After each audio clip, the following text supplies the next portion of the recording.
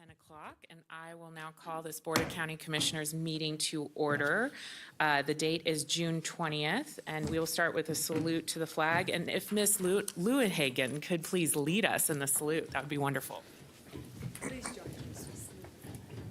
I pledge allegiance to the flag of the United States of America and to the republic for which it stands, one nation, under God, indivisible, with liberty and justice for all.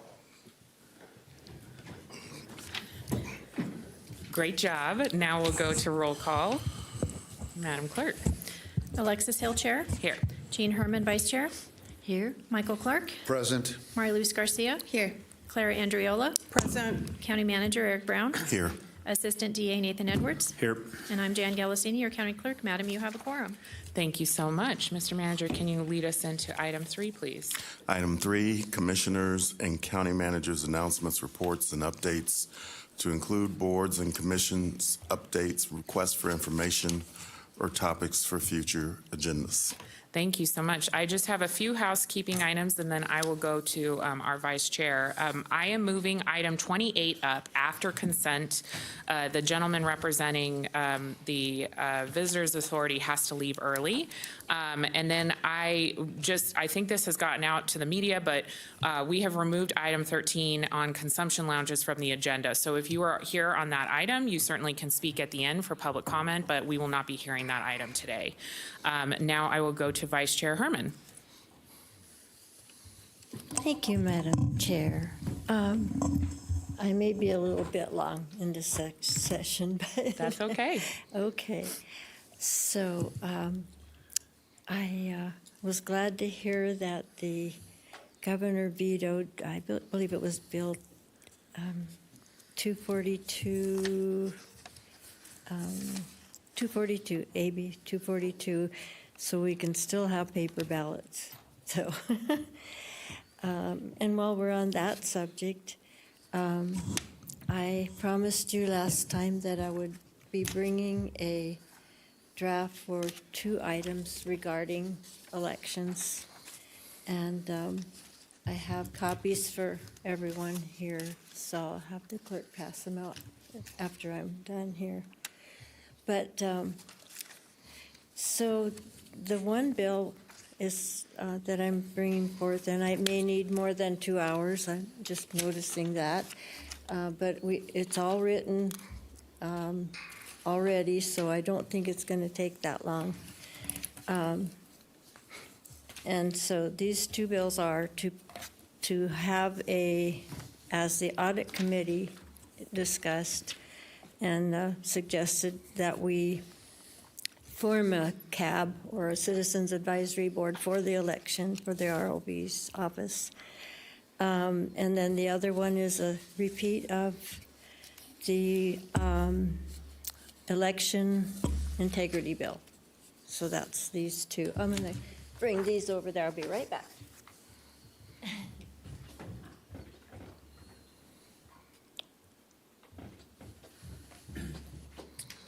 I'll try and be as brief as I can.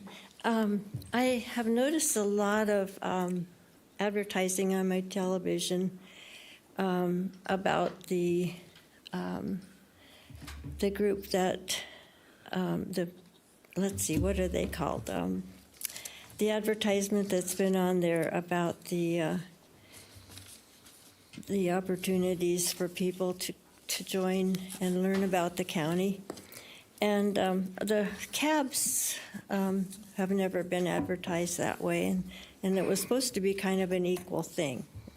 So I'm just asking that we give the cabs and members and encouragements for people that are interested in being on the cab the same opportunities as we're giving to this other group. So that's just one item. And then we're going to be talking about, in item 8B1, about the responsibility of maintenance of hydrants. And I wanted to be sure that we understood that Sun Valley has some problems in that department, and there's a question about whose responsibility it is to maintain those hydrants for, in case there's a fire, we need them working, so. All right. The next item was, and like I said, I'm trying to make this fast so we don't take all day on this. I haven't received any answer to my question regarding whether we can regulate who owns property in our county, whether that has to be a state level or a federal level. But I think that other states have done this and other counties have done this, so I'm just wanting an answer before I go forward on that. We have the next item is waste management in the rurals. It's a big item. It's a big responsibility.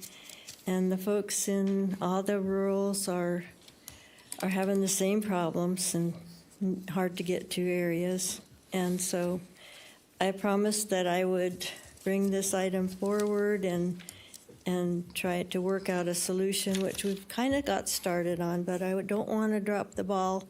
I want to make sure we get this job done because we need to have this service in the rurals because it's just not happening in the wintertime and when there's rain and snow and all this sort of thing. So that was that. Okay, so we need to try and find them a local company who's able to do the job that has the smaller trucks and all that sort of thing.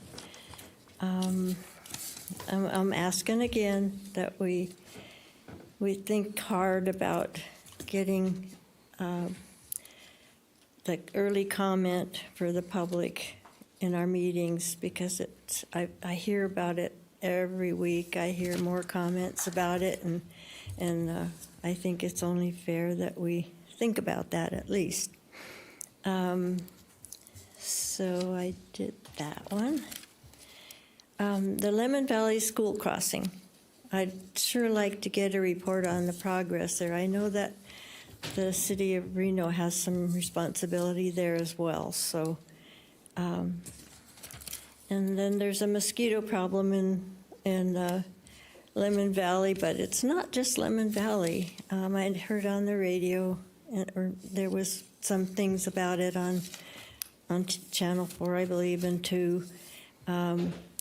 But this mosquito problem could become a very big disaster in our county if we don't get something done before the middle of summer, because with all the water that's in our county this spring, we're putting ourselves in a dangerous situation. So I just wanted to have a report on what's going on with that, and so everybody feels confident that we are doing the best we can.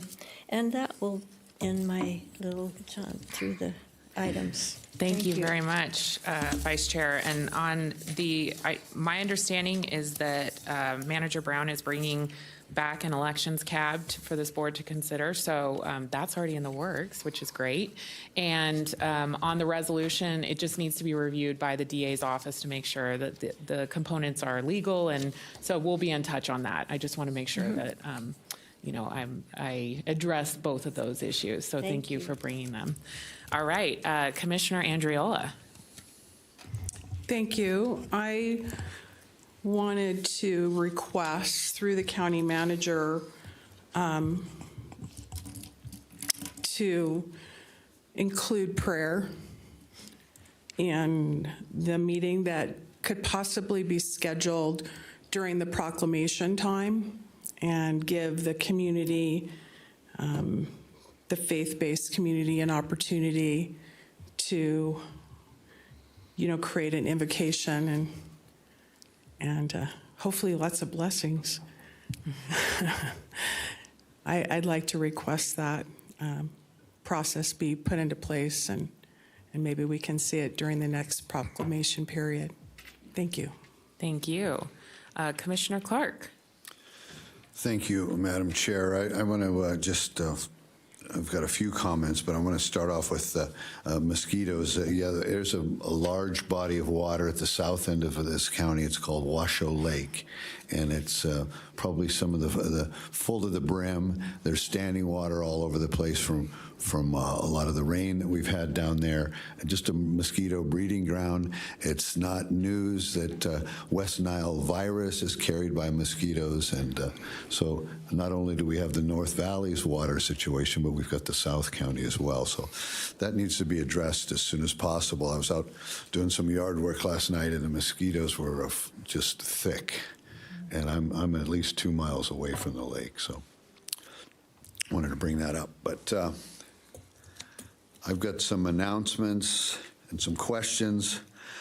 First of all, I'd like to start off with why were the lounges pulled off the lounge issue pulled off the agenda prior to us having a chance to discuss it and vote whether we wanted to pull it off the agenda. I'd like to ask the DA, Mr. Edwards, is it common to have somebody just decide to pull something off the posted agenda without all the other commissioners voting on that? Why did this just get pulled? This has been on and on an ongoing situation. It's like we're stuck in flypaper. We can't seem to get through this issue.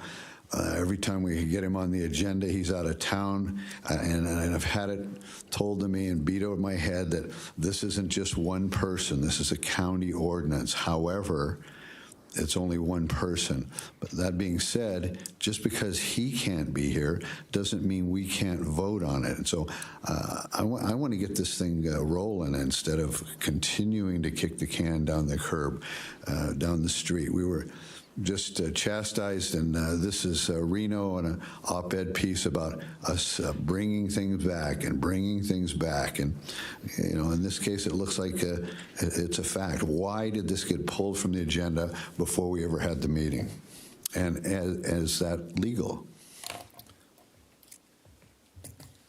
DA Madam Edwards? Chair, yeah. Yes. I think that's a conversation that should probably happen between you and the chair, Commissioner Clark, but I can give you my sense of the way that type of thing unfolds real quickly, and kind of at a general level. When an item like that of community import is on an agenda like that, and as you indicated, the one business that is at this point potentially in the queue to seek a lounge permit or license from the state, and has been sort of the impetus behind the push to continue taking a look at that issue in the county, requests that the item be moved from that agenda. I think internally there was a decision that had to be made about whether or not to honor that request and move it off of this agenda, or keep it on even though that person was not going to be available to come to this meeting. Once that decision was put in front of the county, there was I think a calculation made about whether it would be in the public interest to get the word out before the meeting that the item was being moved off of this agenda, or leave it on and have potentially many other people come and speak on an item that may, in all likelihood, and probably in all likelihood, was going to end up at least being continued anyway. And so I think that calculation was made on that basis. Whether or not you have a different point of view about, the way that should have unfolded or could have unfolded, or those types of things, I think those are the kinds of things that you can have a discussion with the chair offline, with the manager's office and those types of things. But I think those are just judgment calls, whether or not the public is going to get noticed in advance of the meeting, or whether you're going to have potentially 100 people here to speak on an item that ends up probably being continued anyway. And so from my perspective, from a legal perspective, which is the front end of this question, it's not a legal problem for the chair to make that kind of a call. That's just simply within the umbrella of administration of meetings and the expeditiousness of meetings and those types of things, which is a common issue that comes up, and the type of judgment call that chairs have to make on a pretty regular basis. So legally speaking, I don't see it as problematic. I do think that it is within the scope of their judgment to make that type of a call. From an internal standpoint, like I've said several times, I encourage all of you as individual commissioners to continue always having discussions on an individual basis with your chair, and so that there can be as much, I guess, sort of buy-in by everybody in terms of the way, the meetings are happening and those types of things. I appreciate Commissioner Herman's comments earlier about how she's, states her thoughts on a particular approach on an item, and I think that that's a valid, thing to do, to express those types of positions. And I think you do those types of things as well, Commissioner Clark. I think that's totally valid, but I encourage those conversations to continue, again, on an individual basis, so that you're not doing constructive quorums or those types of things outside of a meeting.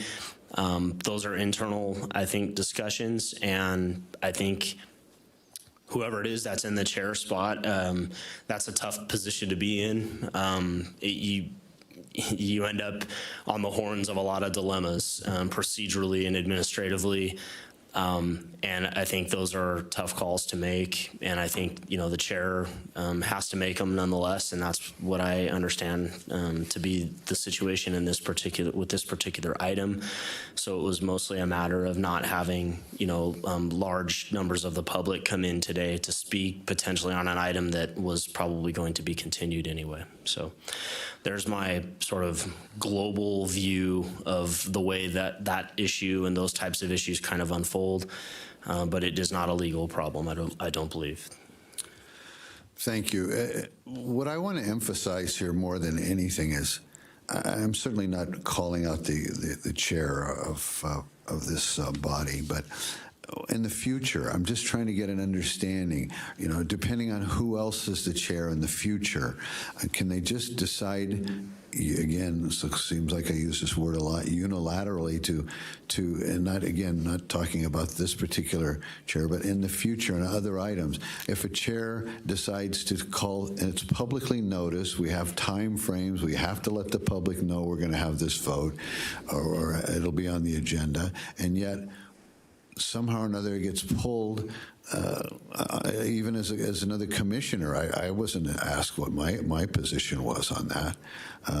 So my point is, it's just arbitrary and picking and choosing what's on the agenda. Why even have an agenda if we can pull off whatever we want to pull off? Let's load it up with thousands of items and pull off just a few that we really want to talk about. So how does this process work? I've asked for numerous things to be on the agenda, which never seem to materialize. And when we finally do have something on the agenda, it's in my district. I'd like to get this thing done and move forward with it. Let's find out what the vote is and move on. But just to pick a topic on the agenda and pull it off, because there might be some people that couldn't be here.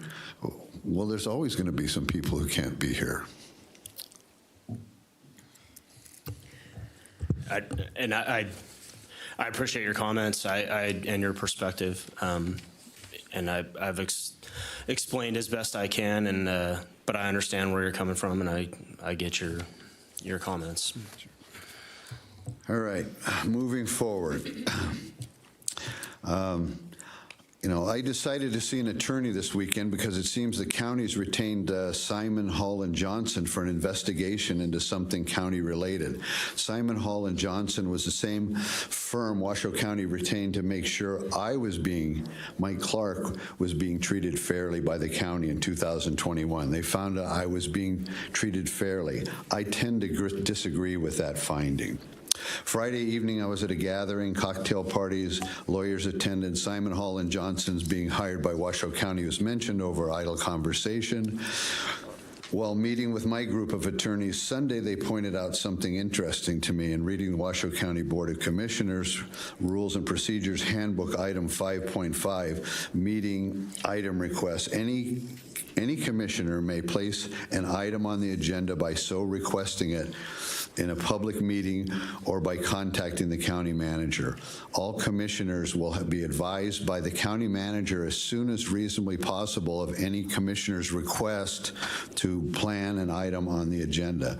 Nothing in this paragraph shall be construed as to require the inclusion of an item on a meeting agenda if the chair makes the determination after consulting with legal counsel and the Washoe County manager that the item should not be placed on the agenda because it substantially conflicts with the law or with the ability of the county to carry out its administrative operations and duties.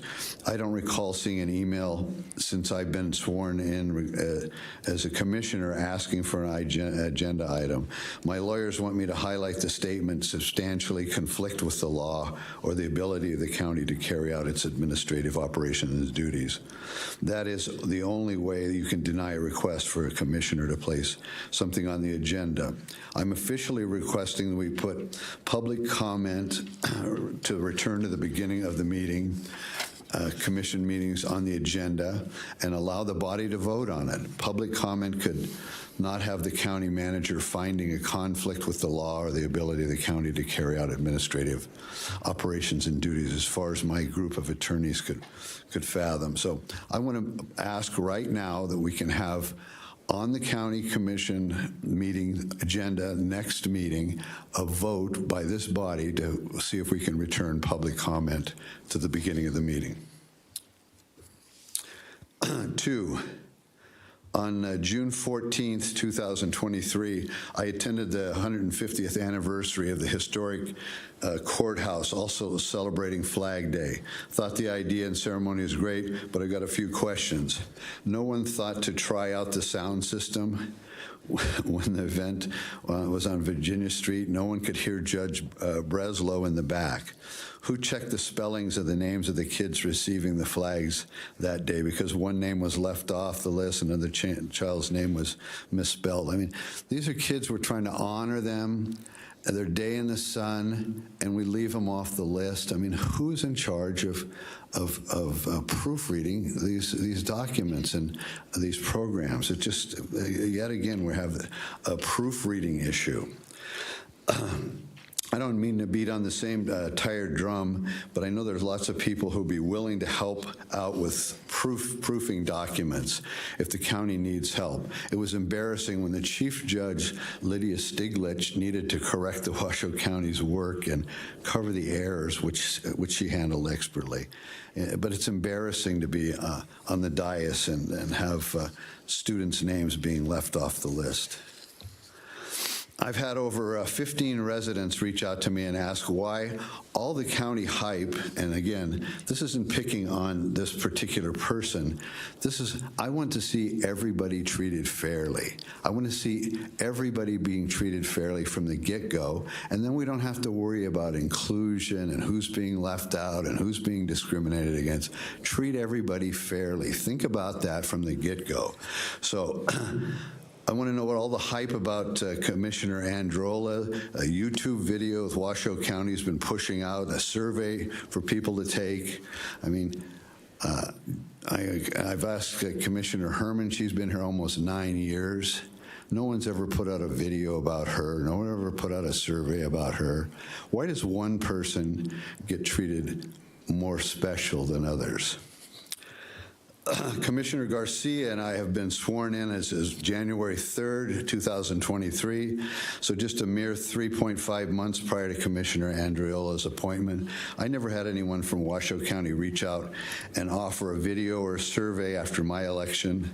I think you'd have to be living in a cave not to know who I am, but again, I find it interesting that an offer wasn't made. My main question is, what cost to the taxpayers is this PR blitz being done? Manager Brown would you please provide the county cost for the Commissioner Androla's YouTube video and survey? And in the future, when you provide me these numbers, could you please include the cost of county employee hours? I want the whole cost of the project. After reviewing the costs, if they're not egregious, my thoughts would be to provide one for Commissioner Herman so she could speak to residents of District 5 and what's going on with the mosquito abatement in North Valleys. The company was hired the past to spray for helicopters. Apparently, the pilot retired. We have yet to replace them with another helicopter vendor. My point being, a PR blitz is being done by Washoe County for Commissioner Andriola, and Commissioner Herman's trying to explain to our residents what the mosquito abatement will take place, because remember, tomorrow's the first day of summer. Residents have asked me this question: is there a retaliation by the county toward the residents in North Valleys who received a property tax devaluation due to the stench of Swan Lake, and now they're the lucky recipients of PFAS, known as Forever Chemicals, in and around Swan Lake, confirmed in the soil, groundwater, surface water samples? I mean, the very least we could do, we should be doing is hitting some more chemicals to kill the mosquitoes. All right, that's what I have. Thank you. Thank you. Commissioner Garcia. Thank you. Happy Father's Day. Happy Father's Day to not only the fathers in the room, but those who serve as father figures. Happy Pride Month. I want to compliment and congratulate those involved with putting on two great events last week, the 150th anniversary and Flag Day and Drag Queen Story Hour. There were a lot of kids at both who attended both, and I would like to say thank you to our sheriff's deputies and the other folks like SWAT, and we had even the bomb dogs out there at the courthouse, and we had volunteers from our center. So I just want to say thank you for helping us feel safe, helping us feel welcome, and making sure that we have spaces where everybody feels like they have a sense of belonging. So thank you. Thank you. I had the honor to attend as a Nevada representative of NACO at the County Leadership Institute in DC last week, and it was an incredible event. NACO actually paid for the accommodations, and the classes were from the Harvard Business, the Harvard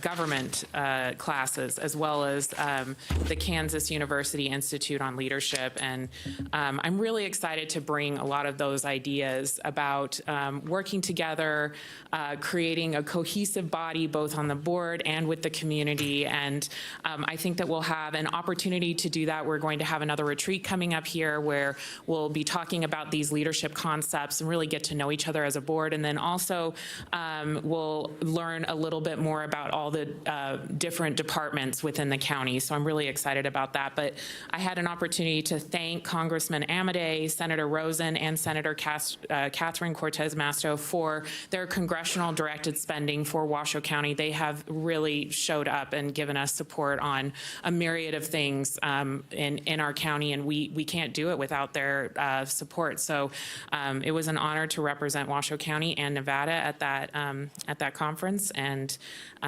thank you so much for your support in doing so. So with that, I'm not seeing anyone else. Mr. Manager, do you have an announcement? I do, Madam Chair. In terms of boards and committee openings, we have the Board of Equalization has an opening that will be open for about another month. We also have openings on our various cabs that need to be filled. People can find out more information by going to the website and typing in Citizens Advisory Boards. And then the Washoe County Leadership Academy, which you'll be hearing more about, enrollment is also now open. Those are my announcements for this morning. Thank you, Mr. Manager. We will now go into item 4. Item 4 is a presentation and update on Washoe County Strategic Plan, Innovative Services Objective for fiscal year 2023 accomplishments, including the Future of Work Initiative in Washoe County Leadership Academy, and a preview into fiscal year 2024 goals. Good morning, Commissioners. Nancy Lewinhagen for the record, Communications Director. I'm very happy and proud to be the first goal team to give you an overview about the work that is being done on this initiative for your strategic plan. Innovative Services is what we're going to be talking about today. And in this overview this morning, these goals and projects have a very wide scope and involve many departments and a great cross-section for your employees. And you're going to hear some high-level overviews about those 3 goals this morning: leveraging technology, strengthening our culture of service, and promoting experimentation and innovation. And in addition to the highlights for FY23, we're also going to preview FY24 goals in these areas. And with that, I'm going to turn it over to our Chief Information Officer, Behzad Zamanian. Thank you. Good morning. For the records, Behzad Zamanian with Technology Services.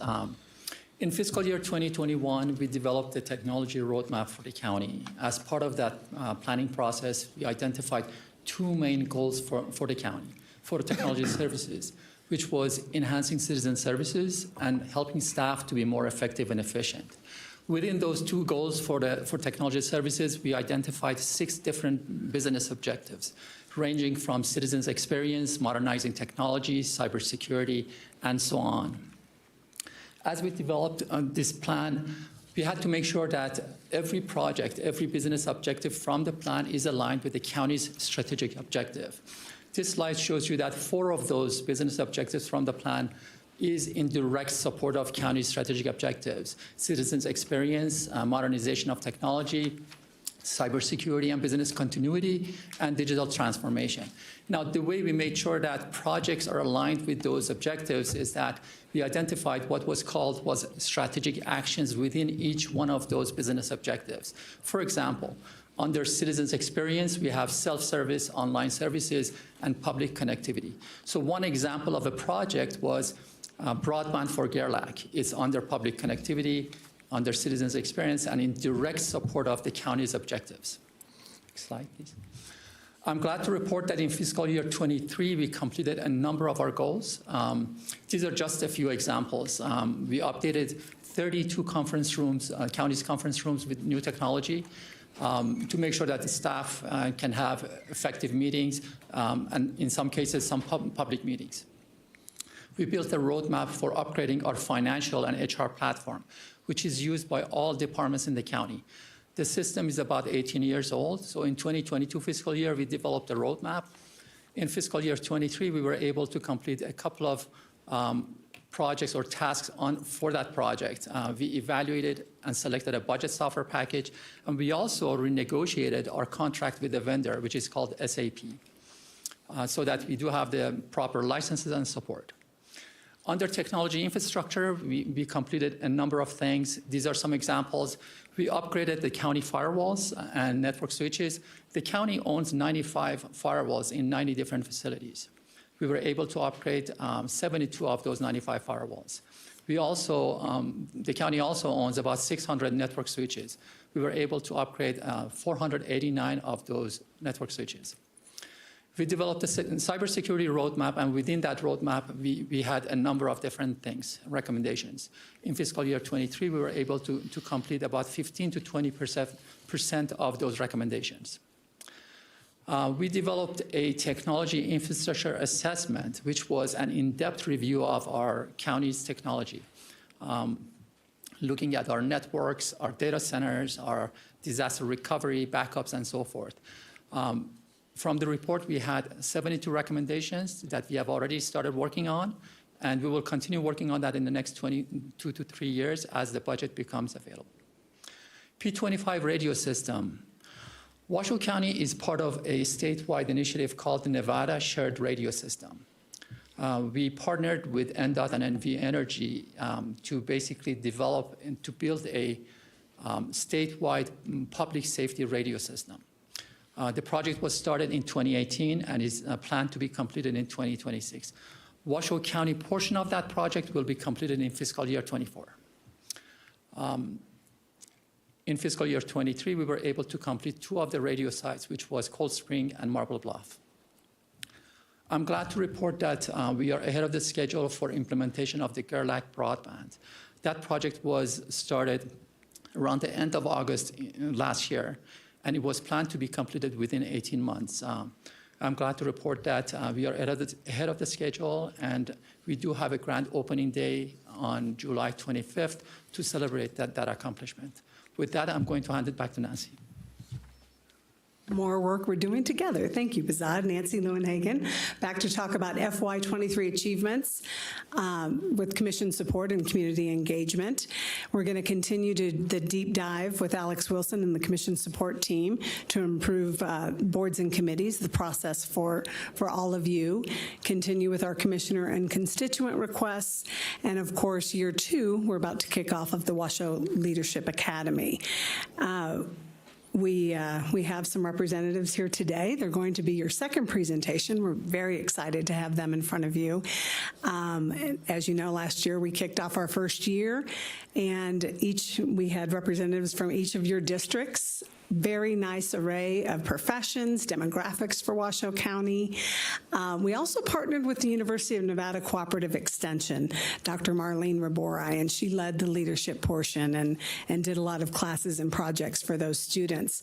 One of the other things she did was an extensive evaluation of the program. And I just wanted to share a couple of highlights that we learned from our first year of Washoe Leadership Academy, with a 56 reported gain in civility from our participants.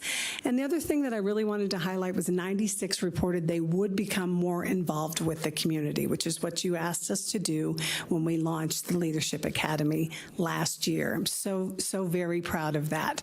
Of course, understanding county services and programs and finding ways to become more involved with the community. Again, these 25 students from last year's Leadership Academy are doing exactly that with serving on your boards and committees.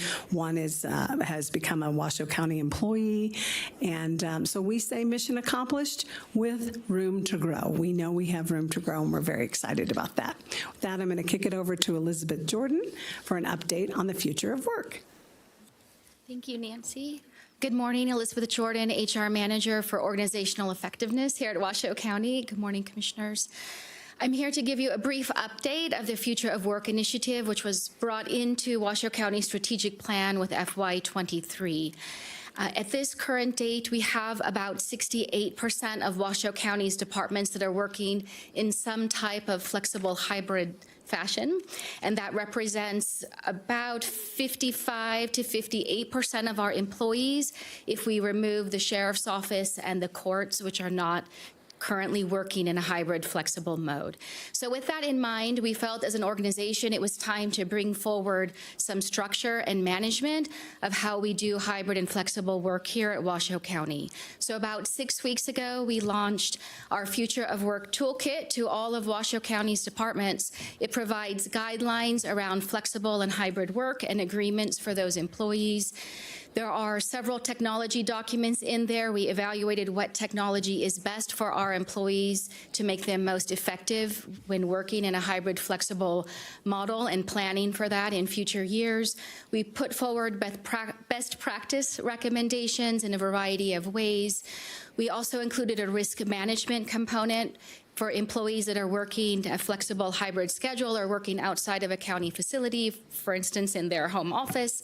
We have set forth a couple ergonomic courses and trip hazard type videos for them to complete, and they're also being requested to certify some conditions of how they will be working in their house, the conditions under which they would be covered for workers' comp or not, especially as it may relate to individuals in their household and things like that, as well as managing staff. It was brought forward through some supervisors and managers. They wanted better skills, better tools in how to manage their staff in this environment. So we're putting forward for them training on key performance indicators and bringing that into our performance management structure so that they can really manage staff through the work that they're doing and the impact they're having with our services and programs rather than in other ways. And with that, I'm going to kick it back over to Nancy. All right, very quickly for our FY24 goals and strengthening our culture of service under commission support. I know one that is really, really important to all of you is definitely the boards and committees engaging in diversifying that process. We have Alex Wilson and the commission support team working on that initiative, streamlining that initiative, and expanding it to include many of the departments that also appoint to those boards and committees. One of the first things that they're also doing is trying to get everyone on the same platform, in addition to just expanding the process. So that is one of our highlights for FY24. And of course, Washoe County Leadership Academy, and then engaging your constituents and continuing with jurisdictional messaging. And I will go back to Elizabeth on FY24 goals. Thank you. All right, so our employee development also lives here in the innovative services under Strengthen Our Culture of Service. So for FY24, we're going to increase our engagement across a variety of professional development spectrums for trainings for staff, for managers, around coaching and feedback of their employees, around professional development and a future leaders program, similar to the WCLA, but for internal staff that go through that application process every year, as well as launching a performance management pilot to change some of the ways that we do performance management here at Washoe County, and continuing the ways in which we recognize our employees and staff. In addition, under FY24, a quick look into future of work. So we're going to continue to manage the implementation of those guidelines at the department level. We're going to continue working with technology services and their great team to continue software deployment across our business services, make it more efficient and effective for our staff, continue to implement paperless document options for those business processes that don't have to be manual any longer and do have a software solution. We will continue that, as well as maximizing the use of our facilities and reimagining our space here at 9th Street, as well as our number of square footage per employee. And this really speaks to the sustainability goals within Washoe County's strategic plan. We want to ensure the fiscal sustainability of our organization, as well as our employees, and also the environmental component to that. And so we are currently meeting with departments here at 9th Street to understand their space utilization, given the fact that so many are working hybrid. So we are updating the master plan that was previously completed with this in mind around future of work. All right, also, finally, new for FY24, we brought equity into Washoe County's strategic plan, and we want to ensure that we are removing barriers where we can, unintended barriers to access of services and programs for our citizens as well as employees here at Washoe County. And so under this particular area, we have a goal around election readiness for 2024. We also have 3 major accessibility initiatives. The first one is digital accessibility, which speaks to our website platform, and that has been ongoing for the past year with Nancy and Bezod's teams. And we will be working with departments and training them over the course of the next year so that by June of 2024, we should be up to ADA accessibility standards across our .gov website and our internal platforms. We also have language access. There was a bill at the legislature this year, AB 266. It did not make the governor's veto list, so we feel 99% confident that it will roll into law. It made it through his 10-day waiting period. So as an organization, we will be required with AB 266 to establish a language access plan across our organization for how we engage with citizens who may have limited English proficiency and prefer to engage our services and programs in a different language. So we will be working through that over the next year to meet the timelines of AB 266. Also, facilities accessibility. The last accessibility survey of Washoe County was done almost 22 years ago with UNR, so we're going to re-engage that program group up at UNR to walk through our facilities, analyze them for physical accessibility and ADA standards, as well as design accessibility standards. That team will come back to us with a priority roadmap of where we can remediate some of those areas of greatest concern, and also as an organization plan for that going forward in our CIP budget process. And finally, we're going to establish a Washoe County Equity Committee made up of representatives across all of Washoe County's departments as we go through these initiatives as well as others in the future. And with that, Bizad's going to give a quick preview into technology.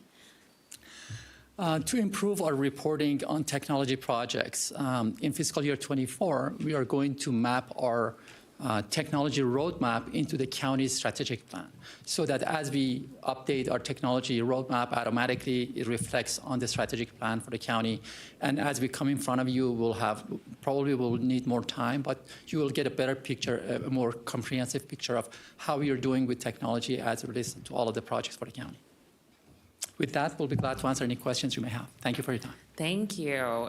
So impressive. I just think it's important for the community to understand that this is a team of innovative solutions that the commission has asked you to take on in addition to your jobs. And I know that there's so many other people that are on your teams that are also helping making this possible, and it just shows, you know, the initiative of our employees and how much they really value Washoe County and want to make it a great place to work and live for our community. And I think it's great that you were able to highlight these things for the board, because so often we're in the day-to-day of our agendas, we don't get to see all of this incredible work on the background. So thank you for that.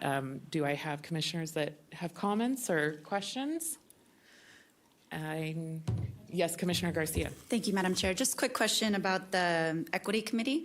You said it's going to be made up and comprised of folks from different departments. Will the goal of that committee be to address specifically the digital language access and facilities issues, or is it broader than that? It will be broader than that. So with time, we'll be taking on some of the removal of those unintended barriers to access that we may have with our current policies and procedures and processes. So it will be more broad with time. And we will bring in community stakeholders where we need to, when it makes sense, so that we can be actionable with the work that we do and very specific and targeted with it. Okay, thank you. You're welcome. Thank you. Commissioner Clark?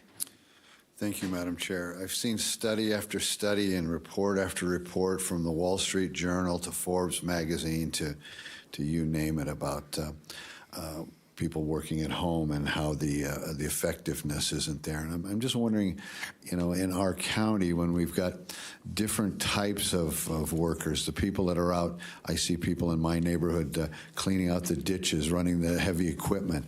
How are they going to be able to work from home? Is that an issue that you're going to have people that are different classes of county employees? Some of them get to stay home and do their work in their pajamas, and other ones are out there, busting their humps with manual labor. So, how to talk about inclusivity, and how does that work out when we've got different classes of workers? I think the new normal should be getting back to normal instead of figuring out ways how it should not be here. The citizens that I talk to on a regular basis expect county employees to be at their place of business, and how do we get to that instead of figuring out how we can have more people stay at home? I'm just opposed to this idea. Thank you. Thank you. Any other commissioners have questions or comments? Commissioner Andriola. I just wanted to thank staff for giving the opportunity for all commissioners to reach out to their constituents in a really wonderful way. There's a lot of folks, and the district I represent is almost 100,000 people. So looking at the opportunities and the infrastructure that is available is really a wonderful opportunity to get direct feedback and really make a difference and address those needs that those folks request.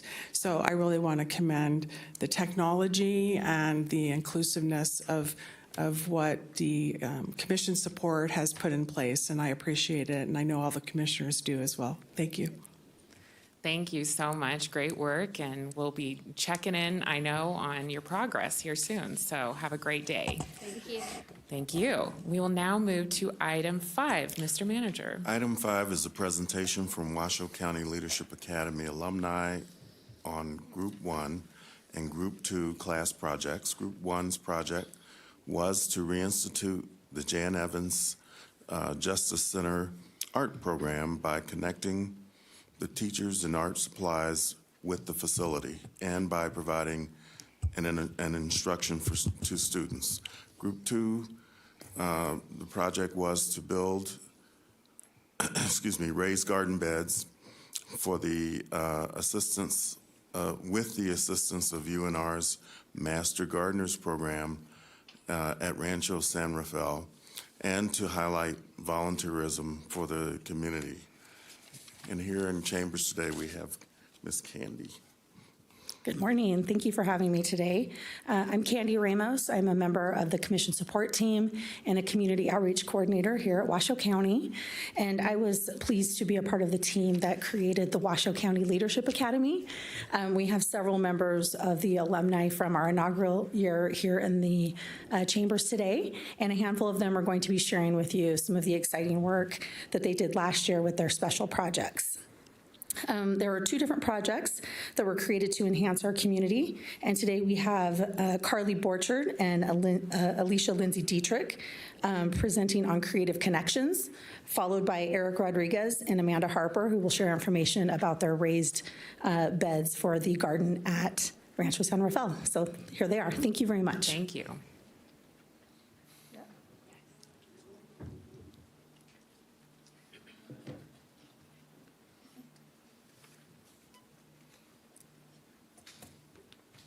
Good morning. Thank you for having us here today. We're excited to be able to present and show you what we were able to accomplish. For the record, my name is Carly Borchard. I'm a Verdi, Nevada resident, and I'm actually currently the chair of the West Truckee Meadows Verdi Cab as well. So obviously, I was very fortunate to be selected as a participant for the Leadership Academy. And I would just like to start this presentation off with our appreciation that we had this opportunity, both from the commissioners and the commissioners' support staff. Everybody was just genuinely amazing throughout the process, and it was quite an experience. To quote a couple of the other group members that couldn't be here today, Leslie Masterson said that the support of this academy allowed us to have an inspirational experience, to get a behind-the-scenes look at our county government, from Reno and Sparks to Gerlach to Incline, all the way to Washoe Valley. It was not only educational, but an eye-opening experience to the endless dedication of Washoe County employees, representatives, and advocates. Also, Scott Chatham said that it allowed us to create an impactful project to better our community and enable networking among our like-minded peers. I guess I'm doing this. Yeah, would you mind? So, well, our group had several great ideas. We were absolutely touched by our tour of the Jan Evans Juvenile Justice Center and ultimately decided on the concept of bringing art youth to the center. Go ahead. It was enlightening to some of the not-so-artistic folks in the group that art can be so very therapeutic for these children. Not just for children, but especially the children. The arts can provide an outlet for addressing emotional and/or problematic behavior through opportunities to learn new skills, develop new talents, and express thoughts and ideas in creative and therapeutic ways.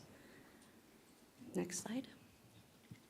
Our visit to the center identified the need for additional resources and activities for the youth, in particular, an arts program. Through discussions and collaboration, our team facilitated a renewed relationship between Janet Evans' leadership and the Sierra Arts Foundation, which reignited this invaluable arts program. Sierra Arts Foundation has a proven track record of delivering this type of enrichment program successfully, and we are so proud to bring them back to the kids at Janet Evans who really need this type of support. The Washoe County Leadership Academy project funds, which were provided by this commission, was $5,000 and served as a seed money directly to Janet Evans to pay for the teachers and supplies. Janet Evans also matched this donation with $5,000. But what was really exciting was that everybody that we approached or discussed this project with was very eager to assist. Washoe County School District ensured support and most importantly, credit recovery for these children. Yeah, which was amazing. Next slide.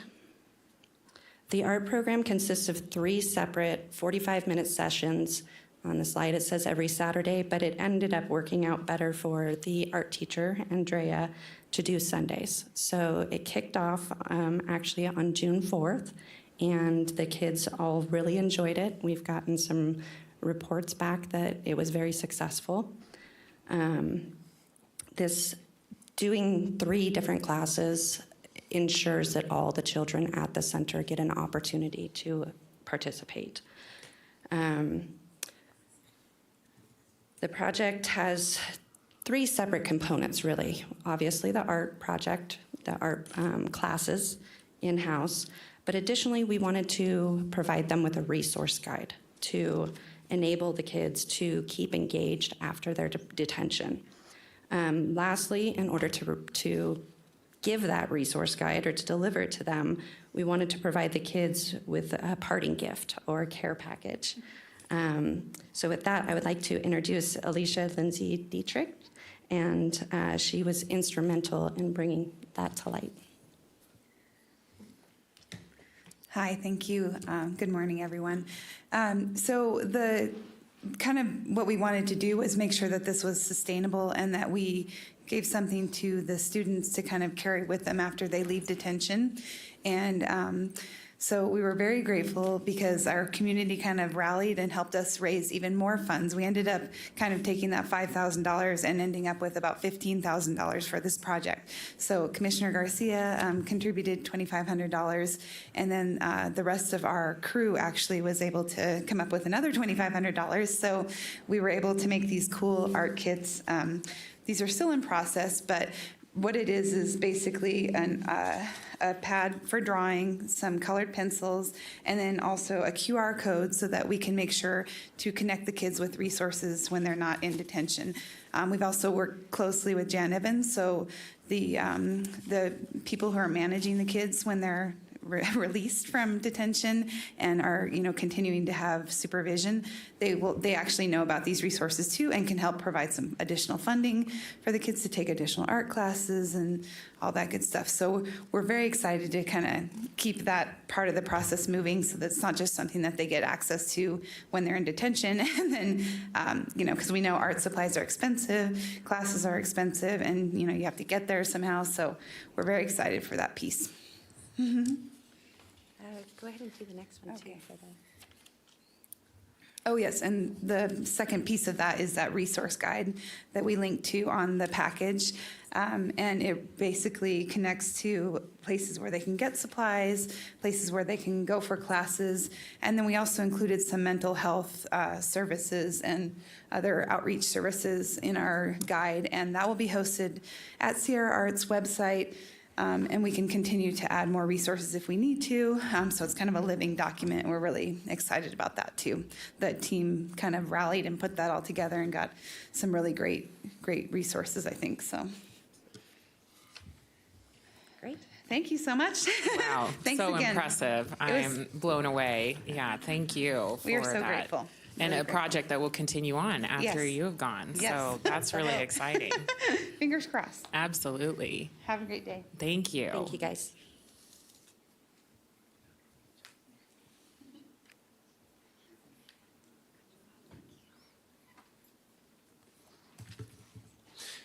Good morning, Commissioners. Eric Rodriguez with North Lake Tahoe Fire, Compliance Officer, also an Incline Village resident. Good morning. I'm Amanda Harper. I'm a training specialist at Sierra Army Depot, and I live in Cold Springs. Today, on behalf of Group 2 for the first inaugural 2023 class of Washoe Leadership Academy, we wanted to present our community garden raised beds in the San Rancho Rafael Regional Park. Before we begin, I'm not sure if the video is present. So we don't have the video. What our mission statement for our project, what our objective was essentially was to establish, enable, and promote, and celebrate volunteerism throughout the community. As you can imagine, many walks of life joined to create this project and come together. So we used a few different items and project goals to ensure that we had the right objectives for the team. So these are some of the ones that we had. We had bring visibility to the garden by promoting the space, education opportunities and benefiting the garden, support sustainability, healthy lifestyle by contributing to construction of new demonstration beds, promote volunteerism in Washoe County, and then focus on diversity and inclusion. Early on, it was evident that we needed to ensure we understood our team members' time frame and availability and participation. So initially, we decided to figure out exactly what participants could participate and support throughout the duration of the 9 months that we worked on this project.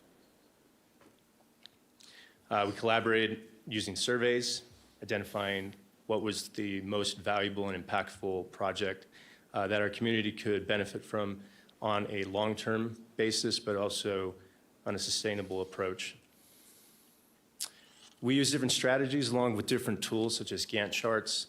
Being in the fire service, the incident command system really supports bringing a bunch of different groups, different agencies together to help meet the task at hand, and became very valuable when we were working through our project. After working with our shareholders, park rangers, UNR Extension, master gardeners, it was determined that we just needed 2 groups versus the additional 5 sections that we had originally planned. Thank you.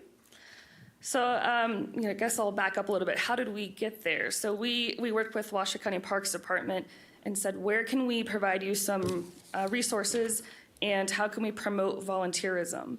So as part of the Washoe County Leadership Academy, we were volunteers ourselves, but trying to learn more about what the county offers. And so we wanted to extend that to other members of Washoe County. And so we work with the Park Department to determine that they already have a community garden, but it needed some help with our help, but also could be extended, as Eric mentioned, with some sustainable ideas and projects. So we came up with the raised garden bed, and it came with a variety of other things as well after our project was all said and done. But we found out through working with them that they work very extensively with the UNR Extension Office in their Master Gardeners program. So here we met at the UNR Extension's office, and a side note is that they are celebrating 50 years next year. So they offer a variety of programs to Washoe County, both adults and children, for the last almost 50 years. Which is really great for our community, but focusing more on the garden was how do we provide for adults and children alike. And through that, we discovered that they provide not only resources in the garden for people to explore more healthy living alternatives, but also people who don't have space for gardening. Let's say they live in an apartment and they don't have space. So they provide space there too, and also educational opportunities for kids, school groups or summer activities. So there was a lot of potential there, and that's kind of how we came up with our project. We met here, and then as you can see in that little picture in the top, we toured the garden in the snow. So trying to figure out where we were going, what we were doing with the space. So as the last group already mentioned, Group 1, we did have a budget of $5,000. So you can see there our budget mostly was about supplies. So we had supplies for the garden, and then we also had our marketing team has supplies for print. So we came in just under budget, and I think that the goal was met there. So the print supplies, I believe in front of you, you may have the project summary. And then there is a trifold that will be provided to you electronically. But the project summary that you see just kind of outlines what we did and the sustainability of our project, to include, who is in our group and our partners. The trifolds are meant to be more or less what we call timeless. So there's nothing in there that has a date specific. It's meant to be used at the Rancho San Rafael Park and also any area of Washoe County where people can understand more about the park itself and the opportunities given at the garden. And it is available electronically, so it can be produced at any point in time. One of our team members on his own personal time is working on making it translated to a Spanish version, so we're working on that inclusivity part as well. We also had a segment on social media that was provided by or designed by Washoe County team in their communications department. They actually helped create the documents you saw in the last slide. Phenomenal group of people, so thank you to them. But this was a series of things that were put on Believe Instagram that taught you how to build or recreate the garden beds that we actually built in the garden. So this was put out to the community so you can create your own at home. And we also used, with the Parks Department, Denise Evans, we used the signup.com to generate volunteers from the community to supplement our teammates. So as you can see at the bottom, 40 out of 40, we had people sign up, and they came to the day of our build and helped us with the actual build of the program. So I'd like to hand it back over to Eric. I mean, I guess part of this is, well, the so what, right? The so what of this project, and that's where the impact really comes in, and Eric's going to go over that with you. Thank you, Amanda. So project by the numbers. As Amanda mentioned, we had our 40 volunteers support the project during the April 8th build. We had 23 community members, a total of 168 hours, which total combined volunteer hour value based on the National Value of Volunteer Hour exceeded $5,000. So we had total funding just shy of $10,000. We had completed 100% of the completed project deliverables, so all milestones in our plan was executed phenomenally. The sustainability portion, we still at this point have our harvest day, which will be the culmination of our hard work and efforts through this project, to be determined on the date, most likely towards fall. And then as Amanda alluded to, trifold will be timeless, a valuable item that we can use for other promotions. And then the volunteer engagement. In closing, I'll leave you with a quote from our Master Gardener from UNR Extension, Rachel McClure. She left this impact on us. Gardening is more than growing tomatoes and pretty flowers. It's therapeutic. It's learning new skills. It's providing fresh alternatives for healthy food, and it's fun. And lastly, a special thanks to both public, private, volunteer, nonprofit agencies and entities who helped support our program through those 9 months. Thank you, Commissioners. Thank you. Wow, both of these projects are outstanding, and you definitely got a lot of bang for your buck. Are there any comments or questions for either group by Commissioners? Commissioner Andriola? I just wanted to commend the entire group, not only the leadership that's here today, but both groups, to become advocates of the county and to become more aware of what is offered in the various different departments. It's much probably bigger than you thought. And so I think to have that advocacy and to help the community understand the benefits that the county brings and the support they bring and the professionalism. So I commend all of the groups and all the folks who attended and worked hard. I'm sure you got more out of it than you ever had thought. I've participated in leadership academies similar to this, and I know when I left, I was really felt a need to engage and stay engaged and be, like I said, an advocate. So thank you all for your hard work. And thanks for looking at it to be long-term and not just one and done, but looking at the sustainability of it and the benefit to those. I think that was very commendable, and thank you. Thank you. Commissioner Garcia? Thank you, Madam Chair. Thank you. You signed up for a huge commitment, a huge multi-month commitment, and you have jobs and you have families. I really am grateful that you took that step. You were our guinea pigs, cohort 1, and your passion and your just investment in the community really shine through your group projects. Keep us posted on the harvest day. We'd love to come out and get our hands dirty and help out. And to the group 1, this resource guide is so beautiful, and it just reminds me of how many amazing nonprofits we have in the community, and how when we can draw our attention to pulling these folks and stakeholders together, we're really a stronger force in helping, especially our youth in the juvenile probation system, really thrive. I know you don't get a lot of thanks, but Madam Chair, previous boards of the BCC last year, and County Manager's Office, you invested in this. You gave them seed money, you took the time, there was a lot of hours committed to this to help cultivate community leaders. That was a really great investment. I'm so glad that I got to walk into this county commission seat having this already in place, and now we're just getting to see it take off. So it's really something to be proud of, and I'm excited to support. And lastly, it's one thing to provide an educational experience for folks, but when you can get a quote from somebody that says it was not only educational, but it was an inspirational experience, that says it all. So congratulations to everybody involved in helping this get off the ground, and especially for our cohort 1 participants. Thank you. Commissioner Clark, did you sign in? No comments. Oh, okay. These are our future county commissioners, our future planning commissioners, Board of Adjustment members. I mean, the world is your oyster. So please get involved and stay involved, and looking forward to working with all of you in the future. So thank you for coming and presenting that awesome project. Can we clap? Yeah, let's clap. Thank you.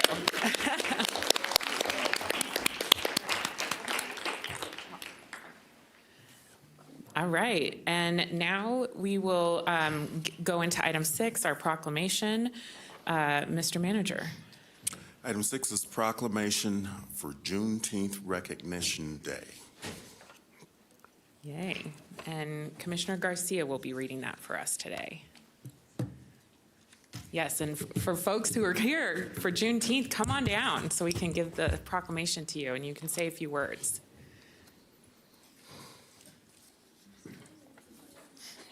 Good.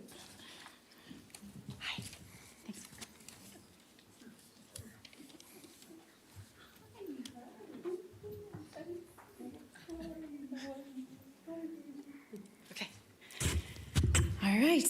Whereas Juneteenth commemorates June 19th, 1865, first celebrated in Texas, where on that date in 1865, in the aftermath of the Civil War, slaves were declared free under the terms of the 1862 Emancipation Proclamation, nearly 2 years after Abraham Lincoln's Emancipation Proclamation. And whereas Juneteenth is a blend of two words, June and 19th, and whereas Juneteenth, a federal holiday signed into law under Senate Bill 475 in 2021, is celebrated every June 19th to commemorate the end of slavery of African Americans in the United States. And whereas Juneteenth is a day of profound power of the human spirit in its triumph over the cruelty of slavery, and whereas Nevada has a history of supporting equality and being the first state to ratify the 15th Amendment, giving African Americans the right to vote, and whereas Washoe County recognizes the civil rights advocates, public officials, and citizens in our country that have committed themselves to the rising up of all persons, yes, in our community through education and awareness, and whereas the Northern Nevada Black Cultural Awareness Society, NIPCAS, works to bring forward the awareness of Black culture and history to Washoe County residents during their annual Juneteenth Festival, and whereas on Juneteenth we recommit ourselves to the work of equity and justice. Now therefore, the Washoe County Board of County Commissioners does hereby proclaim June 19, 2023 as Juneteenth Recognition Day. Yay. And who would like to speak? Hello, my name is Jessica Van. I serve as president of the Northern Nevada Black Cultural Awareness Society. Thank you so much, County Manager Brown, Chair Hill, and the rest of the commissioners here. I just want to say, first of all, to you, thank you very much for your consistent support of us.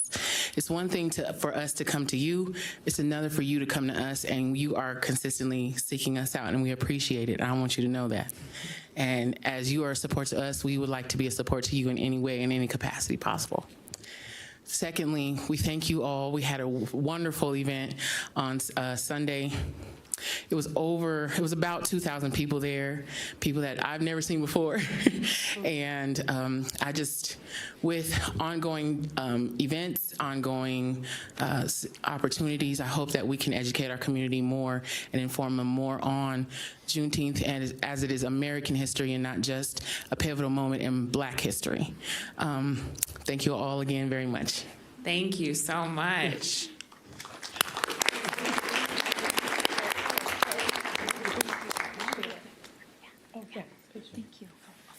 And Commissioner Garcia, was that in the form of a motion? Yes, ma'am. Okay, may I have a second on the proclamation?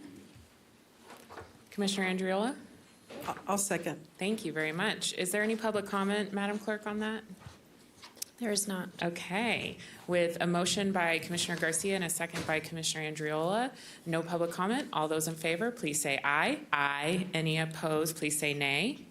Hearing none, I think that passes. And thank you very much. Now we will move on to donations. Commissioner Garcia, you're on the hot seat again. Madam Chair. Yes. I apologize. There were 2 speakers. Oh, okay. They were hiding in my system. Okay. So we have Penny Brock.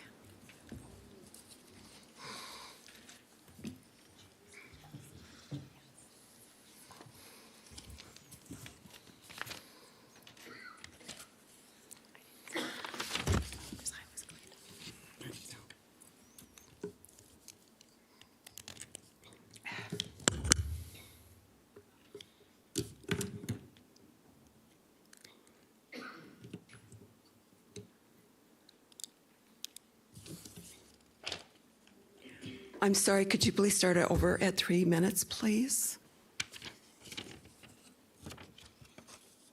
Madam Chair, do I get my 3 minutes? Please continue. Please speak. I didn't get started, but the clock has already taken my time. Continue on. Please note that in the record, I did not get my allotted time per the NRS open meeting law. Penny Brock for the record. I come today in celebration of Flag Day. I come in celebration of Juneteenth. But I come because we still have slavery in America. We have slavery because of the human and sex trafficking trade. We in Washoe County need to address this. There is going to be a movie come out on July 4th called The Sound of Music. This is based on the true story of Tim Ballard rescuing children from sex trafficking. It opens in theaters on July 4th.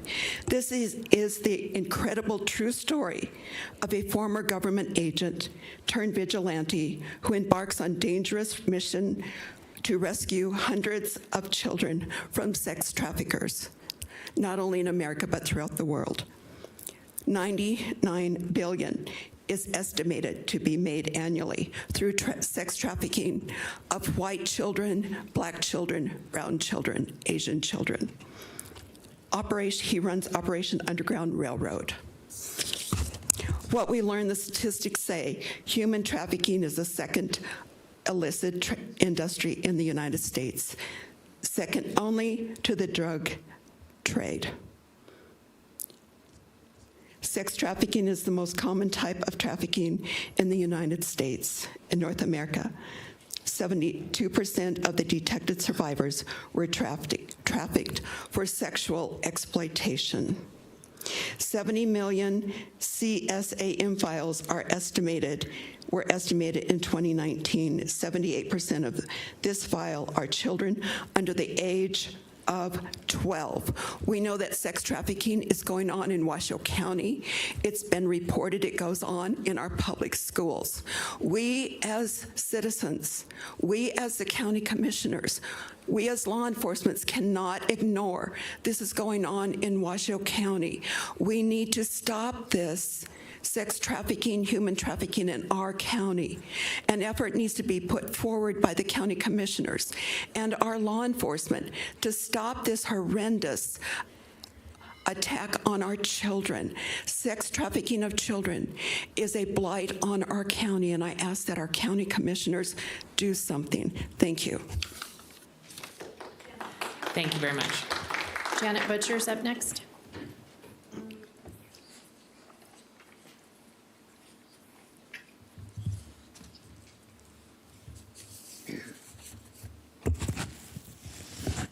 Janet Butcher, for the record.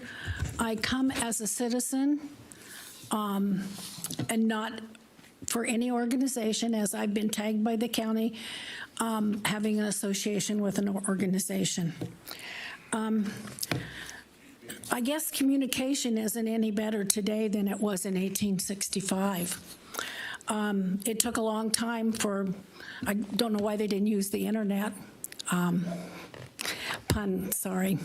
But it was interesting to learn about Juneteenth because I didn't grow up in Texas. I grew up in Iowa, and actually my cousin lived in a house that was used for the Underground Railroad.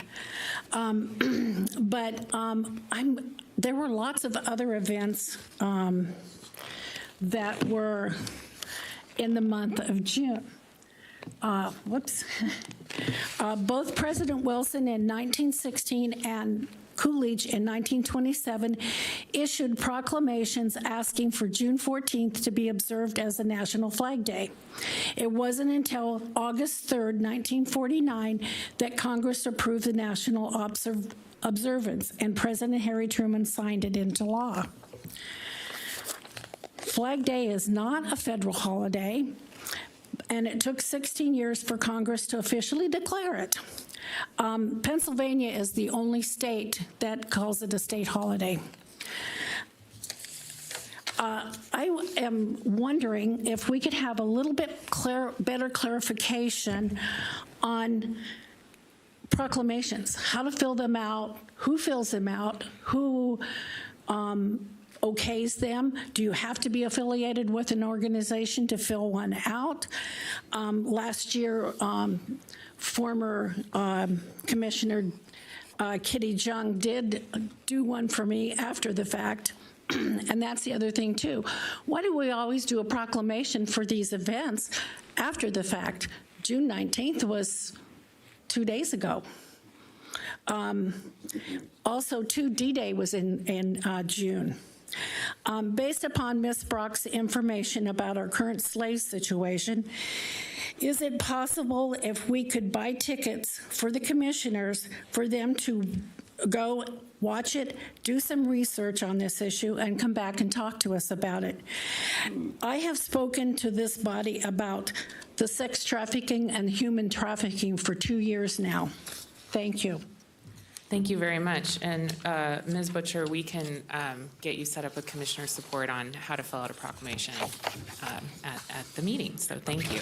Hopefully you do it put it on the site so everybody knows. It's online. I looked. It doesn't say that you have to be affiliated. It asks you what your affiliation is, but it doesn't necessarily spell it out that you have to have an affiliation. That's good. No, that's good feedback. So we'll look at that. Thank you. Any other public comment, Madam Clerk? We have our DA. Yes. Madam Chair, there was some uncertainty when Ms. Brock was giving her comment.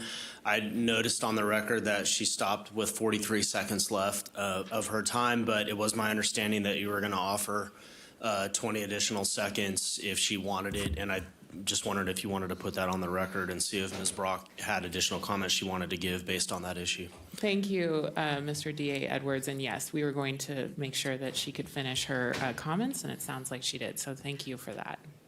And for the record, I did add the time to her comment time. That's how good our clerk is. Thank you. I appreciate that.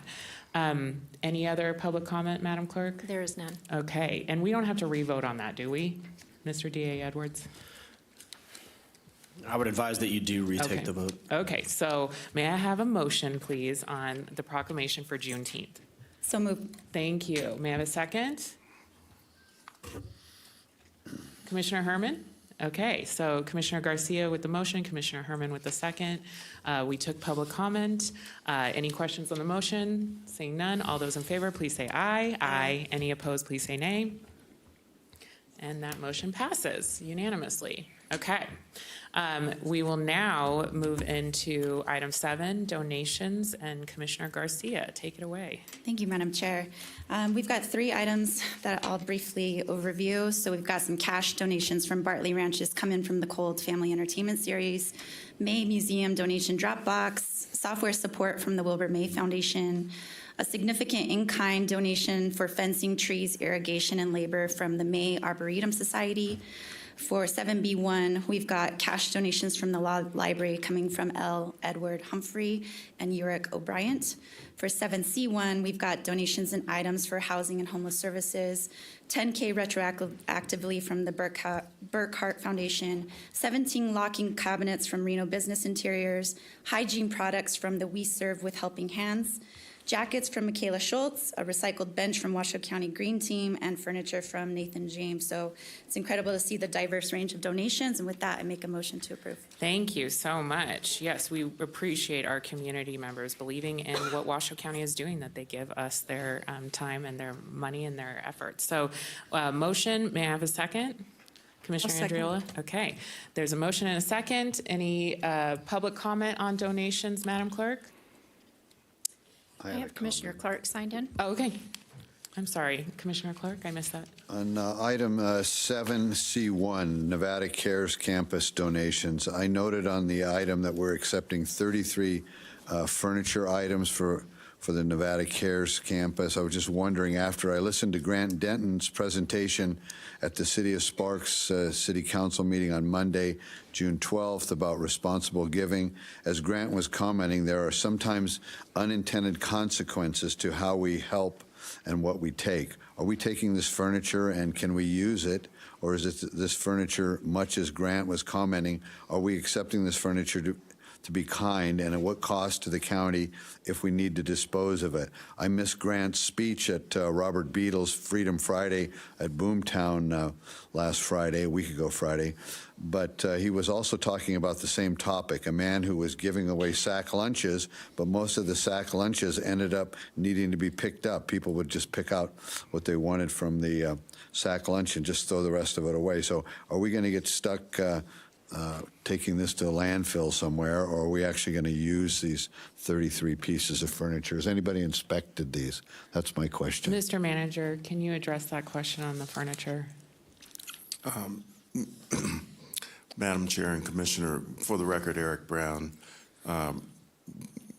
we don't normally accept items, Commissioner, if they cannot be used. So we're fully familiar with the situation where members of the public, well-intentioned, will bring things not just to the CARES campus, but to HSA or our other agencies.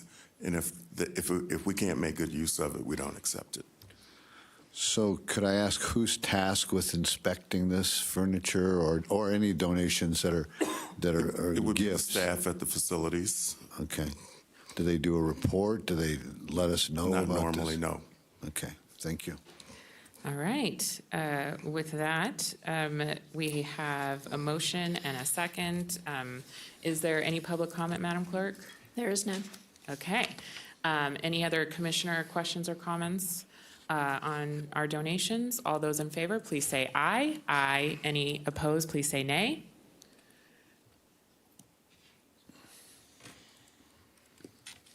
And that motion passes unanimously. Great. So now we are moving into our consent items.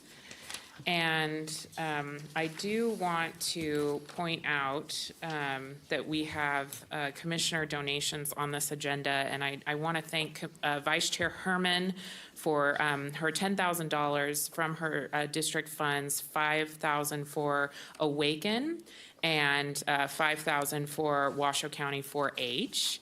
And Commissioner Garcia, for your $1,000 to the Sun Valley GID for their summer program. So really appreciate the great efforts you're putting into your districts and making sure that that you can support programs that work for your constituents. So with that, do we have any public comment, Madam Clerk? We do. Okay. Up first, we have Sarah Chavelicek, followed by Penny Brock.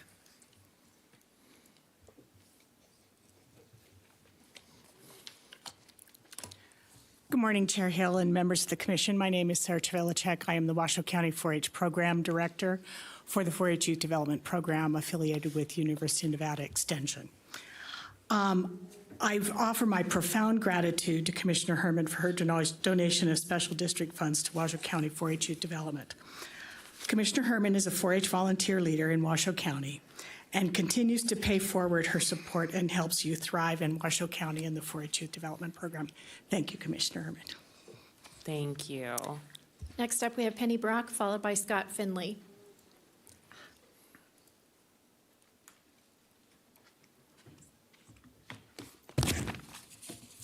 Penny Brock for the record. I'm so glad that Commissioner Herman is giving this much-needed donation to Awaken. Awaken does not rescue the women and girls from sex trafficking on the streets of Reno. They take these young girls and women and help them to rebuild their lives. What we need in Washoe County, this is a great nonprofit organization, but what we need is we need an organization to go in and rescue the children and the women caught up in sex trafficking in Washoe County. We cannot live with this blight. I would encourage, and again encourage you, that you provide money to law enforcement to set up a sex trafficking task force to rescue the young girls and women caught up in sex trafficking on the streets and in the schools, at the university. It's everywhere in Washoe County. Sex trafficking refers to the recruitment, harboring, transportation, provision, obtaining, patronizing, or soliciting of a minor for the purpose of commercial sex acts. Force, fraud, or coercion do not need to be present for the crime to be considered child sex trafficking. That is from the Justice Department. Child exploitation is a broad term that encompasses all forms of child sexual exploitation. This may include many of the other terms on this list, such as child sexual abuse material, child sex trafficking, and others. This is one of the broadest ways to talk about the issue as a whole, rather than in individual or nuanced pieces. It would have been great if the director of Awaken could have been here. I've heard her speak. She is absolutely amazing, and the outcomes they have at Awaken are fantastic. How they rebuild the lives of these children, especially the children that are caught up and sold many times in a day. In a day, if you can believe that. They're held captive. I see these young girls down in my neighborhood, down in South Meadows area. They set them up to sell fruit or flowers. There's no car there. So I know they're dropped off and instructed to make money for the ones that are trafficking them. This has got to stop. And I implore you once again, please provide funding to law enforcement to set up a sex trafficking task force. Thank you. Scott Finley, followed by Valerie Pianacca.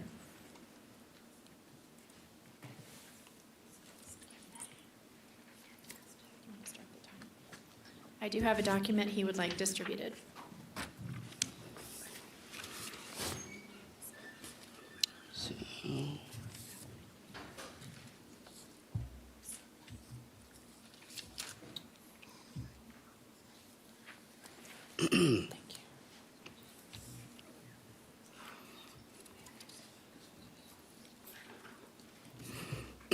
Could we start back at 3 minutes, please? Could you start the timer over, please?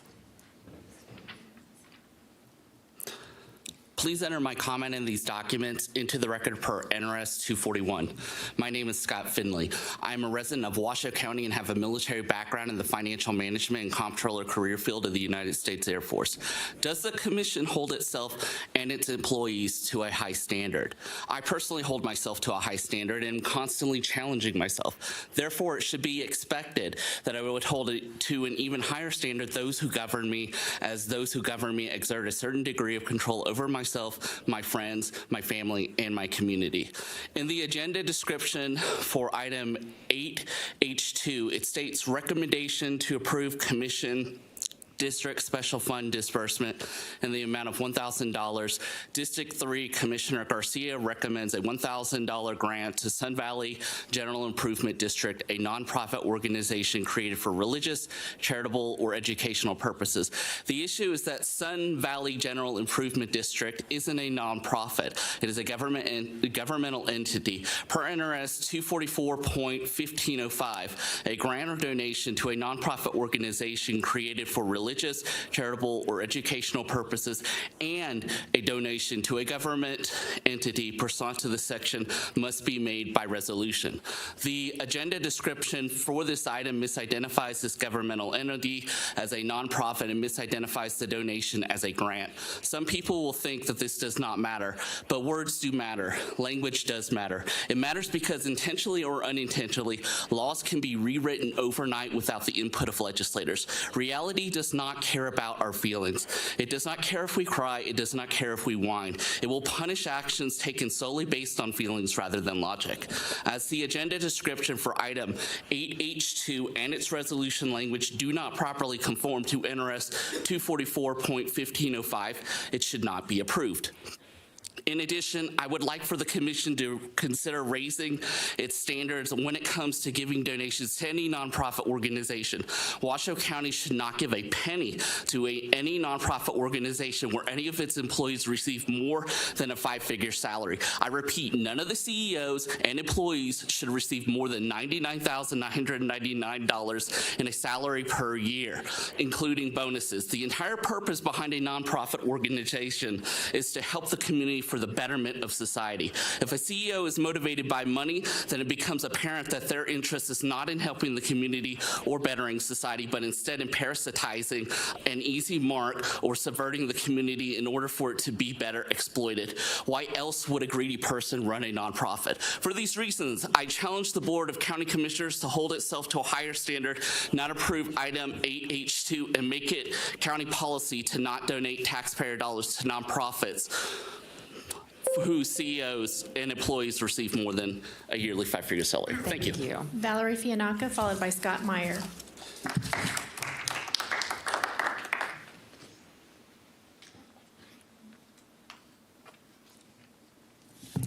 Valerie Fianacca for the record. I came to speak on 8G1, Denise Meyer, the appointment of Denise Meyer. It's about time.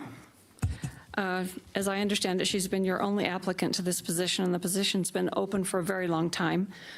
This has put on display some entirely childish behavior on the part of a couple of board members here.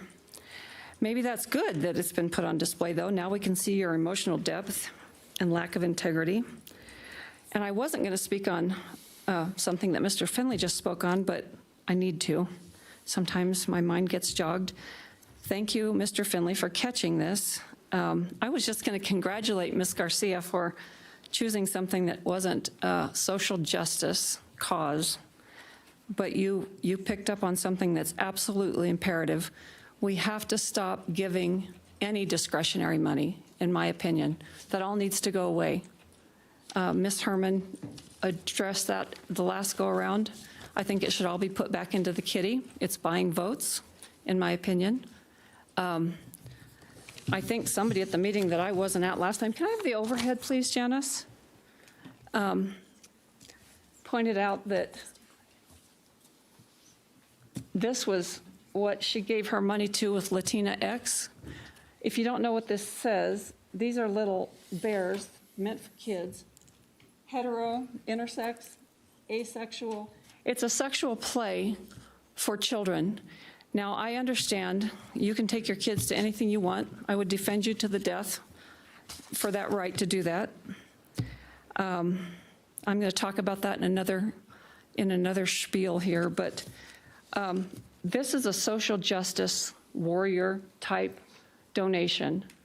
I think those all need to be gone. It needs to be out of our politics.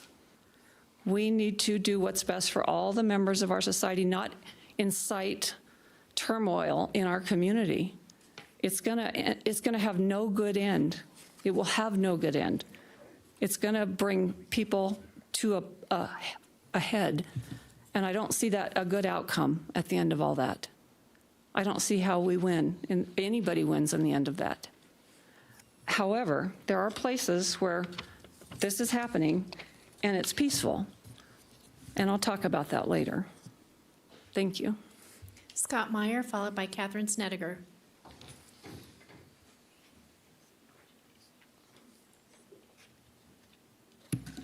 Yeah, I'm Scott Meyer for the record, and I do agree with Mrs. Fianaka that nobody can deny that giving of that money is buying votes. I mean, if you were asked to defend that, I don't know how you could. We all know that. It's just like a open secret, or not a secret. Anyhow, I'm here. I'm Scott Meyer, and my wife is Denise Meyer, who is up for the Senior Advisory Board. And I'm here representing her. She did not want to come. I tried to get her to come today and speak, but she doesn't want this to be about her. She doesn't want her presence to be a distraction. This is about the seniors for her and nothing else. So I'm here to speak, even though she didn't want me to come either. Denise volunteered for this position because she cares about seniors and wants the focus to be on seniors. Denise and I understand why this, we don't understand why this should be a big deal. No one else has volunteered. She's ready to give of herself. Denise would love to work with and help seniors in our community. That's all she wants to do. So she and I would appreciate your serious consideration in allowing her to be appointed so she can get to work with the other board members and advocate for our seniors. Thank you. Thank you. Catherine Snedeker.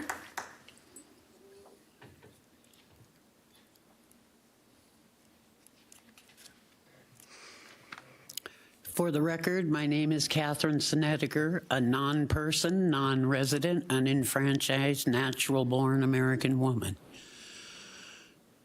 Your codes apply to any person. Clearly, I have stated, I am not a person. The state has defined person. The state have not defined woman.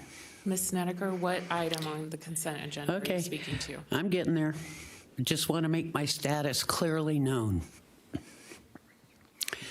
I appreciate Commissioner Herman for contributing to the awake people. It's a terrible thing what those people go through, and it takes a long time to get through their psyche for what they've gone through. I really appreciate that. I also appreciate the 4-H. I think we're going to be needing them when you can't get celery in the supermarket anymore. We'll have Palomino Valley or Warm Springs Valley to help support the food shortages that are going to be coming up in the produce, in the eggs, in milk, all of it. This is headed for a terrible, terrible end if people don't start preparing for that. And I think the county should be doing something to encourage the people out there to grow vegetables, you know, like the 4-H. I think it really is important, or people are going to starve to death. Oh, wait, you could give them the jab again, and that would shorten things. Thank you. Thank you. Andrea Washington, followed by Lauren Tegans.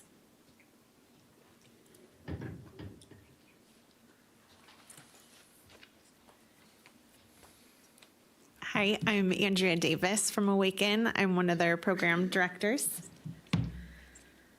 Hi, I'm Lauren Teggins, and I am now Director of Engagement at Awaken.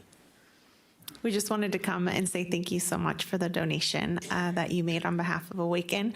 That money will go towards our programs there. One of the programs in particular will be the prevention. I run the prevention part, and so I'm in the schools, in middle schools and high schools, and just teaching the students what's going on, what are we seeing with our clients. So what do the traffickers actually look like? What can they look out for? The buyers in our area, who are the survivors that we get to work with, and then also social media safety and how they can keep themselves safe. And so we just want to thank you so much for that donation. Thank you. James Bentham.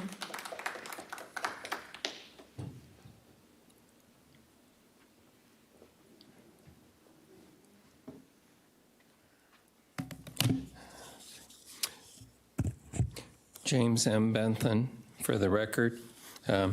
First thing I'd like to talk about is Denise Meyer. From the staff report of their board meeting on June 20th, 2023.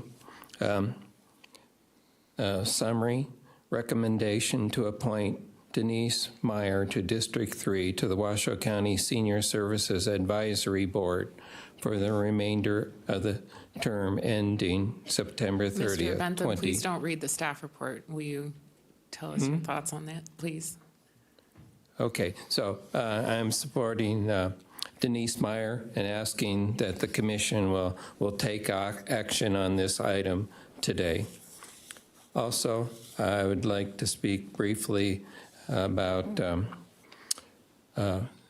the money to go to Awaken and 4-H. I believe these are needed nonprofits. My suggestion is that there would be 1 or 2 zeros added to this amount. Already in Washoe County, we spend approximately $13 million on animal services. And I think that the people are more important. Thank you. Thank you. There's nobody else signed in. Thank you, Madam Clerk. So we've done public comment. Any commissioners want to pull any consent items or have, and it looks like we have the DA signed in as well. So DA Edwards. Thank you, Madam Chair. Mr. Finley makes a fair point on 8H2. The resolution was corrected to state the nature of CivGid. However, the agenda item is still describing it as a nonprofit organization, which is incorrect. Out of an abundance of caution, I'm going to recommend that you delay that until next week and put it on that agenda. Okay. Thank you for that. So pulling 8H2, tabling it for our next meeting. And I see that Commissioner Clark is signed in. Thank you, Madam Chair. I want to talk about HG1. You know, Denise Meyer's appointment to the Senior Advisory Board. Where are the appointments for the folks that wanted to be alternates? We should have had those folks on this agenda as well. Denise Myers applied in October or November of 2022, and we're finally appointing her after months of waiting. I've noted that she's waited so long that this term is over in September. So virtually got 3 months. Is there any way we can extend that? I mean, I don't want to slow this down, and I'd like to appoint Ms. Myers today, but so certainly a lot of work to appoint somebody for 3 months on a 1-year term. It just seemed like it just drug its feet forever. So that's my comment. It just seems like a lot of work, a lot of foot dragging, and somebody gets appointed for a 1-year term, but they only get to serve 3 months. So is there any way we could look at extending that? Thank you. Thank you. Vice Chair Herman? Thank you, Madam Chair. 8B1, I mentioned it earlier in Commissioner announcements, and it's about the hydrants.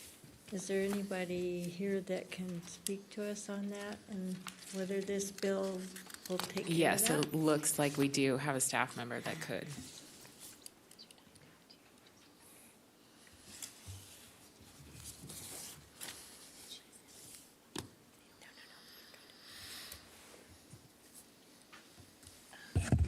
Good morning. For the record, Dave Solero, Assistant County Manager, here to answer your questions. Okay, my question is regarding Sun Valley. And they've had this question where I'm not sure what entity it was, whether it was Tumwa or whatever. They've maintained the hydrants. There are several that are out of commission right now, and they seem to be of the opinion that they could get some help from this process, however it works. And I know it didn't say anything about Sun Valley in here, but I know I met with the folks there, and they were concerned about it because it's a extra cost that they, maybe somehow we could help them get those back on track. To the Commissioner, through the Chair, I have been in conversations with Mr. Melton at the Sun Valley General Improvement District. You are correct. This current agreement is only between Washoe County and Truckee Meadows Water Authority for those fire hydrants in the Truckee Meadows service territory that are also Truckee Meadows Fire Protection District fire hydrants. So these do not include City of Reno, City of Sparks, or Sun Valley General Improvement District. Mr. Melton is concerned however, about the ongoing maintenance of the hydrants in Sun Valley. And I've committed to him that I would convene a meeting with himself, Fire Chief Moore, and myself to discuss kind of next steps associated with Sun Valley specifically, as this has brought some of those questions forward. Thank you very much. Let me know if I can help. Will do. Thank you. Great. Thank you very much. Commissioner Clark? I'd like to thank you, Madam Chair. I'd like to talk about 8H4, $15,000 to the City of Reno for a collaborative art project at the entrance in North Valley's Regional Park. My daughter, Reno City Councilwoman Megan Ebert, represents Ward 4, where the North Valley's Regional Park resides. So for this reason, I'm going to recuse myself from voting on this item, but I need to ask Mr. Edwards, since it's part of the consent, how should I handle this? Madam Chair? Yes. Yeah, thank you for bringing that up and making that disclosure. What I would recommend based on the disclosure is that 8H4 be voted on separately. So I would recommend that the Commission vote on all the remaining items on consent first, and then on 8H4, I would recommend that it be voted on after that in a separate vote. And then my recommendation usually on these, Commissioner Clark, is for the recusing commissioner to step off the dais while that item is voted on.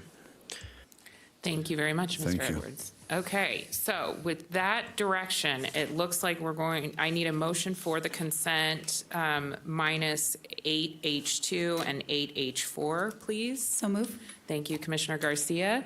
Vice Chair Herman, are you seconding? Wonderful. So we have a motion and a second. Any question on the motion? I'm not seeing any. All those in favor, please say aye. Aye. Any opposed, please say nay. Hearing none. And that was unanimous. So thank you very much. And now we will bring back 8H4. And Mr. Manager, do you mind reading that into the record? Sure. Give me just a second. Sorry. Okay, 8H4 is a recommendation in accordance with NRS 244.1505 to approve an FY23 Community Support Grant Award to the City of Reno, a governmental entity, in the amount of $15,000 to support a large-scale collaborative public art project at the entrance to the North Valley's Regional Park. Approve Resolution 23-79 for the same, and direct the Comptroller's Office to make the appropriate budget appropriation disbursements. Thank you very much. Any questions by the commission on that item? Seeing none, any public comment on that item, Madam Clerk? Okay, I am looking for a motion. Chair. Thank you, Commissioner Andriola. Thank you, Commissioner Garcia. Any question on the motion? Seeing none, all those in favor, please say aye. Aye. Any opposed, please say nay. And that motion carries 4 to abstain. 4 to 1 abstain. Okay. Thank you very much, everyone. And Now I'm asking that we move to our public hearing before we do block on item. Oh, yes. If someone could grab Commissioner Clark, well, I'm not sure. I think you went out into the foyer. Okay. Okay. And so I will open the public hearing for item 28. And Mr. Manager, if you could read this into the record. Yes.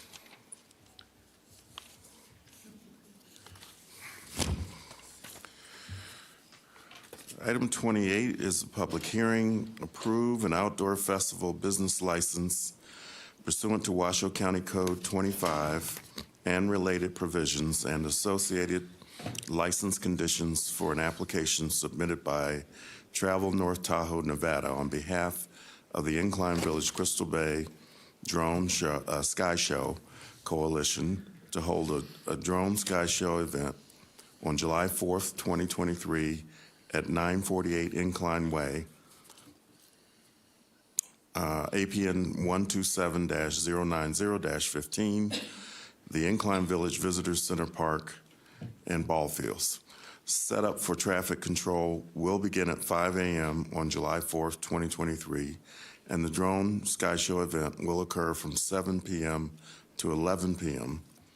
Event takedown and cleanup will begin immediately following the drone sky show. This includes the community cleanup day on Wednesday, July 5th, 2023. Event organizers estimate 5,000 spectators or attendees. If approved, authorize the Director of the Planning and Building Division to issue the license when all pre-event conditions have been met. Sorry. Thank you, Mr. Manager. So I'm looking to the board to see if you have any questions for staff or need a presentation on this item. I'm not seeing anyone that does. Commissioner Clark, yes. Thank you, Madam Chair. I had just some thoughts. I'm wondering about, is there shuttle service available? I know it's always an issue with parking and infrastructure up there as far as transportation. I'm just wondering what their plans are to bring 5,000 people in. Even if they have 3 people per car, that's still a large number. I'm just wondering about that. So. And do we have any staff that can address that? Great. Good morning, Madam Chair. Roger Pelham with Washoe County Planning, standing in for my colleague Chris Bronzik, who is ill today, I'm afraid. I do not know, I'm sorry, Yeah. to the Commissioner through the Chair. I do not know whether they have shuttles or not, but they do have a transportation and parking plan that has been approved through Washoe County Engineering. Very well. And there's microtransit that this board has funded as well that runs up there that is very popular in that community. But good question, for sure. Madam Yes, Chair, may I Commissioner add? The Andriole. report reflects that a parking and shuttle plan has been provided. Great. Commissioner Clark? Yes, thank you again, Madam Chair. There's many times where I ask questions on the dais because I want it to be on the record. I want the people in the room to hear it because not everyone gets a chance to read the staff report. So that's part of the reason. So thank you for bringing that to our attention, but that's why I wanted it on the record. Thank you. Thank you. Okay. Any other commissioner questions? Seeing none, any public comment on item 28? There's none. Okay. If there are no other questions or information needed from staff, I am looking for a motion on this. Madam Chair, I'll move to support the presentation and the information as provided. As outlined in the staff report. As outlined in the staff report. Thank you, Commissioner Andriola. Looking for a second. Thank you, Commissioner Garcia. Any question on a motion to approve the outdoor festival license for the drone show? And I'm seeing no other question on the motion. All those in favor, please say aye. Aye. Any opposed, please say nay. Okay. Thank you very much.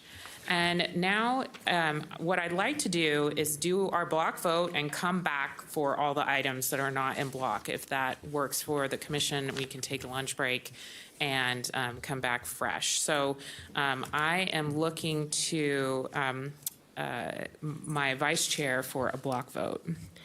And I have the list here. Yay, thank you. Thank you. Block vote would be 9, 10, 11, 12, 15, 18, 19, 23, 24, and 25. Okay. Any questions on that motion? I am looking for a second. Second. Thank you, Commissioner Garcia. And Madam Clerk, do we have any public comment? We do. Let Okay. me gather my wits about me here on item 10. We have Marie Rodriguez.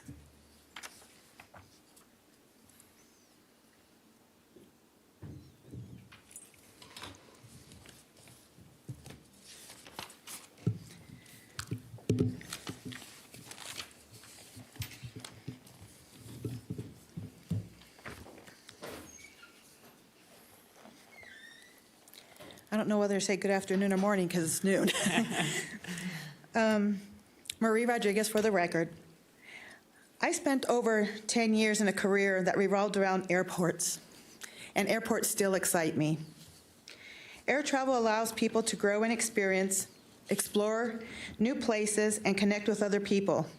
I'm so sorry, Ms. Rodriguez. Are you wanting to speak on the airport appointment? Yes. item 10. Okay, Yeah. we've got you called up for the wrong item. I'm so sorry. We're going to be doing that after lunch. That's kind of what I thought, so I got Okay. confused. Okay, sorry about that, but Okay. we got to see a sneak peek, so thank you. I'm sorry, we had her signed in for item 10. Oh, that's okay. So let's look at the next one. 16.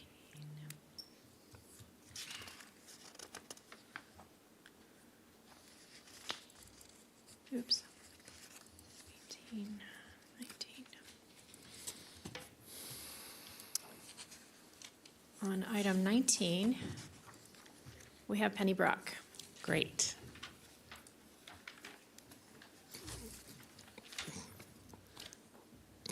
And Madam Clerk, this is item 19. This is item 19. All right. Penny Brock, for the record, please put my comments in the record. Well, here we are again. It seems like every meeting, it's more money for the CARES campus. We're calling this the Homeless Industrial Complex.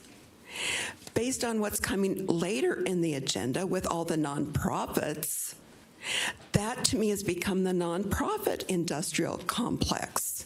Now, on this issue with this rapid space, you're going to vote on retroactive pay back to last year. Didn't they get paid already for that? Is this a double billing? Secondly, I don't understand all this temporary this and temporary that. Why is the fence temporary? I would think that would be permanent. I don't understand what's going on with this rapid space called quick space in the amount of $94,000 for a total contract not to exceed $569,000.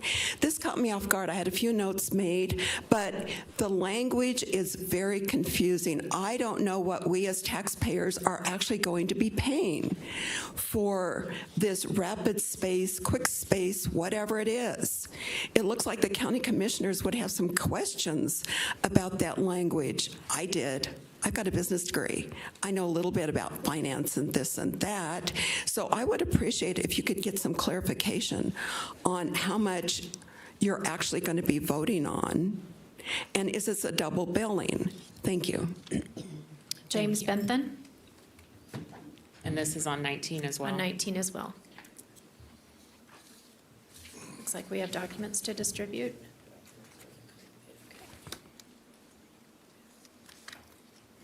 Do you want to distribute them? I'll start.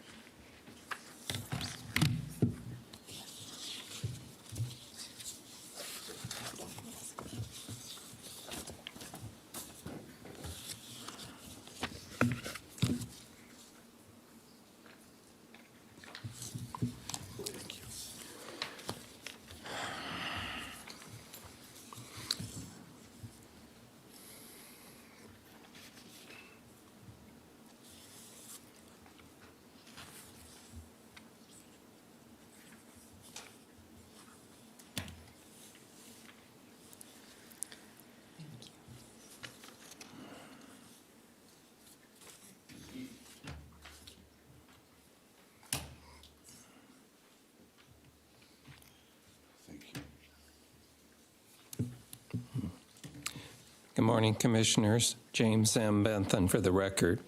I am here today to oppose the spending on item 19 and instead sending this money to the Reno Gospel Mission. On page 2 of the article from this is Reno, Commissioner Alexis said she was pleased to see the county's budget in this condition and credited it to conservative spending by commissioners and county staff. Next, the culture of this organization is one of good stewardship with regards to fiscal matters, added Eric Brown, the county's manager. When I see either budget requests for above base requests and capital improvement project requests from county departments, this is an amazing amount of fiscal discipline and restraint. Commissioner Chair Von Hartung said that he was concerned that the county's current level of spending couldn't continue, especially in terms of spending on homeless initiatives. Spending nearly $29 million on the CARES campus is not sustainable, he said. I recognize these are one-time expenditures. And I repeat, I recognize that these are one-time expenditures, but I still see people all over town. This is not solving it yet, so where are we with spending this kind of money? He said he wants to see are the achievements the county has made so commissioners can show the community how their tax dollars were not just spent, but how they impacted the community. Hartung also said that the county should be prepared for a recession. Next page on 3, the budget went from $38 million to $71 million. Then it describes the budget. Then on page 5, the Community Resource Center will be for anyone who needs help, Cersei said, such as people who are about to become homeless, etc.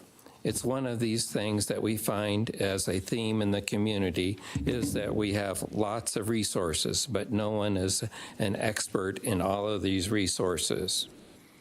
I believe that the Reno Gospel Mission has proven what they can do to help the homeless, and that this money should go to the Reno Gospel Mission. Thank you. Thank you.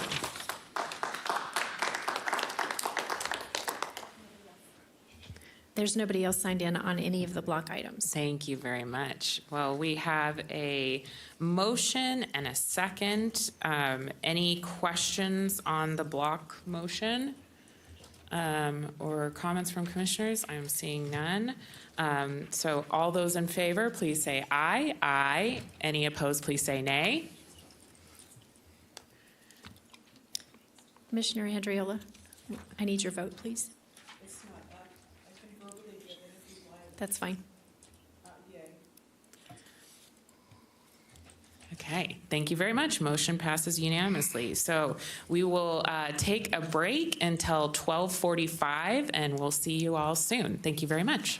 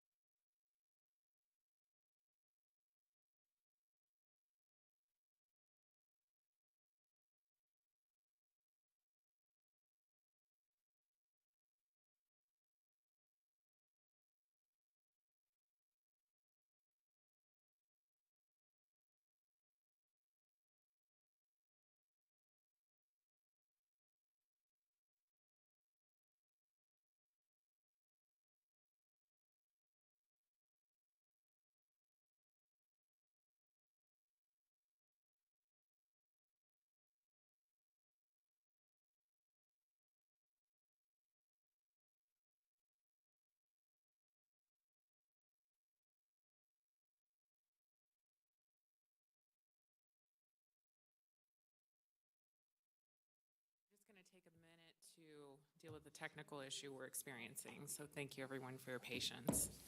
With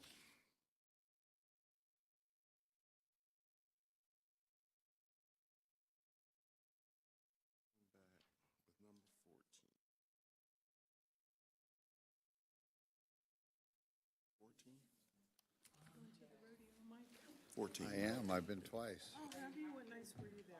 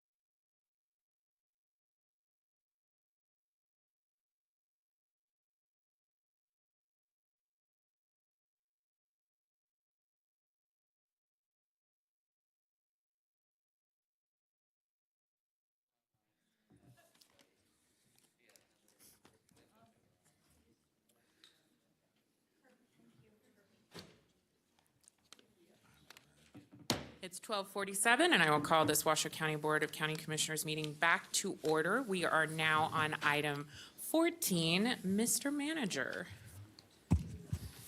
Item 14 is a recommendation to approve an agreement for legal services with Barron and Bud, PC, and Kosich, Sumich, Parciola, and Taylor, LLC, to represent Washoe County in potential litigation for environmental and other damages suffered from the actions of manufacturers, distributors, and dispensers of firefighting foam products and other products which contain polyfluoroalkyl, I guess. How do you spell that? Yes, PFAS. Thank you, Commissioner. And to authorize the filing of actions against such entities. If approved, the agreement includes a contingency fee to be paid by the county of 25% of the county gross recovery plus expenses and costs incurred. The county would also be responsible for its share of costs and fees, such as expert witnesses, but only if enough were recovered to cover those costs and fees as well, which under the agreement would be paid up front by the outside counsel's offices. And in chambers, we have Mr. Large, Madam Chair. Thank you very much. And I know that this law firm reached out to us after we did our press conference on Swan Lake and the PFAS contained there within. And they are experts in this field from what we can tell and doing a lot of the cutting edge science as far as testing. Is that correct? That's correct. Michael Large for the record from the District Attorney's Office. This was an unsolicited proposal that came from several reputable law firms here in town, and the Barron and Bud and the Kosich firm are spearheading the national litigation at the multi-district litigation, which is based in South Carolina. But they do have the top-notch experts in regard to this. And as this unfolds, what they'll need to do is to bring any lawsuit, you have to have a good faith basis and you have to have evidence to support your claims. We don't know what the parameters are in regard to PFAS that is attributable to the AFFs. I'm sorry, Mr. Manager, I know this, the aqueous film foaming forms and the polyfluoroalkyl substances. I was practicing all morning on that. But the PFAS and what is attributable to those, they need to come out here and do the experts. So what they're going to do is the first line will be they will employ their experts to come here to Washoe County to do testing, and they'll know in terms of the groundwater and certain environmentally sensitive areas that could be potentially affected by this. If there is a problem and Washoe County has one, then we would move on to the next step of filing the lawsuit and moving forward. Those costs of those experts, they can be high, and they will be fronted by the law firm. Right. That's part of how certainly entice local governments to come in as partners, because my understanding is that the AG's office is not tackling this on a statewide basis. So this is something that cities and counties are going at alone, correct? That's correct. I've been in contact with the AG's office. They have not, from NDEP at this point, they don't see it as a statewide issue with the PFAS at this juncture. And so they haven't been involved in this litigation. Other states have filed suits directly from their AG's office. I know California did a few months ago, and several other states. But typically, there's about 500 to 600 local governments and municipalities that have been involved in this multi-district litigation. Okay, great. I want to make sure I go to the vice chair, because I think she may have had. Did you have questions on this item? Item 14. No, you're good. The only questions that I had was why, and you kind of answered most of that. It's a complicated. The why is the real hard one. These AFFs, these film fighting foams, were essentially used in fire retardants for years, and they have a very high concentration of PFAS. Which have now turned out 30 years later to have adverse effects on the environment and on human thing when used in high doses. What exactly those long-term effects are, we don't know. That's what we have to have the experts do. But essentially having the testing to see if we have an issue with this. And the litigation aside, litigation will allow us to essentially seek compensation for that. But also, having the testing is actually important for knowing what, if any, problems Washoe County faces with this. And probably, the things that you want to make sure everybody understands is that it's a low rate now, but with all of our warehouses out in the area where it was found, it's bound to get higher voltage to it. Yeah. I think this is a very good example of this type of environmental litigation. Kind of relates back to asbestos. Back when asbestos was being used for a lot of different purposes, we didn't know what the potential ramifications were long term. And as we get more experience with science and we get more of this, we have more information that we can then depend on to say, okay, here are the levels that are okay and here are the levels that are not. Right now, the EPA hasn't spoken to that. Neither has the Nevada Department of Environmental Protection. But at some point, this is going to happen. We're just getting out in front of it and making sure that we have the information for Washoe County that is necessary. So since it comes through the sewer plant, that's where they've said it comes through the sewer and it doesn't get handled by the sewer. And so what do we need to do? Do we need to find somebody to figure out how to have it covered by the sewer plant? I think for this item, I think what the important part is to find out what the problem is. In terms of the treatment of that, in terms of what Washoe County is going to do to remediate any of these issues, is going to come down to Washoe County Engineering, TUMWA, Health District, to establish the standards that are necessary to make sure that we're keeping our people safe and our environment clean from these. Absolutely. Thank you. And just wondering, what would happen if we didn't move forward with this?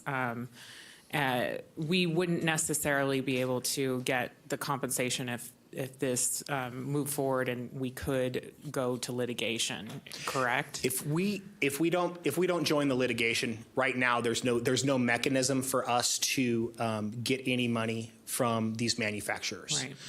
We have to join the litigation. Okay. This is in contrast to the opioid litigation, which ultimately the state stepped in as well. And as even the non-litigating state entities are still getting some compensation from the opioids.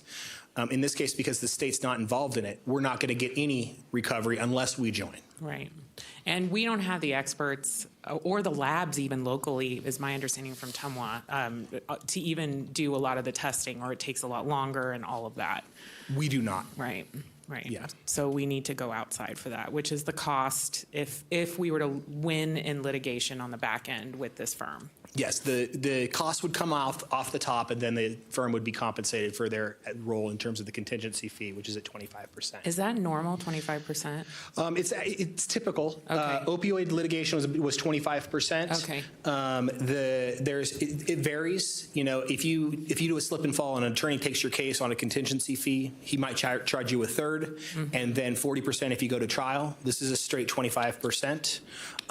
This is pretty typical in regard to what we see nationwide with this type of thing. Great, thank you. That helped answer my questions. Commissioner Clark. Thank you, Madam Chair. I have a question. If the county didn't get involved with this and didn't partner up with this law firm to investigate this, what would be the county's exposure if individual citizens wanted to sue the county and blame us for releasing this into the ecosystem?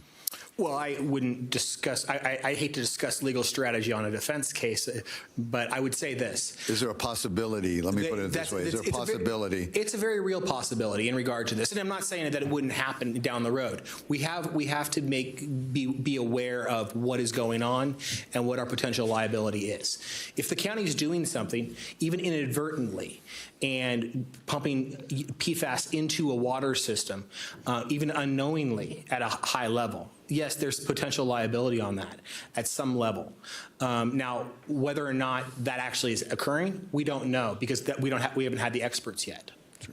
A follow-up question. With that being said, it appears if we do this that the county is being proactive in trying to protect the environment and protect its citizens and get to the bottom of this. Is that I think correct? that's a fair statement. I think being proactive and getting out in front of this and making sure that we're on the cutting edge in regard to making sure that we're protecting our people is the proactive approach.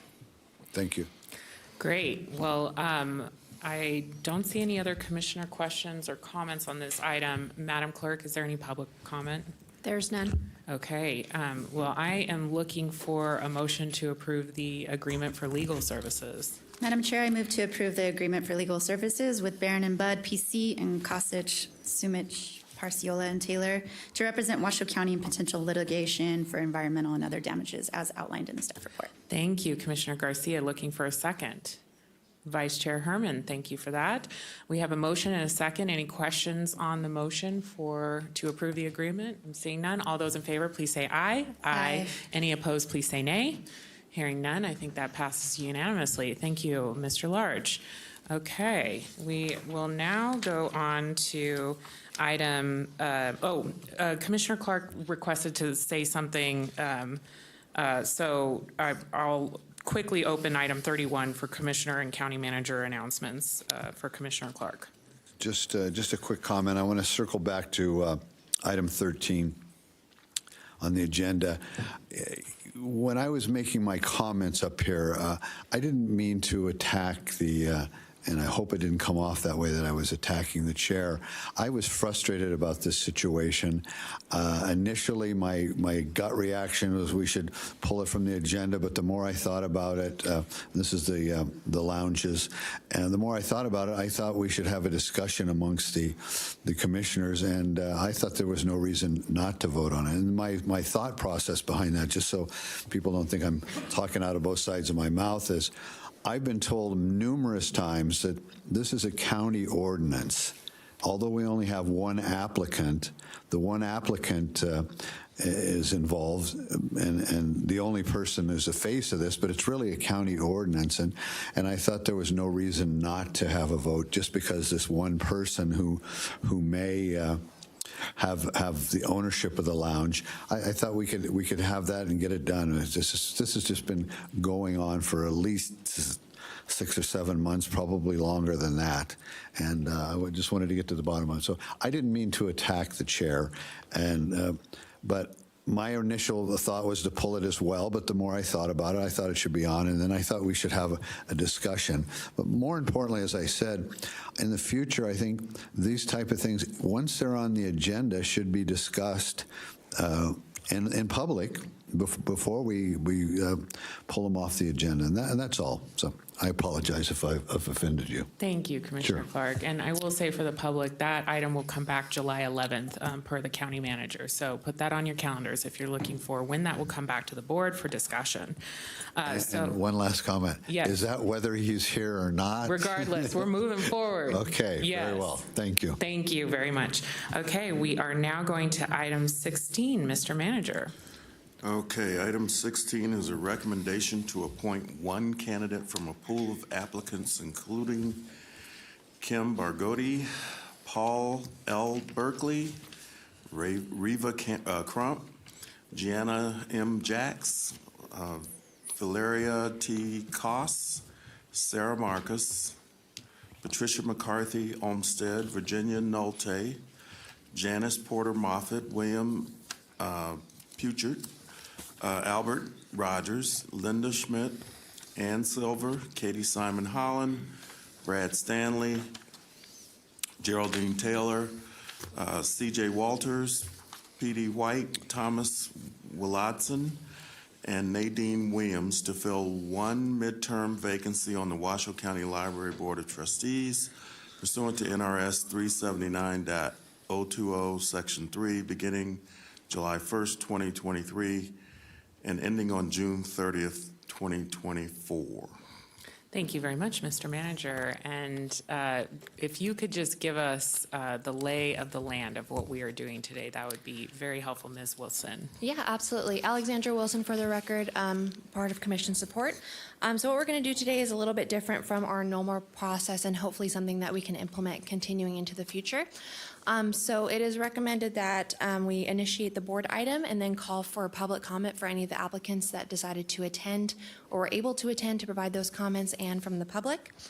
After that, you can go into a deliberation period if there are any comments from the board on their selectees. And then from there, we'll do a closed ballot with your top two candidates that was asked of each of the commissioners in an email sent from Commissioner Support.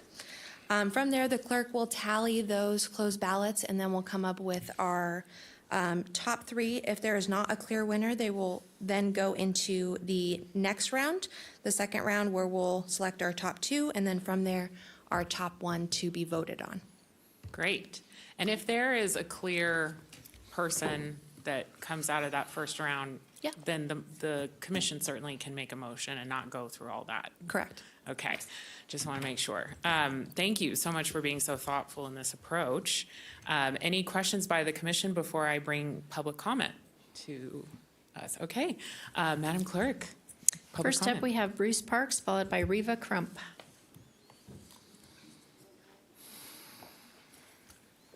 Looks like we have documents to distribute. Okay.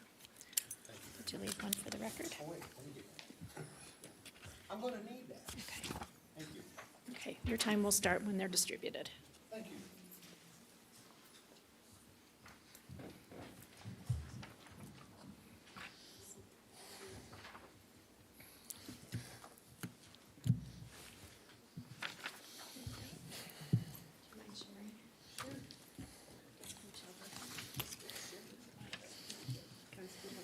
Sure. Since I can't see that. Bruce Parks, for the record, I'd like my comments entered into the permanent record. What you have in your hot little hands there is an email chain between the county commissioner and one of the applicants for this position on the Board of Library Trustees. I recommend that you do not consider this one particular individual. I will name that person in a minute. There's obviously a personal relationship between the library director and this individual, but I direct your attention to page 3 of the document you have in your hands. I don't understand why the library director felt it was necessary to call out a group of individuals that show up at library board meetings to voice their complaints against some of the programming in the library, but he felt necessary to do that on page 3. On page 2, I direct your attention to the very top of the page where the library director addresses one of the new commissioners is unfamiliar with board appointments. That's the reason for reopening the position and the presentation. Commissioner Clark wanted to have interviews and a vetting process, and we want to try to avoid that since that's a lot of time to give for a volunteer position. First of all, I think Mr. Clark has a very clear understanding of the magnitude of this appointment. And I agree with him, there should be a vetting process and interviews. You're talking about appointing somebody that is going to represent we, the people. And we have an obligation as members of the community to make sure that our representatives are doing exactly that, representing us. I don't need to refer you to the First Amendment, my right to redress my government with my grievances. There's a problem with that, but I'll get to that in closing public comment. Second paragraph in that same page is where he's addressing Katie Simon Holland. I would love to have you on the board. Our staff and community members have been excited about that possibility. I apologize, this has been so drawn out. No other applicants in this that are listed on your agenda received that kind of personal attention from the library director. Nobody. I submit to you that you should not consider Ms. Katie Simon Holland for appointment to this position. There's obviously a conflict here. I hope you recognize that. We have a problem with our library board of trustees as it currently stands. There will be another appointment coming up. As of June 30th, one of our trustees, their appointment is up. It expires. We'll be back again. Thank you. Thank you. Reva Crump, followed by Penny Brock.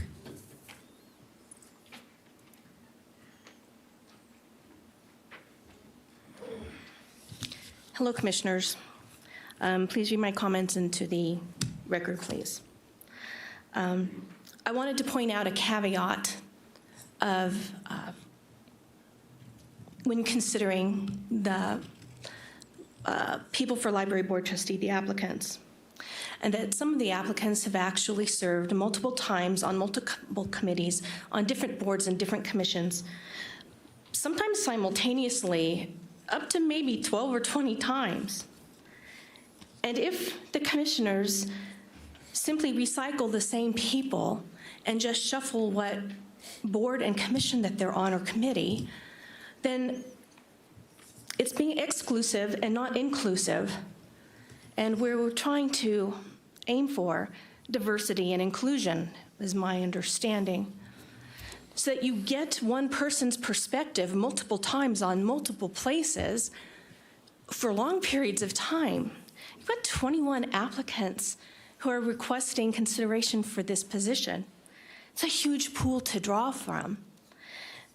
If you give more of the community more input and more of a chance, you'll have more varying opinions, and the community will be more represented by the variety of people you have sitting on all the various boards, be they elected or appointed. It's a win-win situation because I believe one of the reasons for appointments are to involve the community in this county and have more of the community and their opinions and their perspectives represented. That's all I wanted to point out to you when you're considering who you're voting for. That's it, I'm done. Thank you. Penny Brock, followed by Catherine Snedeker.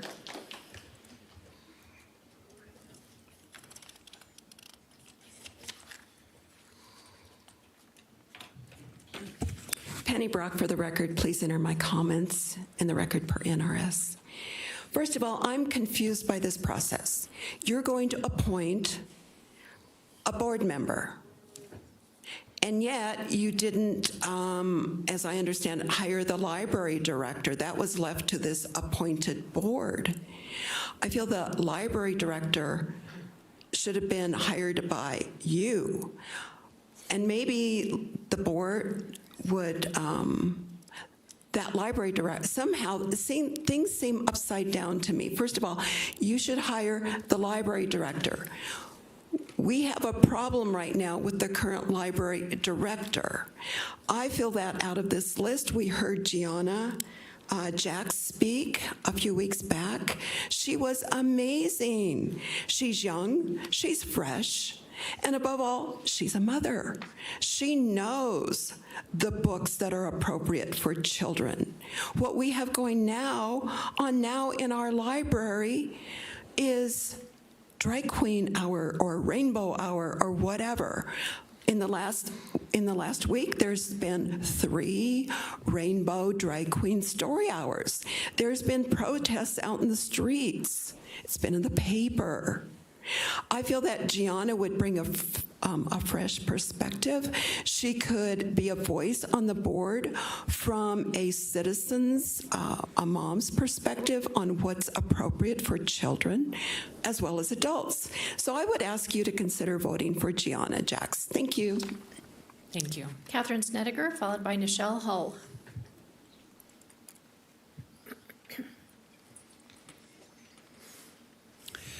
For the record, Catherine Snedeker, a non-person, non-resident, unenfranchised natural woman.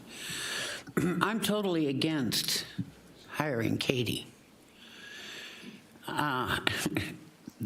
Your whole setup, whether it's City of Reno, County Commission, school board, library, is so incestuous. People go, like Katie, from one job to another job. In fact, she helped to bring in Common Core to the schools. And she helped to bring in critical race theory. And she's helping to bring in all the porn that the schools' children are exposed to. It's got to stop. Katie doesn't have any kids. I went to high school with Katie. She was a year behind me. She grew up with the same morals I did. And now she's gone totally sideways and wants to infect every office she goes to. She does not deserve to be in the library. She's an old woman. She's 70 years old. That's really old.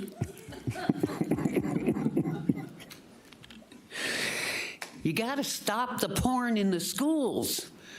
Do you think little boys want to be told, hey, you're really a little girl and hide it from the mother? This is about this. Speak to This is about this. And Katie, this is about this.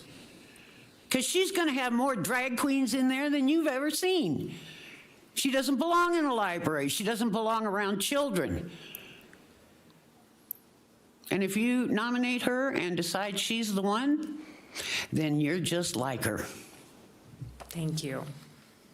Nichelle Hull, followed by Janet Butcher.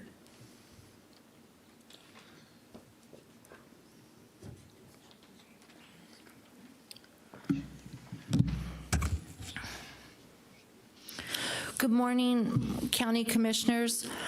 Please enter my comments into the public record. Today, I'm offering comment on behalf of Wake Up Washoe County, which is a local grassroots organization, regarding the library board appointment.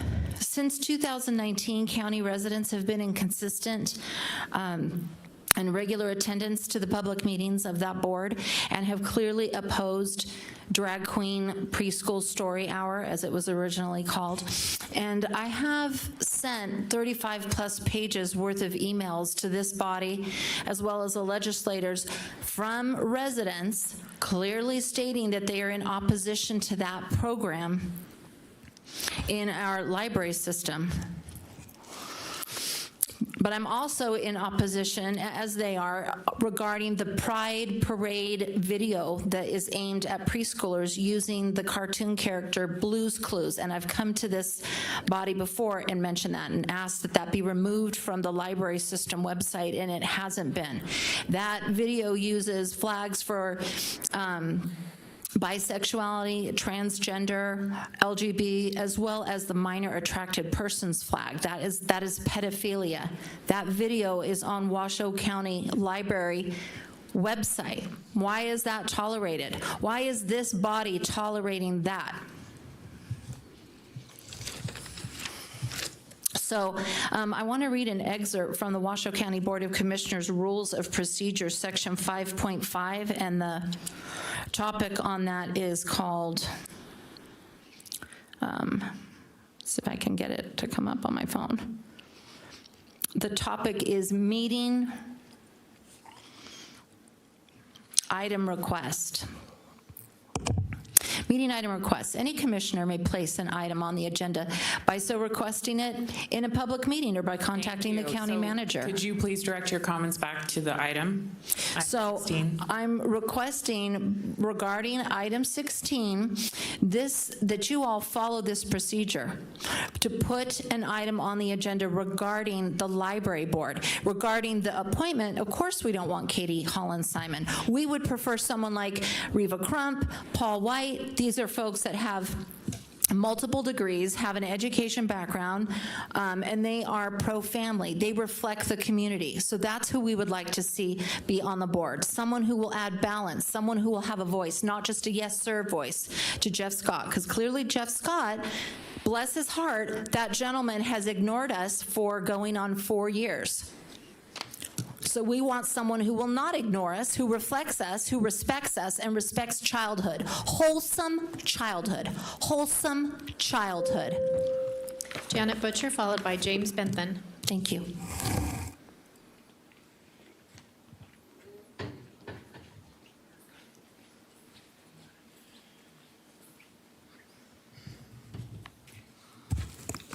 Janet Butcher, for the record, please enter my comments into the public record. Again, I'm here as Janet Butcher, not associated with any organization except for grandma, great-grandma. I got a kick out of Catherine calling people 70 old. I'm 75. So I was a little disappointed that this was on the agenda this time, although I really do think we need to get this filled. It's been a year.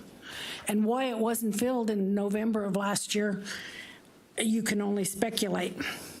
I'd love the idea that Commissioner Clark had, and I was looking forward to maybe having a special session where the people could come in, you could look at them, you could see what their facial expressions were, how did they conduct themselves?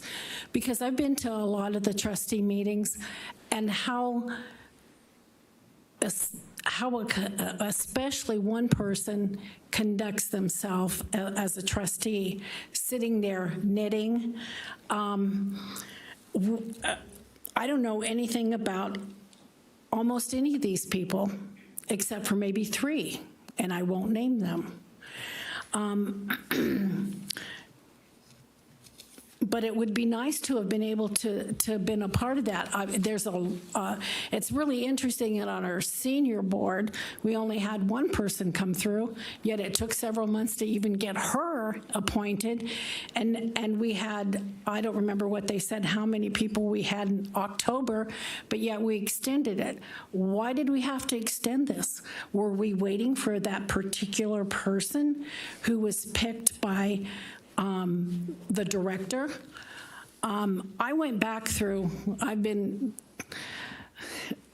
many years working, and I went back through all the years that I worked, and I don't remember one time where I got to hire my boss, to hire the person that was going to hire me or keep me on board. So I find that extremely interesting. And we know last time they were up here, and his employees were up here asking for a particular person. I don't know if he commanded them to do it. He likes to command people. Anyway, I hope you picked the right person. I hope that you've all had the opportunity to maybe pick up the phone and speak with these people, because that's important. This is a really important position. Thank you. Thank you. James Bentham, followed by Linda Schmidt.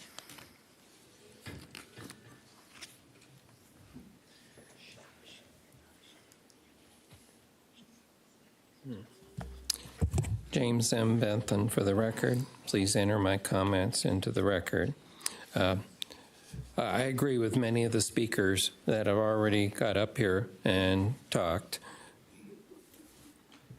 I believe that we need a person that's pro-family, wants to protect the innocence of children, is pro-education. I'm asking that you support Paul White. He's always been interested in education, has had a lifelong interest in libraries. Also, he's been an author of many books, Bible Morals for Children, Eureka Learning Academy, White's Rules, Saving Our Youth, One Kid at a Time. Also, Paul White has received many education awards. Because of this, I'm asking you consider him for this position. Thank you. Thank you. Linda Schmidt, followed by Paul White.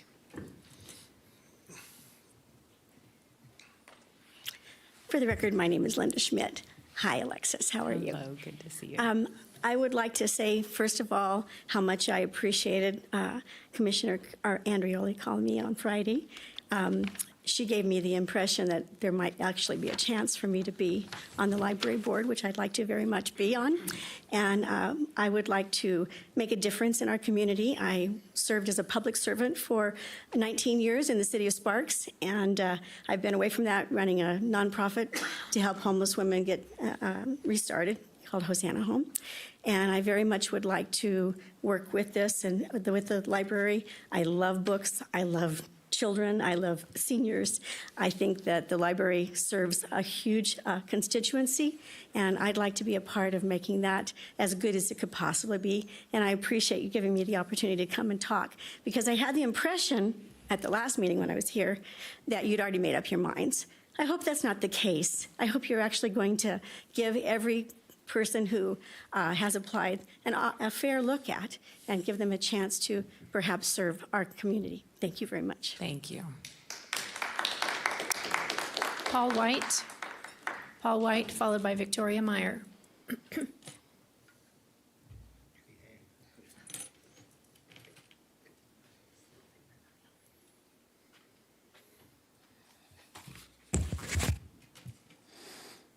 Good afternoon.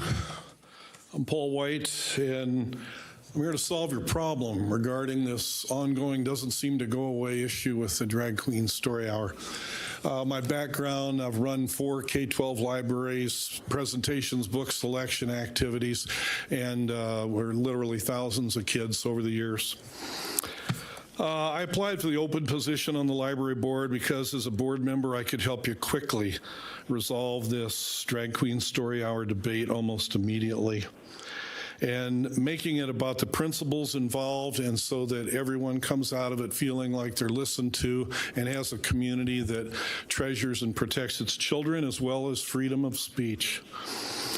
Dressing like a woman and offering book readings to children that have substantial homosexual messaging, it's legal.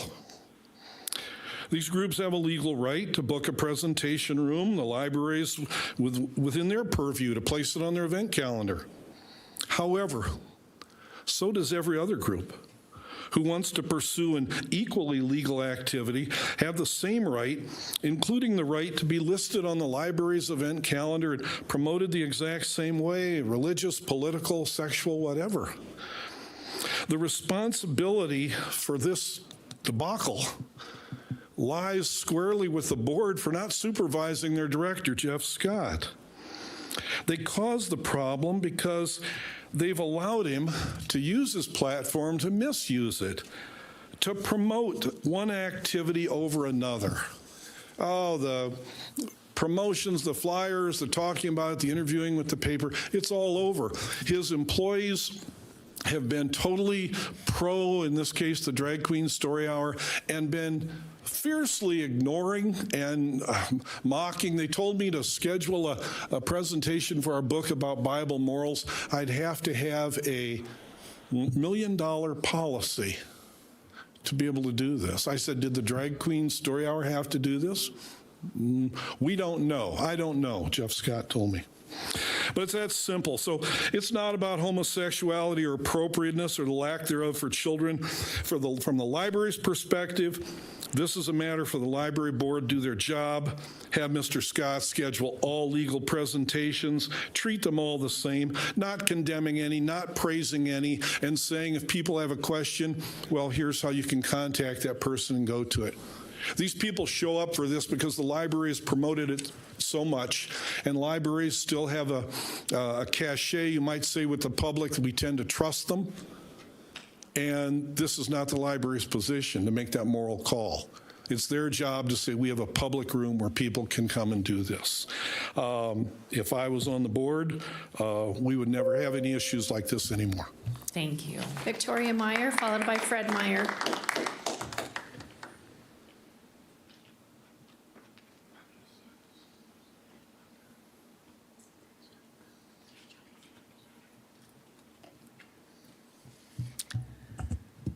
Good afternoon, Victoria Meyer. I'd like my comments on the record. As boards, plural, you guys are on a board, the library board, all the boards in our county, our community.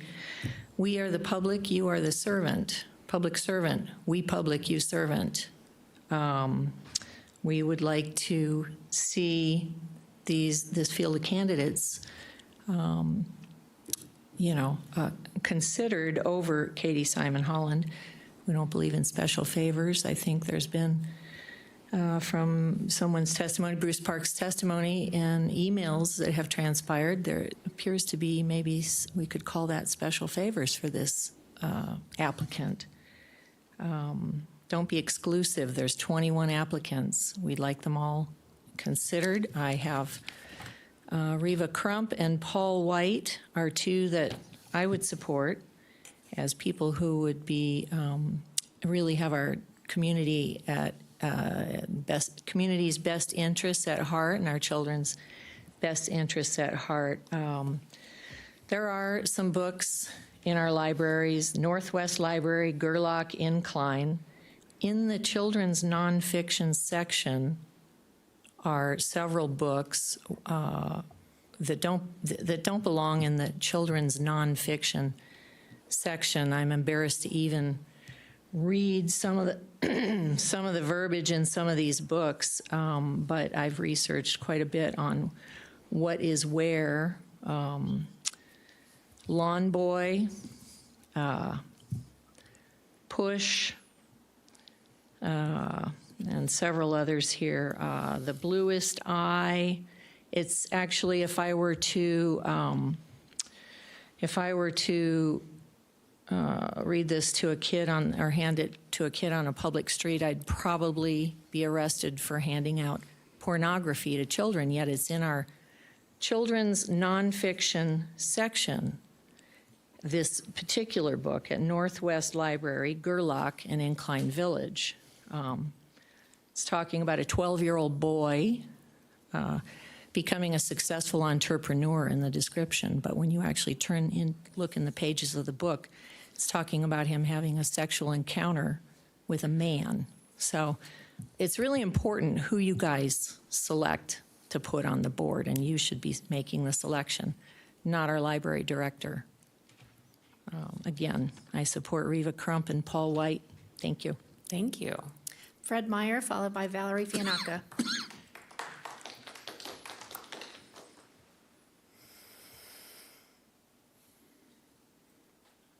Hi, Fred Meyer. I'd like this to go on the record. I've been to these drag story hour things with Jeff back here, trying to block me and being rude to me while I was there.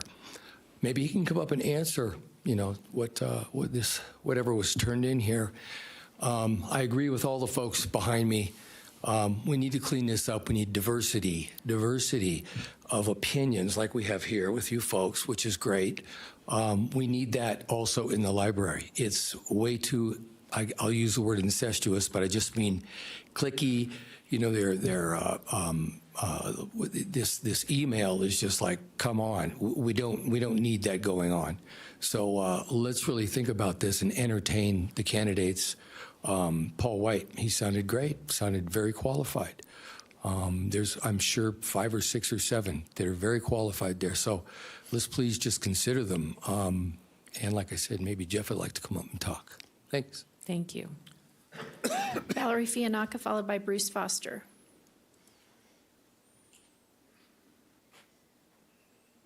Valerie Fianaka for the record. You have to ask yourself why there's so many people clamoring to be on this board. Usually you're begging for people to be on boards. It's kind of shocking. I think the deck is kind of stacked here. It should speak volumes to you. This board in particular is totally out of whack. If none of you have ever been to a library board meeting, it behooves you to go. It's quite something to watch. I was totally shocked the first one I went to. One conservative on this board is not too much to ask, and there is not one conservative on this board, not one. If education's the criteria, and it seems to be, I've read the bios of all the people that currently sit on that board. One reason I didn't apply because I don't have that education criteria. You would choose Reva or Paul. I've read all the bios. They're off the charts. I mean, I was shocked. I've known Reva for years, and I had no idea. She was so well educated. Linda Schmidt stands out. Paul White stands out. Gianna Jacks seemed like she did a really good interview for you when she was here. There are 4 conservative folks you could pick from. I don't like having the fix in on anything ever, and that was bad. That's bad. When it seems like the fix is in, the appearance is bad. It's just really bad. You got enough bad things going for you. I would suggest that you pick the most highly educated person from the other end of the spectrum to try and balance this board. Get some more voices into this equation. It's not hard. This is not a hard ask. It's really not. Bruce Foster.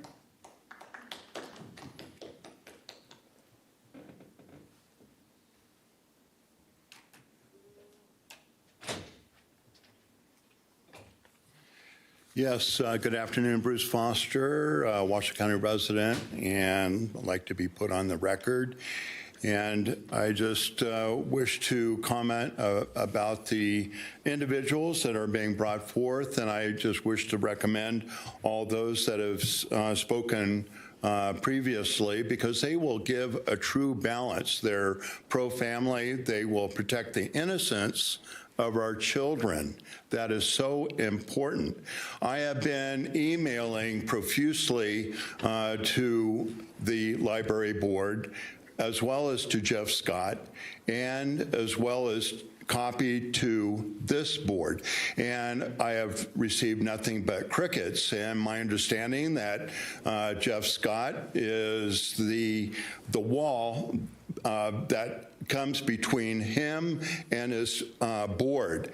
So therefore, my understanding, none of the trustees have received any of my emails of my displeasure of Drag Queen Story Hour. And bottom line, from what I've seen and what I've read and what I've researched, is that Drag Queen Story Hour, and this is a quote by Ollie London. He's a transgender influencer. He's on Twitter, and he has stated that drag queens are the Marines of the transgender movement. And I think we can also include the pedophiles. And what we have... Can you bring your comments back to... Yeah, well, bottom line is that I wish to be aware of what direction this library board is going. And we have Awaken on one side, which you're developing monies for their programs in the school systems. And then you have on the other side that you have the Washoe County School District as with their sex education program, as well as the library producing the Drag Queen Story Hour. I don't know if you've seen last week's Drag Queen Story Hour, and I believe Ginger Devine, if you look at his bio, is pretty lurid. And I just wish to address that this is going to be a battle between a youth that has been groomed as well as sexualized, and then Awaken is going to have to fix the problem. Thank you. Madam Chair, that is all of the public commenters. Great. And Madam Clerk, do you have ballots for us? I have ballots. I will Okay. distribute them. Okay. And I will wait to collect them at the end. Okay, and while you're doing that, I see that Commissioner Andriola has signed in. Thank you, Madam Chair. I, as a whole, not just, I know we're on this agenda item, but I literally called every single applicant, not only for this board, for every single one, including the consent items. I want to just share at a high level that a process is being reviewed. I want to give a lot of recognition to Alexandra Wilson to try and, navigate a process that this whole body can look at a future date. I'm sure everyone has an opportunity to contribute to that discussion, and then hopefully when that process is completed, long-term, we can all look at it at that time. So I want to, thank the county manager and recognize Alexandra and the staff for doing a great job in, again, navigating this. But I will tell you that for every single person who applied, no matter this position or any position, should be commended for serving in a volunteer capacity to make our community truly represented. And the two names that I will be putting down will be truly representing the community for a balanced approach to the library, and also with the other appointments that we'll be recommending at a later time in this agenda. So I do want to thank again and recognize all of the applicants, whether they're here or not, for the time and talking to me, the hours I put in, because that is our responsibility to check and vet the applicants. So I appreciate it. Thank you. Thank you, Commissioner Andriola. And I too want to thank all of these applicants who have signed up to do this job. As many public commenters said, these are long meetings that go into the night talking about really important issues, and the libraries are meeting every need in our community, whether it's families, whether it's people without jobs or housing who need services. Libraries are really doing incredible work, and so it's exciting to be able to see who the next leaders will be in our library. And I would just say, for folks who are not chosen today, we keep your application in for the next appointment, and we want to consider you for future appointments. So I hope you'll stay engaged in Washoe County, and it's a true honor that so many people have stepped up and put their names in to be considered. Commissioner Clark. Thank you, Madam Chair. I want to address the dais here, the folks on the body. I just find this troublesome that somebody would get involved with selection of an appointment for the board. Reading this email, it's kind of disturbing. When I ran the assessor's office, we probably had over 600 interviews over the 8 years I was there, maybe more than that. Never once sat in an interview, never once told the staff who to hire, never once got involved in that. This is almost meddling in who's going to be appointed. And I find it very, very disturbing that this insider trading type thing took place. And I don't approve of it at all. Thank you. Thank you very much. Now, I see the clerk is frantically tallying up the recommendations, so just holler when you're ready. And any other commissioners have comments that they want to say? Yeah, exactly. This, I know, exactly. Get that rodeo music going. Just say when. Yeah, perfect. So I will read the vote cast out loud. Okay. Claire Andriola, Gianna Jax, Al Rogers. Commissioner Clark, Reva Crump, Ann Silver. Commissioner Chair Hill, Patricia McCarthy Olmsted, and Al Rogers. Commissioner Garcia, Ann Silver, Katie Simon Holland. Commissioner Vice Chair Herman, Reva Crump, Paul White.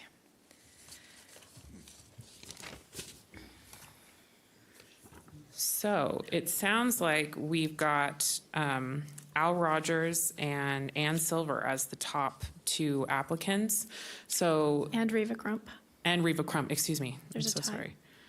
sorry. So the direction by staff was that we then vote on those three. Is that Yes. correct? That is correct. And is it another ballot Yes. that we do? Okay. Thank you very much.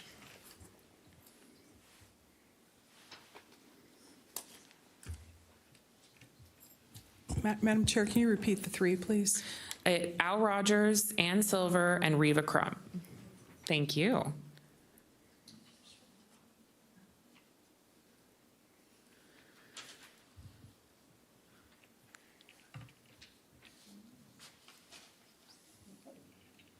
And you just choose one from those three, correct? Yes.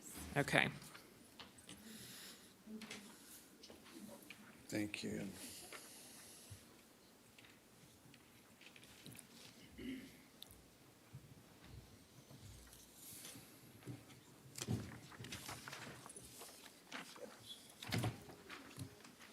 Thank you.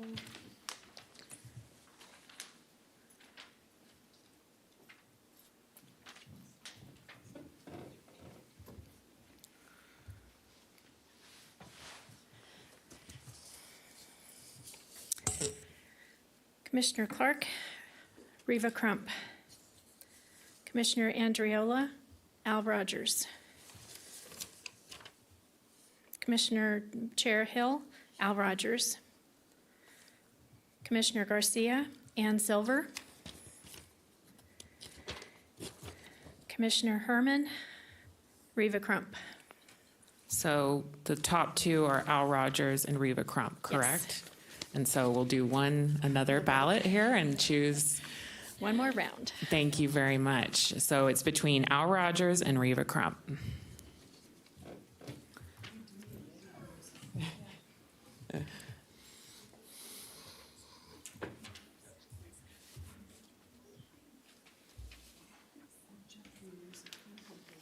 Thank you.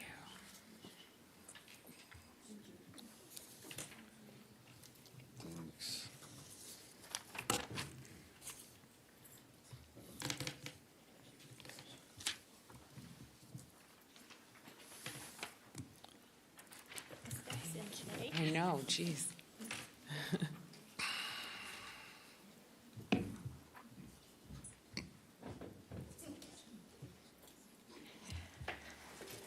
Round 3 results. Commissioner Clark, Reva Crump. Commissioner Andriola, Al Rogers.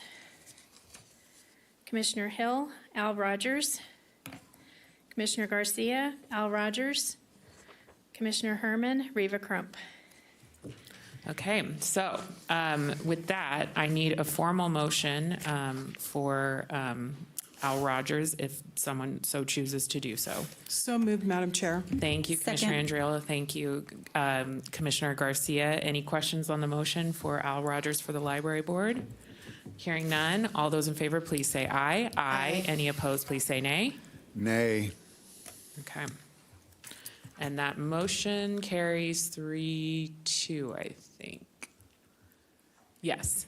All right. Well, congratulations, Mr. Al Rogers, and thank you again for everyone who came out today, and congratulations on getting involved in Washoe County, because we're excited about that and all that interest. Next up, we have item 17, Mr. Manager. Item 17 is a recommendation to appoint an individual to the Reno Tahoe Airport Authority Board of Trustees for a term beginning July 1st, 2023, and ending on June 30th, 2027, in accordance with Chapter 474 of the Special Acts of Nevada Revised Statutes.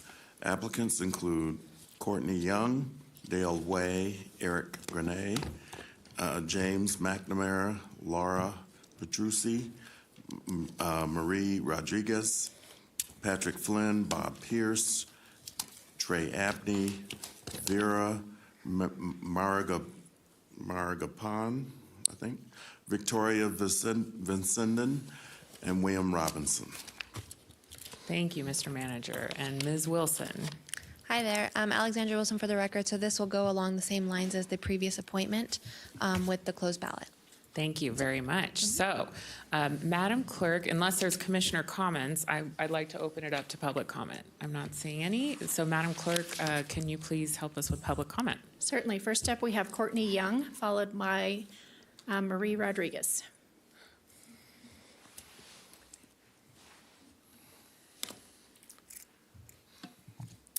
Good afternoon, Chair Hill, Commissioners, Manager Brown. Thank you for the opportunity to speak to you today. For the record, my name is Courtney Young, and I am one of the candidates seeking appointment to the Reno Tahoe Airport Authority Board of Trustees. I will admit that I didn't think I would ever be here in a public meeting professing my love for infrastructure and aviation, but here we are. Today, you will appoint someone to this board who will be tasked with ensuring one of the largest and economically impactful projects our region has seen in more than a decade will get delivered with thoughtful oversight. That person will need to be someone who understands the complexities of a project of this magnitude, can build consensus, and remain focused on the needs of our community. I am that candidate. Throughout my career, I've had the pleasure to be involved in one way or another with various public work projects in our region. And I will tell you that watching a city transform, even if you are just one small part of a much bigger plan, is something you frankly don't get over. The complexities of a project like this are more than just ideas on paper. They touch everyone in our community, whether they live here or they are visiting. However, the airport is more than this project, which is something that I also understand. My commitment to our community and qualifications have been detailed in my application and again reflected in the words of Chief Justice Lydia Stiglich and Craig Madole, CEO of the Associated General Contractors, who wrote to you on my behalf. Like so many before me, I do my best to balance my service to our community while running my own local business and raising my family here.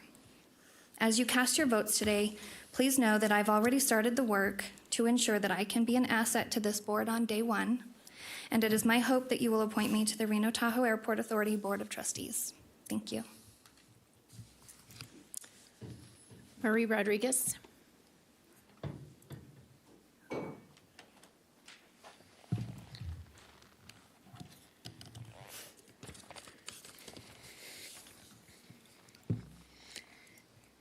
Good afternoon, Marie Rodriguez for the record. I spent over 10 years in a career that revolved around airports, and airports still excite me. Air travel allows people to grow and experience, explore new places, and connect with other people. An accessible, safe, modern, and attractive airport is an asset to any region. We've all had families and friends describe their travels, and I'm sure most, if not all of us in this room have described our travels. And when we travel by air, the conversation about the trip not only includes the destination, but the journey, including the airport experience. A great airport experience is something that people remember. During my time in the airline industry, I worked in numerous ground operation positions. And I've also worked at a fixed base operation airport and flight school. I've done many of the functions of an airline, from booking the reservation, to the ticket counter check-in, to the gate boarding, to the luggage and cargo loading, and to serving the aircraft prior to departure. My experience includes ramp supervisor, during which I was the safety coordinator. I was trained in disaster response and worked with airport management, police and fire in organizing emergency planning. I see the Reno Tahoe International Airport as the gateway between Northern Nevada and the world, and I want to be an active part of helping to make that connection. I'm excited that Volaris has daily nonstop service to Guadalajara. I grew up there, and I feel that being fluently bilingual in Spanish is also an asset. My family chose to make Northern Nevada our home nearly 23 years ago. My husband loves the desert. I love the mountains, so it was perfect. I'm passionate about being involved in serving my community, and I'm eager to put my experience to work. I'm asking you for the opportunity to use my skill set, unique perspective, and experience to contribute to the Reno Tahoe Airport Authority Board. Northern Nevada is home to so many attractions: Lake Tahoe, the Truckee River, Hot August Nights, the balloon races, skiing, and so much more. And these events invite visitors who fly in. Plus, we have over 500,000 residents in this county alone who may decide to fly out to explore the world. Hopefully not all at the same time. I have learned in my life experience the importance of good communication and teamwork. My diverse and hands-on experience, I believe, can contribute to the RTTA board in a positive way. Vera Gaipan, sorry. I should know it by now. Good afternoon, Commissioners. I am Veera Murugappan for records and applied to serve in the Reno Tahoe Airport Authorities Board. I have more than 20 years of experience in finance and accounting field. I work for a big gaming company here. Hospitality industry is my other portfolio. I have a great experience with budgeting, debt management, and financial oversight. I served as a financial advisory board member at the City of Reno for 7 years. I worked with the mayor, council members, and helped them to formulate various policies, investment policies, internal control, and too many to say here. I know how the board works, and I know how they play important role in decision making. So I am very down-to-earth person, and I have a reputation to build a consensus among diverse group of people. That's why I want to give back my expertise back to the community again, and hope to make an impact with the Reno Airport Authority. Thanks for your time. Thank you. James McNamara.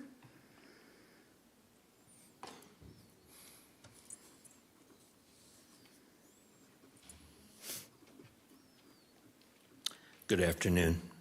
I've come before you before public comment, and I just want to begin by saying thank you for your patience and your coolness with the number of viewpoints that have been presented to you today, and I know every meeting. I couldn't do what you do, but nonetheless, I also want to thank Ms. Andriola, Commissioner Andriola, for calling me and getting personal viewpoints on this job and what lies ahead for Reno. I think that's an excellent technique, especially when you have a lot of applicants. I'm honored to even be considered for a position like this, considering the qualifications of the other applicants. The only thing I can really produce as useful to you be my experience and my maturity. I'm almost 70. I know that it's not a good thing if you're running for library board, but I think my wealth of experience has to do with all aspects of airport operations. Since I was 17, I've been in the either military or civilian aviation, flying in and out of this airport for about 48 years. I've worked in POL at the fuel farm. I've worked in TSA for 14 years. I think, best understand the customer experience. Flying in and out of here twice a week for 30-some years, I really got to appreciate the magnitude of the growth here in Reno since I arrived here. We have large problems ahead of us in infrastructure with this airport, both the footprint and the number of travelers that will no doubt continue to come here, along with all the businesses that have moved up here. And I think there are ways to meet those challenges that we haven't really even considered yet, along with personal transportation issues as well. So once again, I'm honored to even be considered. I've been a long time volunteer here in the county, both with the Registrar's Office and the Washoe County Health District. So any questions or anything at all. I don't have any great references, but I appreciate your thoughts. Thank you very much. Thank you. Madam Chair, that's all the public comment. Okay, I see that Commissioner Andriola is signed in. Again, as I've already stated, I called all of the applicants, no matter what the appointment, that were on the agenda, including those on the consent items. Wow.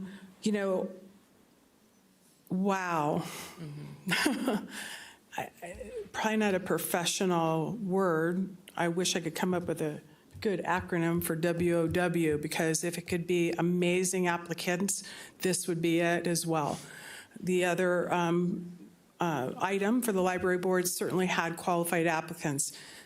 But the applicants, in terms of even trying to differentiate those special nuances with a project that is the largest project really in our area, that public works project that's going to be in place for the airport is probably larger than anything we've seen since ReTrack.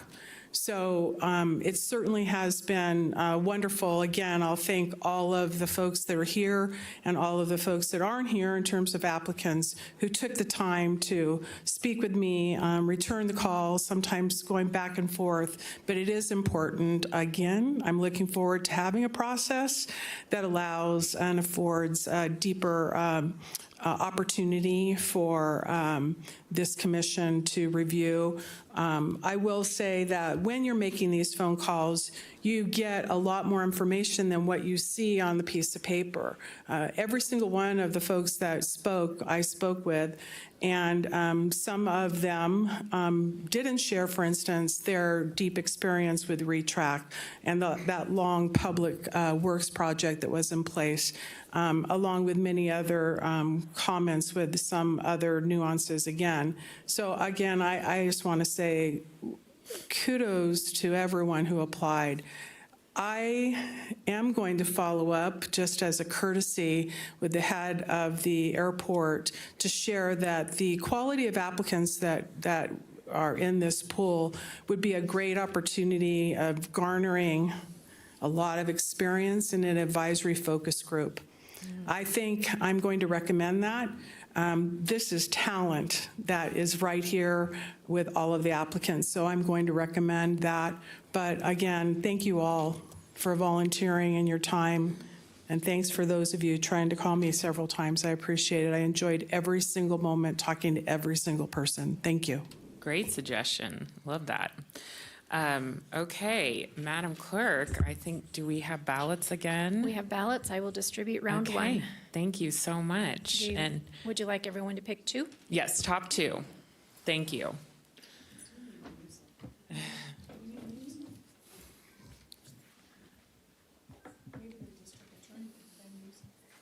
It's licensed.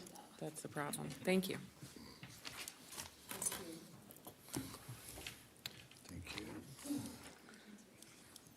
Top two, folks.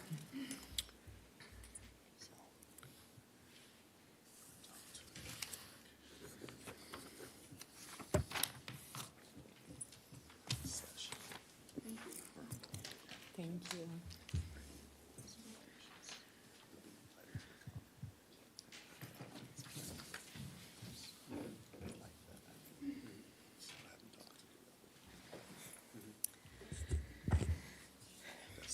Round one results, Courtney Young and Marie Rodriguez from Commissioner Clark. Courtney Young, Vera Murugan from Commissioner Andriola. Courtney Young and Patrick Flynn from Commissioner Hill. Courtney Young and Marie Rodriguez from Commissioner Garcia. James McNamara and Rob Pierce from Jean Herman. Great. So did I hope I tallied it right. Were there 3 votes for Ms. Young and 2 for Ms. Rodriguez There total? were 4 votes for Courtney Young. Okay, 4 votes. Okay. Sorry about that. And then 2 for Ms. Rodriguez? Just to make sure that I heard that correctly. Okay. Yes. Okay. I don't think we need to do another round, so I am looking for a motion from this board. For Courtney Young. Thank you very much, and thank you, Commissioner Garcia. We have a motion and a second for Ms. Young. Any questions on the motion? Seeing none. All those in favor, please say aye. Aye. Any opposed, please say nay. All right. And I think that was unanimous. Let's just make sure. Okay, thank you very much, and congratulations, Ms. Young, and we'll be in touch on the rest of the applicants to get you on that advisory committee. We really appreciate you applying and taking an active role in this county and on the airport. Very exciting to have such an incredible slate of folks to choose from. We will now move to item 20. Mr. Manager. Item 20 is a recommendation to deobligate previously approved allocations of American Rescue Plan, or ARPA funds, through the Coronavirus State and Local Fiscal Recovery Fund for projects that have been completed under budget, been canceled, or no longer need the previously approved levels of funding. These include reducing the budgeted amount for the Reno Justice Court remodel by $500,000 due to project cancellation, and the following due to funds remaining at the completion of the project. Sparks Justice Court AV upgrade, $40,611.27. Reno Justice Court Self-Help Center by $16,356.15. Washoe County Sheriff's Office deputy positions by $872,000, funded by FY23 general fund support. Washoe County Sheriff's Office UVC sanitizing program by $30,000, and the county clerk's administrative position by $52,842.80, which was funded by FY23 general fund support. Recommendation to approve transfer of collected 12% indirect on salary for eligible approved projects from July 1st, 2022 through March 31st, 2023, totaling $255,681.56. These include CARES Campus operations of $181,398.15, public defenders personnel $26,481.75, human services agency personnel $16,184.80, and district attorney personnel $66,657.01. Second Judicial District Court, $6,262.31. ARPA administrative personnel, $18,697.54. And if approved, direct the Comptroller's Office to make necessary the net zero cross-fund and/or cross-functional budget appropriation transfers and unbudgeted transfers. Thank you, Mr. Manager. With that, I do see we have a public commenter. Madam Clerk. Penny Brock.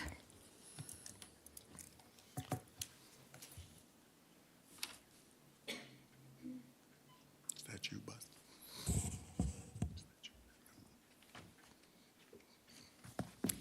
Penny Brock for the record. Please put my comments in the public record. Thank you.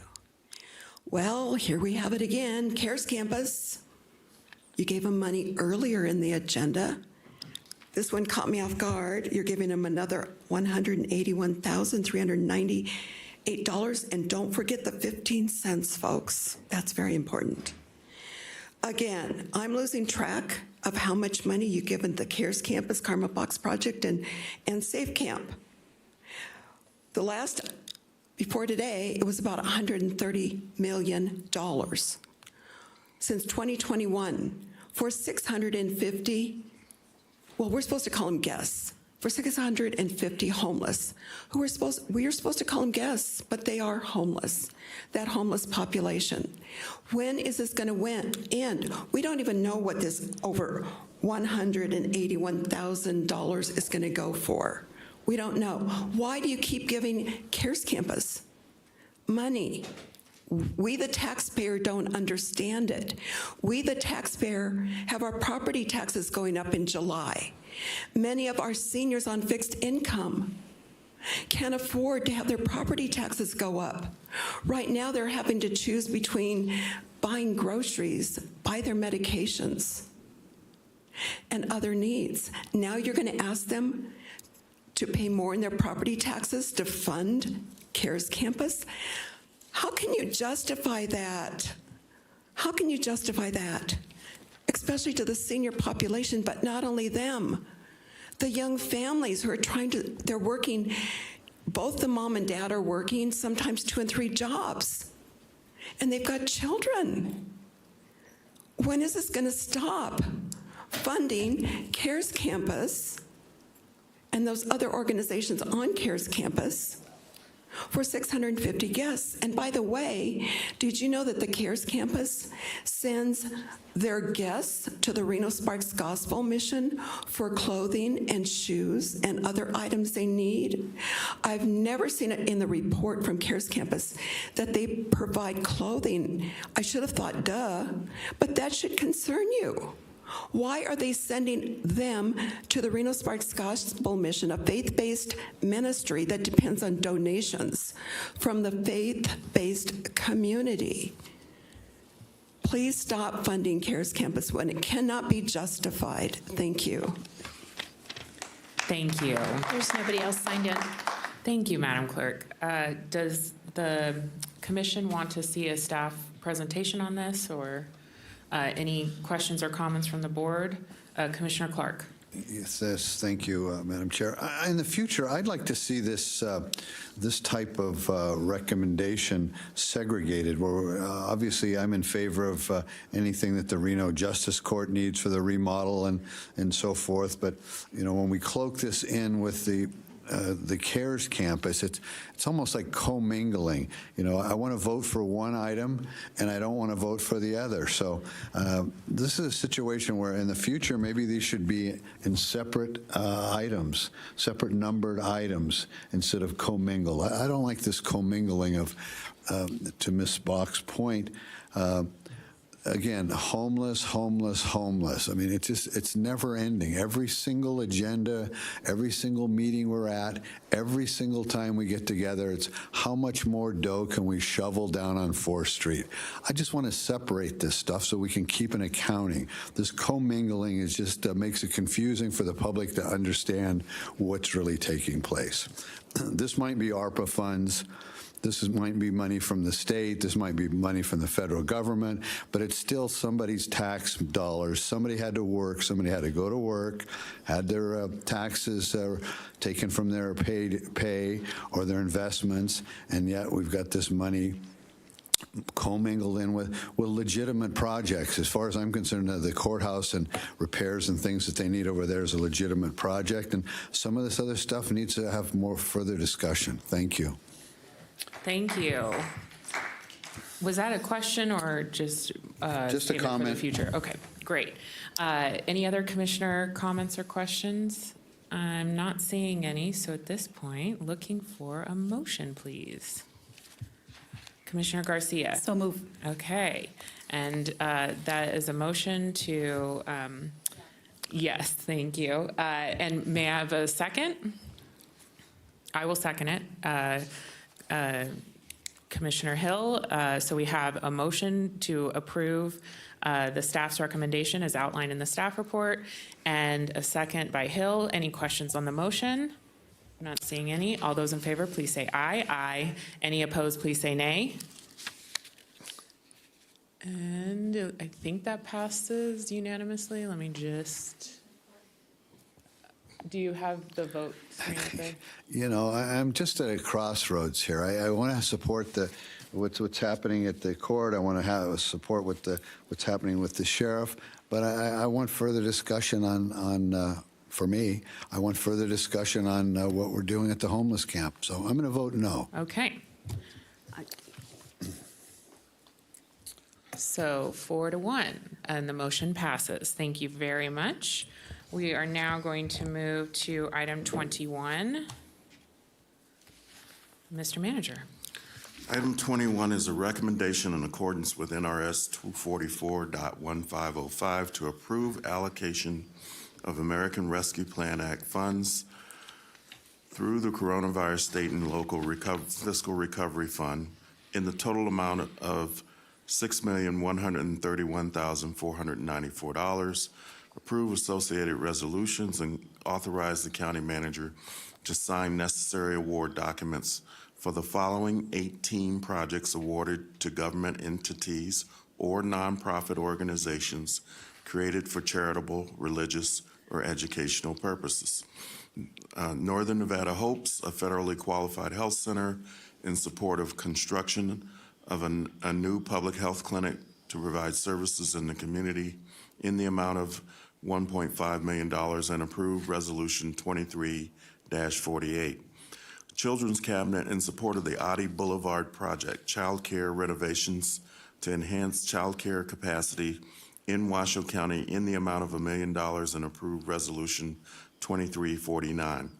Raise the Future in support of the foster care trauma-informed interventions program in the amount of $632,494, and approve Resolution 2370.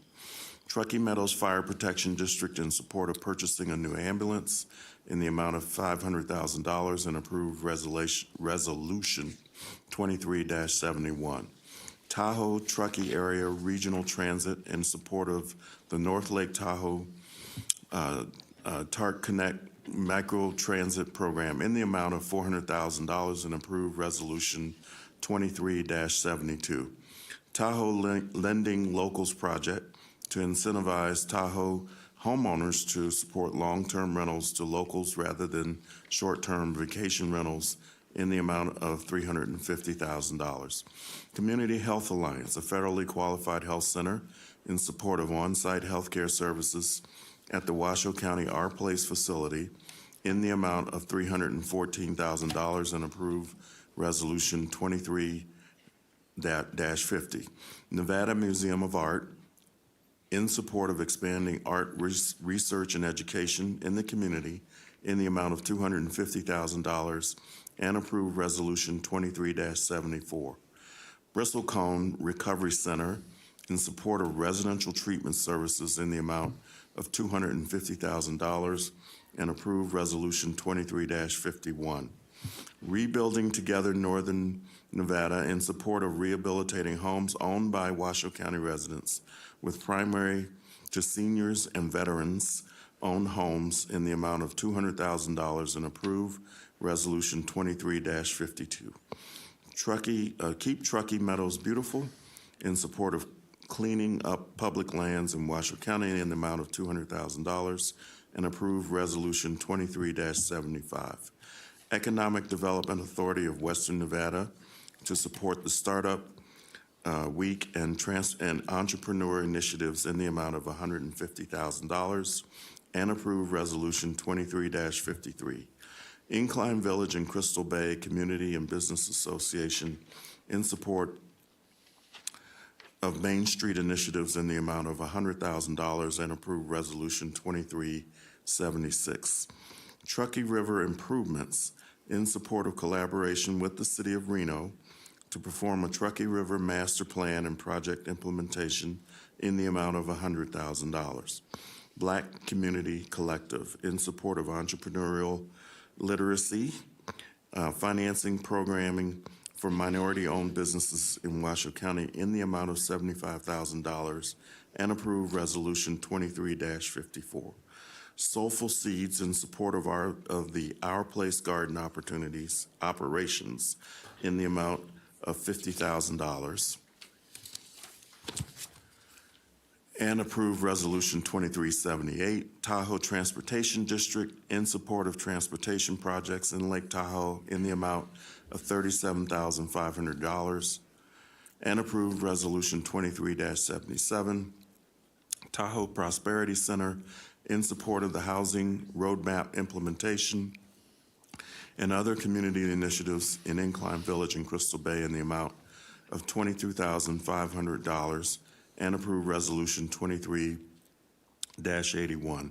And if approved, direction to the Comptroller's Office to make necessary net zero cross-fund and/or cross-functional budget appropriation transfers. Thank you, Mr. Manager. I know that we have some disclosures and recusals, so Commissioner Garcia, if you want to go first. Thank you, Madam Chair. Madam Chair and fellow commissioners, before we go any further on this item, NRS requires me to disclose and/or recuse myself if I have a direct conflict of interest. On this matter, I have sought guidance from the District Attorney's Office, and as such, I would like to disclose and ultimately recuse myself for the following reasons. I'm a former board member of the Children's Cabinet, which is slated for specialized funding under this item if approved. My role as a board member ended last year, but due to its recency, I wanted to bring this to light by way of this disclosure. Additionally, I'm disclosing the fact that I have a personal private relationship with Oscar Delgado, who is the CEO of Community Health Alliance. Community Health Alliance is seeking a funding request to provide on-site healthcare services to the children, women, and families at our place. He indirectly will oversee the use of those funds if approved today. And out of an abundance of caution, I will recuse myself from this vote. Madam Chair, please accept this disclosure and recusal. Thank you. Thank you very much. And DA Edwards, do you recommend that Commissioner Garcia also leave for this vote? I do. Okay. Thank you so much, Commissioner Garcia. DA Edwards, do I listen to public comment and then leave, or would you rather I step away now? No, I'd recommend you just step away now. Okay. Okay, thank you. And then I have a disclosure. I currently sit on the Tahoe Transportation District Board and the Tahoe Prosperity Center Board in my role as a commissioner for Washoe County. Those are appointments that are made by this board. I do not have a commitment to either organization in a personal capacity or a pecuniary, oh my gosh, pecuniary, financial. I have no financial interest in either TTD or TPC. Therefore, I am not going to recuse, but I did want to make sure I put that on the record in an abundance of caution, even though you can look at the end of this agenda and see that I am formally on those boards as a county rep. So with that, any other commissioner comments before we go into public comment? I'm not seeing any. So, Commissioner Clark. Sorry about that. Thank you, Madam Chair. The Community Health Alliance, they just received $5 million of ARPA funds from the city of Reno, and we want to give them another $314,000 for on-site health care for our place. Our seniors don't get medical house calls. Got a couple of other things here. Nevada Museum of Art. I just met with Mr. Walker about 2 weeks ago, and he told me he was planning on asking for the county for $1 million. And I was wondering if we give him this $250,000, would that be reduced from the $1 million he's really looking for? And if the Museum of Art gets large donations from the county, and I'd like to find out if we have some community free days, maybe one day a month for families and seniors and people with disabilities, that type of thing. So we get some bang for our buck for the citizens here, and they get a chance to view some of this world-class art and at a reduced price or a free day. So, when we support them, they should support the community. So I just want to get on the record for that. And I see you sitting in the audience. As far as Children's Cabinet, $1 million to help rehab an existing facility. I believe, is Manager Brown, are you on the board for the Children's Cabinet? Yes. Okay. If you're sitting on the board, I just want to make sure that that's on the record. And is this program funded? Wasn't there a bill pending on it? I didn't take time to chase that information down. In the state of Nevada, are they involved in supporting this as well? I believe that legislation was passed providing $6 million for this project. They asked for $8 million, but $6 million, I believe, was approved. And so we're going to give $1 million. The state gave. We're asking to give $1 million, and the state gave $6 million. Is that Yes, true? Commissioner, we are working with the Boys and Girls Club of Northern Nevada again to expand childcare capacity. So the contribution, if you approve it, is directed towards making sure there are childcare facilities at that location. Do we have some exclusivity? Is that going to be earmarked for that and that alone, or is it just going into their general budget there? How are we going to have an oversight over the $1 million if that gets approved? We can build that into, we would have to build that into the sub-grant documentation. Very well. Next, Soulful Seeds. We're giving them another $50,000 to provide operation support for the garden. And the Crossroads, what about the Crossroads and Our Place residents? Do they help? Are they out helping with the gardening there? Or is that volunteer for them to help with the garden? Are they encouraged to be out and working in the garden? That I don't know. Okay. That'll mean that the county's given the program over $100,000. I'm told the answer is yes, Commissioner. Okay. Rebuilding Together through Nevada, $100,000. I think this is a great program. We gave this program $100,000 on 10/25/22 from the Community Reinvestment Grant, and now another $100,000. Is this the only program that helps people over 60 rehab their homes? Because if it is, why are we not giving them more money? It costs a lot to rehab a home and help people fix leaky roofs and so forth. So I would support more money going to a program that helps people, seniors and so forth. All of these programs are great, giving back to the community, but some of the money we are awarding is questionable. I know I'm probably going to be outvoted on this commission, but I'm not going to be silenced. I need to bring attention to some of this money. This is real money and needs to be accounted for properly. Thank you. Thank you very much. Any other commissioners have comments?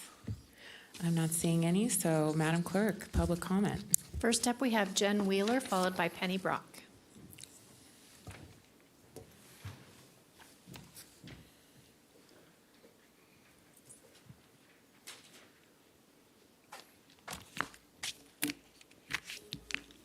Good afternoon, Madam Chair, County Manager Brown, and the rest of the commission. For the record, my name is Jen Wheeler, and I serve as the Chief Clinical Officer for Community Health Alliance. First and foremost, I would just like to seek some clarity on Mr. Clark's regards to receiving $5 million in funding from the City of Reno. The City of Reno reinvested that into their facilities. We are just a leaseholder. CHA did not receive a single dime from that. Since August of 2021, we have been providing healthcare services to the families and residents at our place. Behind me is the team that does that. We're here to answer any questions that you may have regarding the services we provide. Currently, we do wellness checks, sick visits, acute care, mental and behavioral health consultations, as well as health education. This funding will help allow us to double our capacity in the services that we're currently providing at no charge. I would like to sincerely thank you for all that you guys do for our community and your support on this. If you're interested at any time, I would like to offer you a tour to any of our facilities, including our mobile site at our place, and I would be happy to facilitate that for you. You're welcome. Penny Brock, followed by Christy Sikaruglu. Chairman, can I ask her a couple questions? I guess she did have some time left. Do you want to bring, Sure. We can bring her back? Okay. How about that? Okay. I'm sorry, Ms. Brock. Thank you. Thank you. Penny Brock for the record. Please put my comments in the record per the NRS. I come to you today as a taxpayer. I am really confused by the COVID funds. My understanding from the beginning of this, it was to help when we were in the COVID pandemic. I look at this list and I'm not understanding how much of it applies to the COVID issue, which that pandemic is over with now, thankfully. I see that this COVID funds is going to amount to over $6 million. there is concern expressed by Commissioner Herman that these funds may be clawed back. Then we, the taxpayer, the property owners, are going to have our property taxes go up to repay the government. So that's a huge concern. As I recall at the May 23rd meeting, Commissioner Hill was concerned and said, we better hurry up and spend the rest of the ARPA COVID funds before the unused funds have to be returned to the government. So we look at the agenda today, and I guess that this is what it's all about. So why are these, if these funds have to be spent, why are they not going to be applied to the fiscal year 2024 budget of over $1 billion for the first time in Washoe history, and it's already in the red? Why aren't these ARPA funds not going to help our neighbors in the North Valleys with their flooding issue caused by the new sewer treatment plant? Why aren't the ARPA funds going to fund the spraying of mosquitoes in Washoe County? We know the pilot retired, the helicopter pilot, so you may have to spend more to get someone. It's an emergency. Bring in the National Guard. This is a true health hazard. Again, why are ARPA funds going to nonprofits? The COVID ARPA funds were for issues caused by the COVID pandemic. What about the small businesses that suffered during the COVID pandemic? And what about the taxpayers that lost jobs because of the COVID pandemic? Why aren't they thought of first before doling out to the nonprofits? I mean, I've got questions. What about all the money going up to Tahoe? I don't understand that. The Tahoe Lending Local for Long-Term Rentals, $350,000. In Clyde Village, Main Street Initiative, $100,000. Why is Soulful Foods not part of that leadership that we heard about, their garden project? What about the Tahoe Transportation Project, the Tahoe Prosperity Group? Then we've got the Black Community Collective for $75,000. The director wanted to defund the police. Thank you. Christy Sakaroglu, sorry, I butchered your name, followed by Craig Chisholm. Thank you. My name is Christy Chakarolu, and I have been working closely with Keep Truckee Meadows Beautiful for a couple of decades now.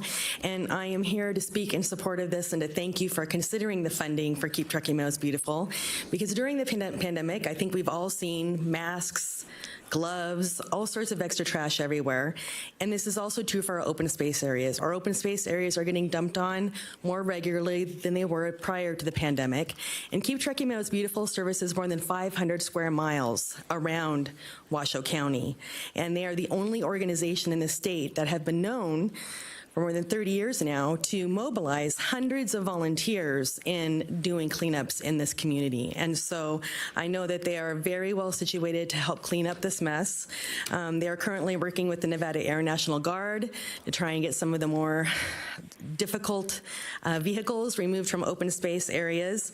And in their most recent litter survey, they have found that, in fact, the open space areas have gotten dirtier since the pandemic. So this funding will help them increase their capacity for doing cleanups and for educating youth about the importance of not dumping their trash in our open space areas. Thank you. Thank you. Craig Chisholm, followed by Ellie Walker.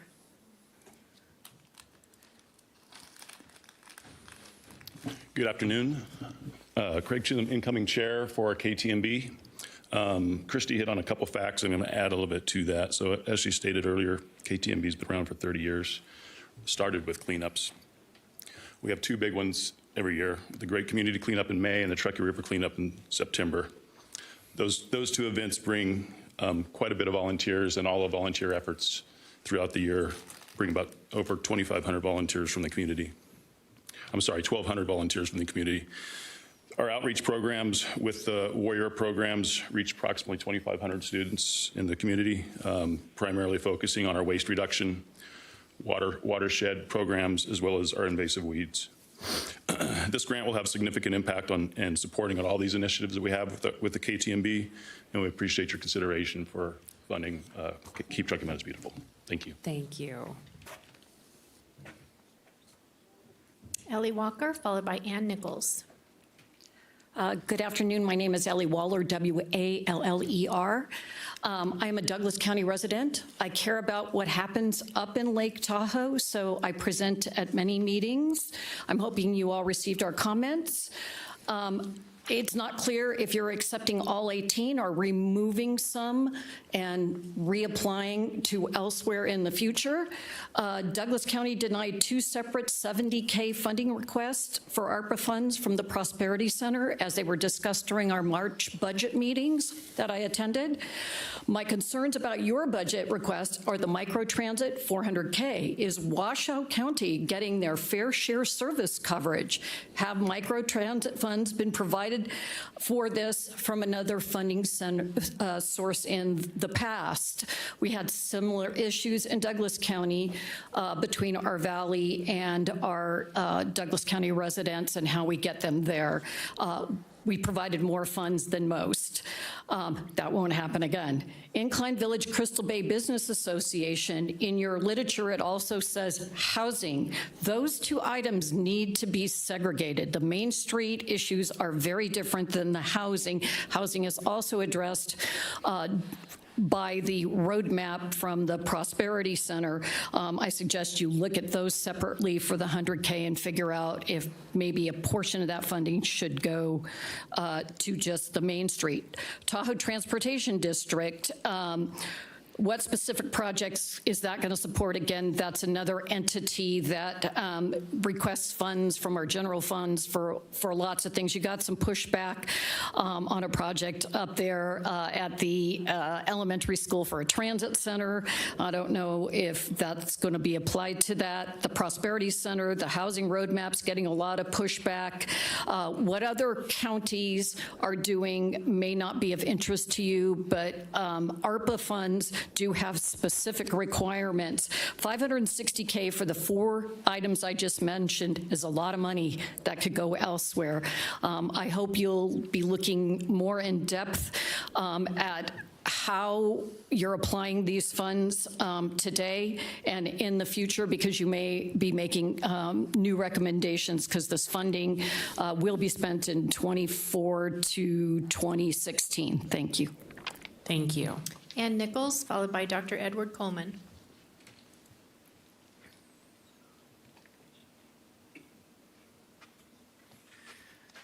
Good afternoon. Ann Nichols, North Tahoe Preservation Alliance, 50-year realtor, California, Nevada, similar to your resume. But anyway, I'm here today. I'm a Washoe County property owner, own 4 properties, been Tahoe a long time, and talk about commingling 18 issues here. And, you know, the ones that are of real importance to Tahoe are just lumped in. And, you know, what you want in government is the semblance of neutrality. But, you know, Lexis Hill, wonderful woman, but she's on all the relevant boards. And it's almost like she's giving money to herself. And, you know, it's special interest feel. It just doesn't feel good. And we've had another thing you want in government is public involvement in the process. And we've had no discussion about these items. You know, this money and the TPC and the Incline Village Community Business Association, $100,000, we don't know what it's for. And, you know, they've got billionaires supporting them. Why are you having to do this? And is it for flowers? I'm not sure. Then the other thing you want in government is, you know, adequate notice, and we didn't really get that great because of the holiday. And then, you know, there's just all these issues commingled in, and I mean, we can find new ones every day. We just got this Friday. So, you know, 8 senators in Nevada voted against more money to the TRPA because they're concerned about the direction it's going, which is large development's going to solve everything. So I hope that you guys will have as much skepticism and interest in what's going on. Everybody, you know, the people on the Incline Village Business Association, lovely people, Prosperity Center, lovely people, no qualifications, no expertise at all. They're just individuals in the community. So let's segregate these items. Let's have a public process. Let's talk about this. You've got time to spend this money. I know you want to spend it. So appreciate your time. Thank you. Thank you. Dr. Edward Coleman, followed by Katie Pace.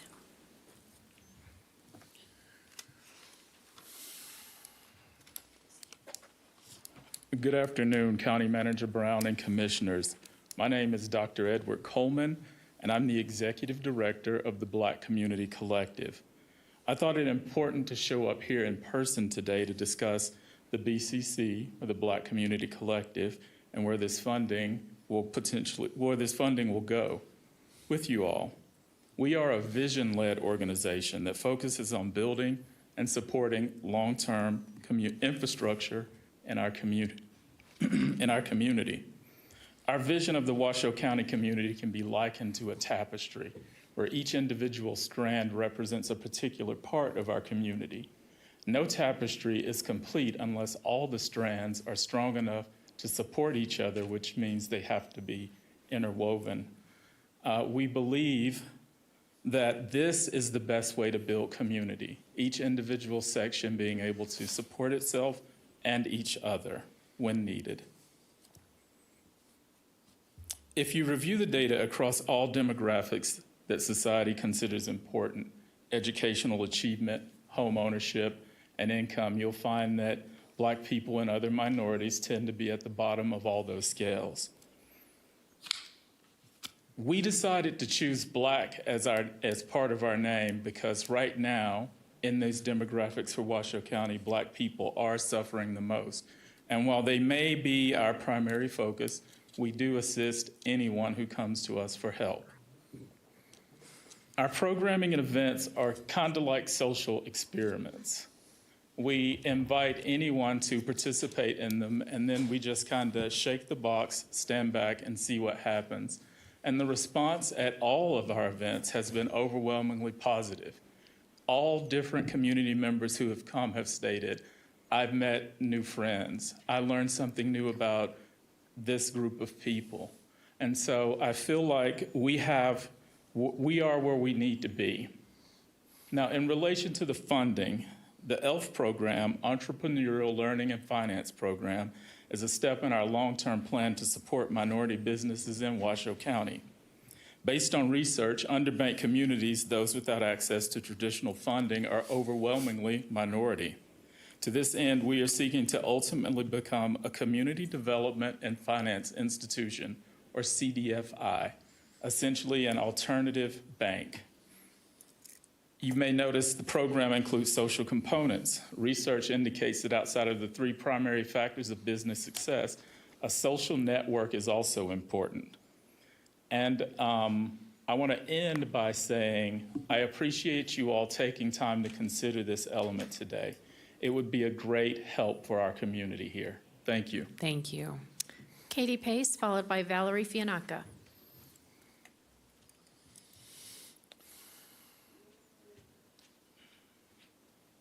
Good afternoon. Thank you, Board, for having us here. Commissioner, it's nice to be here. I'm Katie Pace. I'm the Executive Director for Rebuilding Together Northern Nevada. And first, I'd like to thank you for our first grant that we did receive. We are in the midst of using that grant, helping seniors, veterans, and people with disabilities in Washoe County.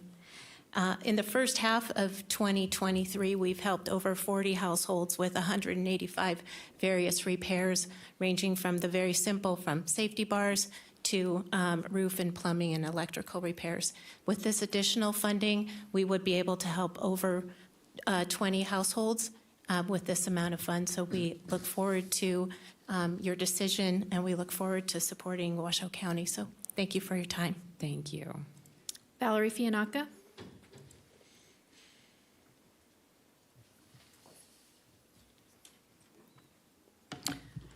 Valerie Fianacca for the record. Much of what I wanted to say, Mike already touched on.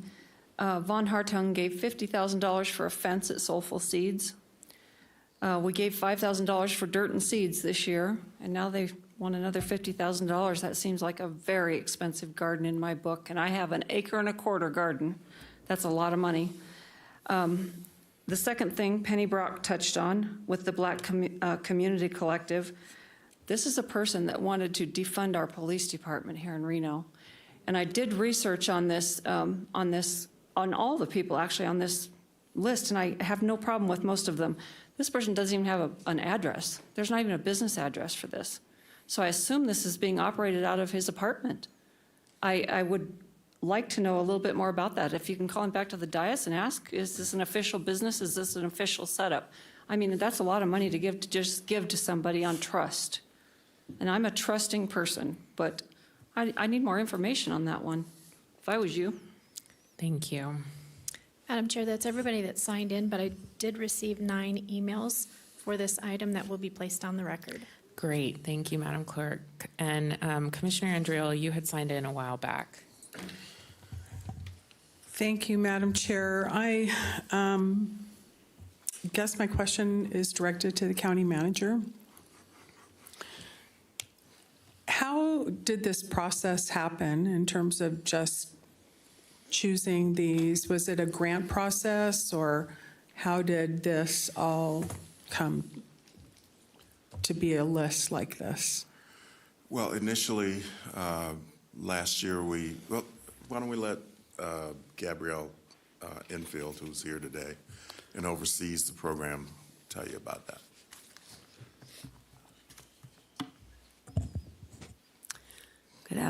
Good afternoon. For the record, Gabrielle Enfield, Community Reinvestment Manager. This is our last round of funding for the ARPA funding for state and local fiscal recovery funds. We did do a competitive process that we conducted last summer, and all of those grants are underway and in implementation. This last round was not a competitive process. It's more projects that were identified by staff and county leadership, as well as county commissioners, identified based on some of our other work that we're doing, and very specifically focused on the guiding principles that the county commission gave us back when we originally started in the fall of 2021. So each of these projects meet one of those guiding principles, whether it's addressing health disparities, addressing the root causes of homelessness, bolstering economic recovery, enhancing childhood environments, building stronger neighborhoods, as well as focusing on regional approaches. So what we have identified are projects that will expand our recovery.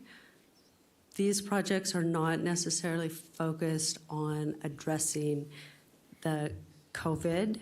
The ARPA funds are for recovery, so really getting the community back and up and running, and focusing on some of the impacts of COVID rather than COVID itself. And those were projects that we did more with the CARES funding, and these projects are more focused on the impacts.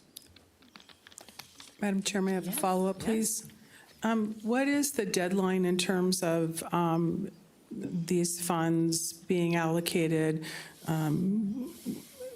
What is that deadline, or will it be a use or lose? So I'm just curious what that deadline is. We have 2 deadlines. One is the obligation deadline, whereas we need to obligate all of the state and local fiscal recovery funds by December 31st of 2024.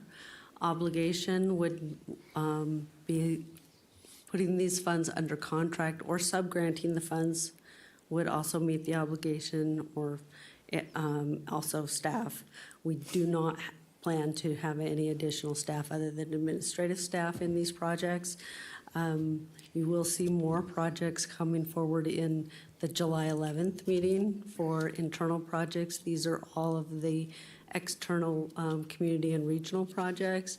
So we have the obligation, which is, as I said, December 31st of 24. And then we have expenditure. So all funds have to be out the door and expended by December 31st of 26. May I just make sure I understand what? So the obligation is December 2024, but the full expenditure for the allocation whatever it may be, has to be by, did you say December 31st, 2026? Correct. Is this the first time that you've ever, and I know ARPA, COVID is certainly going to be, on all of our memories forever, but just in terms of the process, is this the first time this has not gone through a competitive process where you have actually presented to the commission a list based on what you explained in terms of alignment and the various capacities you shared? Is this the first time this has ever occurred before this board? No, we have had some projects that have come forward that were non-competitive grants to nonprofits in the past as well. So I'm not comfortable with this. I don't know what the time frame is in terms of, I know the deadline, and I certainly appreciate the deadline of December 31st, 2024 for obligation and the expenditure. I'll ask for one more clarification. Is the expenditure that you actually have to ensure that the funds have been expended by the grantee? In other words, that the grantee has expended those allocated funds by December 31st, 2026, or does the allocation of the money that goes to the organization have to be just submitted by December 31st, 2026? So all of our grants are on a reimbursement basis. So we would expend the grant funds out of Washoe County by the end of that expenditure deadline, which is 2026, the end of. But the organization doesn't, I didn't mean to interrupt. They would, I'm sorry, the organization would have to spend it first, then they request those funds from us. Okay, so the they would organization. need to expend it before that deadline. So we would give them a deadline prior to, in order to ensure that all of those, that we're able to meet our deadline. So is this then a grant that the organization then obligates the funds and then it's a reimbursement? So the funds, just based on what you said, I got a little confused. I apologize for taking the time. No, absolutely. These are sub-grants of the federal funds from Washoe County to the nonprofit entity, or in order to, they expend the funds first, and then we reimburse them with the grant funds. So through that Washoe would have County. to be expended then Yes. by the organization prior to December 31st, 2026. Right, and our intent was to get these in place early enough so that if any of these projects took longer than, say, 12 months, or we have 18 months right now to have the obligation deadline, to give us enough time so that we're not rushing, or that we're, sometimes projects take longer than anticipated, so that will give us a conservative way to complete projects on time and to meet all of those deadlines. Yeah, I certainly can appreciate not only the county, but the organization and the parameters to which you're working with. But this list is very diverse, and I realize based on the alignment that you shared in those components, but not to have a competitive process. This one's really, really difficult in terms of me expending essentially funds. And again, I know that they're ARPA funds, but they're taxpayer funds. They're all of our funds, so it's really, really difficult. Is there an opportunity, Madam Chair, to look at possibly bringing this back and trying, and I'm just going to throw an idea out. The diversity on this list is quite immense. I think everyone would agree with that. So what it addresses in terms of the alignment of those components that you mentioned certainly seem to be well thought out from staff and trying to accomplish that. But I feel like they should be categorized to those alignments so we would have a better understanding of that process. Because right now we just have a big list from A to Z and each one of those components go to those various categories that you shared. And I think just having that list without having the additional information makes it difficult to navigate the approval of this process for me.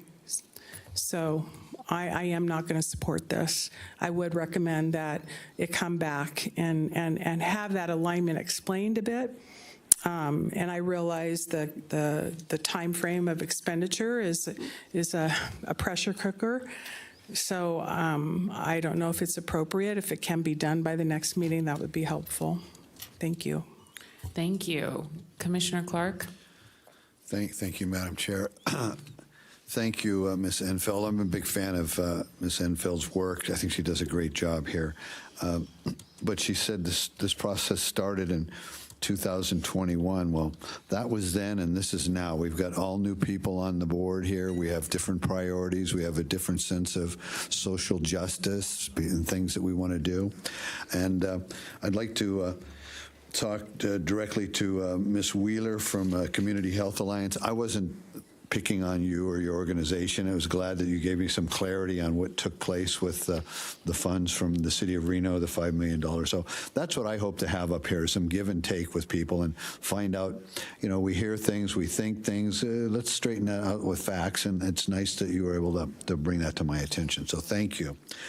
Next, I want to talk to Ms. Waller and Ms. Nichols with the money going up to Incline Village and transportation up there. Do we need to bring RTC in and involved in this? I thought they were collecting these massive gas taxes every time we hit the gas pump to pay for roads and infrastructure around here. So, we need to find out how we can collaborate with them if that's the case. Commissioner Clark, we do work with them, and they do the lion's share of the funding for this project. Thank you. But I just wanted to clarify so you knew. And I appreciate that. Again, I want to have some give and take so I can understand what's taking place. Nobody knows everything. Right. So if you can ask questions, it's not a crime to ask a question. No, or make a I think comment. We should have the conversation so we give staff direction. And get that to the bottom of that. But and to Dr. Coleman's point, I believe in financial literacy. I mean, black families in this country haven't had access to building generational wealth because they haven't had the financial training and learn how to use money. So I'm in favor of that. But if you've been here all day, as I have, we made people volunteering their time, their gas, their energies to go to meetings, and they had to jump through lots of hoops just to be a volunteer. Thank goodness Commissioner Andriola took the time to interview each of those folks. Okay, that's the kind of a process that we should have done as commissioners with giving away this kind of dough. This is real money, folks. Let's make sure everybody gets a piece of the pie, not just some people. Let's take the money that we have, the pie's only so big, and make sure those resources are spread around till we get the most benefit for the most people, instead of somebody else besides us picking and choosing and putting a list of very diverse projects that want to be funded. We need to have a voice in this, and the community should have a voice in this. We should have some community workshops where people come in and talk about things that they think this money should be used for. How dare us pick and choose what somebody thinks is a good idea that the next person doesn't? So let's get some input on this. I've always been that way about this. I'm going to keep beating that drum. I want input from the community on this to find out where the community thinks this money should go. Thank you. Thank you. And didn't we do some outreach early on in this program? I remember that was specifically something that we did at the balloon races, and we did a lot of community inputs. I know it was 2021, but we did a lot of work on that front, correct? Correct, we did. We gathered input electronically. We also, when state and local fiscal recovery funds came out, we got our funds. The two cities got their funds, so did the state. and the state did listening sessions. Yeah. And so what we did, rather than making the community come out to listening sessions for Washoe County, the city of Reno, the city of Sparks, and the state of Nevada, is I went, and I know other jurisdictions as well, I went and attended all of the state of Nevada's listening sessions in our community in Washoe County. And that information also informed where we identified the need for where we put the funding. Our priorities. Our priorities. Yes, And yeah. that, you're right, that We was didn't do that in the 2021. dark. Yeah, I have had the pleasure of being part of this process since the moment I was elected, and I've been able to work with Ms. Enfield and her team very closely, and so I feel very passionate that this program has gone through a lot of vetting. The staff have done so much with working with other entities to make sure we're not double funding, that if some folks have been given money from the city of Reno, that we're really looking, is this a need for Washoe County? Having these discussions with the manager and Ms. Enfield and her team have been very enlightening for me. So I believe that this is the right thing for this county to move forward with. But I also understand if folks don't feel comfortable, if we need to do a bit more vetting and also really put these into the buckets, that's fine. I think that the staff hears that, but I think what also would be helpful for the staff is similar to what you said, Commissioner Clark, on rebuilding Northern Nevada. You're like, give them more money. Well, give that kind of direction, because I think that the staff need to understand, if they're missing the mark on anything, or if there's organizations that you feel like need to be included and part of this. But, I will say that this has been a really incredible experience, and I just worry kicking the can down the road too much, and certainly we can table it today, that we're not giving these organizations enough time to put their programs together, because many of them, they're creating these programs and funding them with the county's support. But Commissioner Clark, I see you're signed in. Thanks again. Thank you again, Yes. Madam Chair. That was then, and this is now. We've got 3 new commissioners on board here now. We've got different situations. We've got a different economic situation in the country with the price of fuel, the price of gas. Lots of different things have changed since when you first joined the board. And no disrespect to that, but this is a different environment. And again, how much time do we spend voting on volunteers today? We voted on volunteers, who's going to do this and who's going to do that, and 2 or 3 rounds of voting to get down to who's going to get the volunteer position. We should at least have something like that for this. And again, putting all these things in the same bucket, it's no different than item 20 that I just had to vote no against. I'm for half of them and against half of them. And so when you put this all together, it's like hiding the stuff that you don't like in something, and you got to take it all. We got to put this and narrow down the buckets on this so we can vote for this. That's just my opinion. Thank you. I hear you. I don't think it's fair to call it hiding, because this is all transparent in a I'll staff call it camouflage report. then. And none of these are secret funds or secret organizations. These are all community government. Take it or leave it. Right. But anyway, Commissioner Andriola.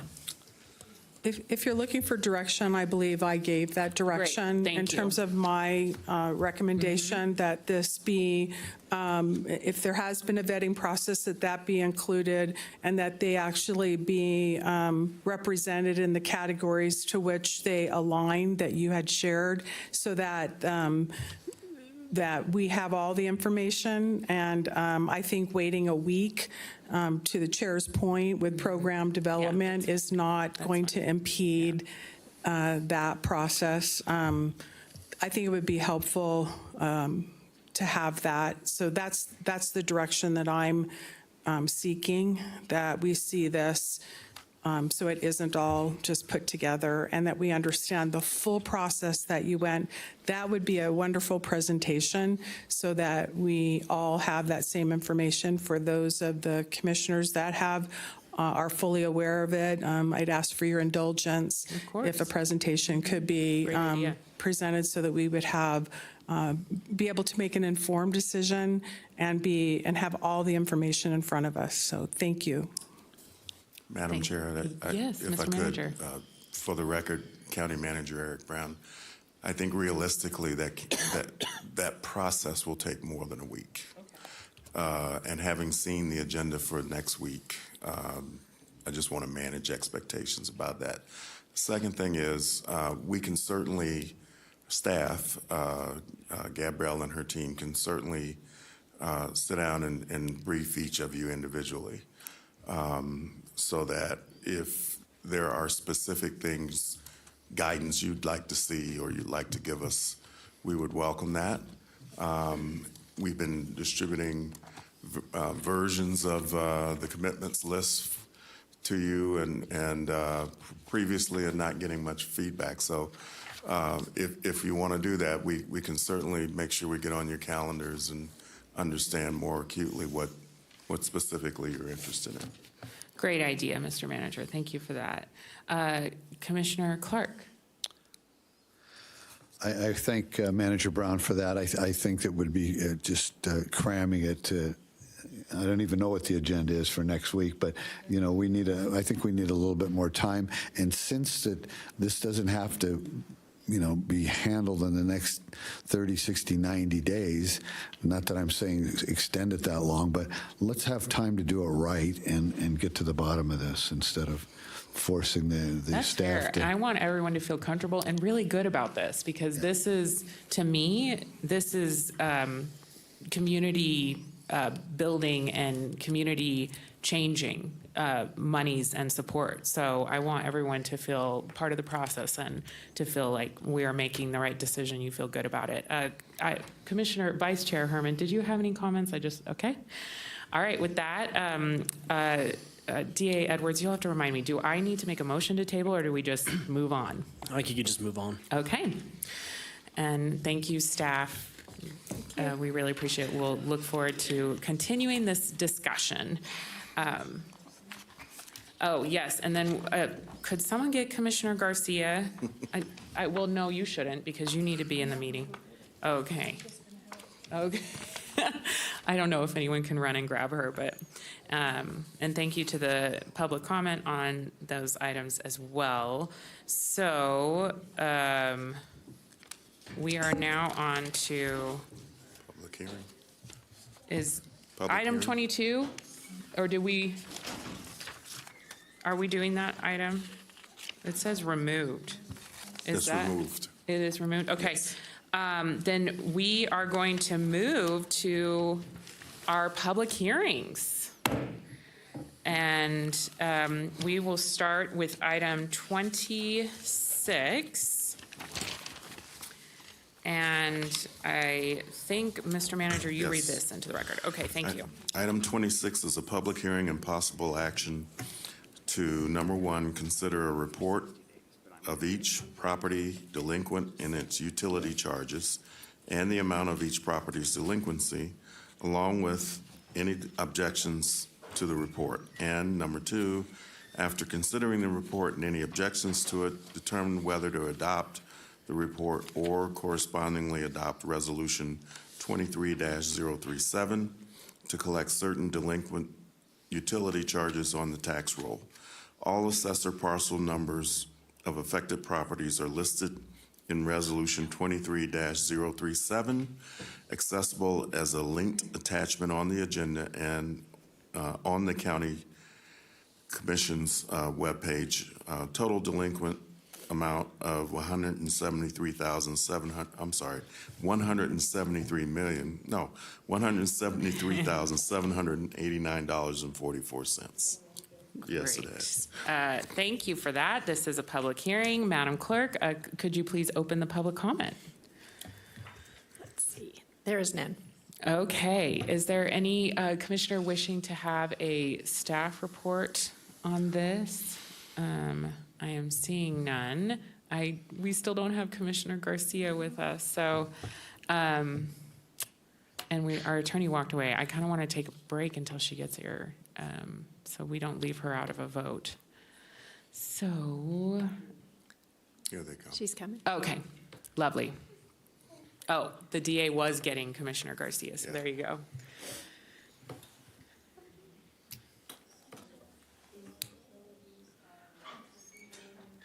I'm sorry, I can't hear you, Vice Chair. Just noticed I didn't have it.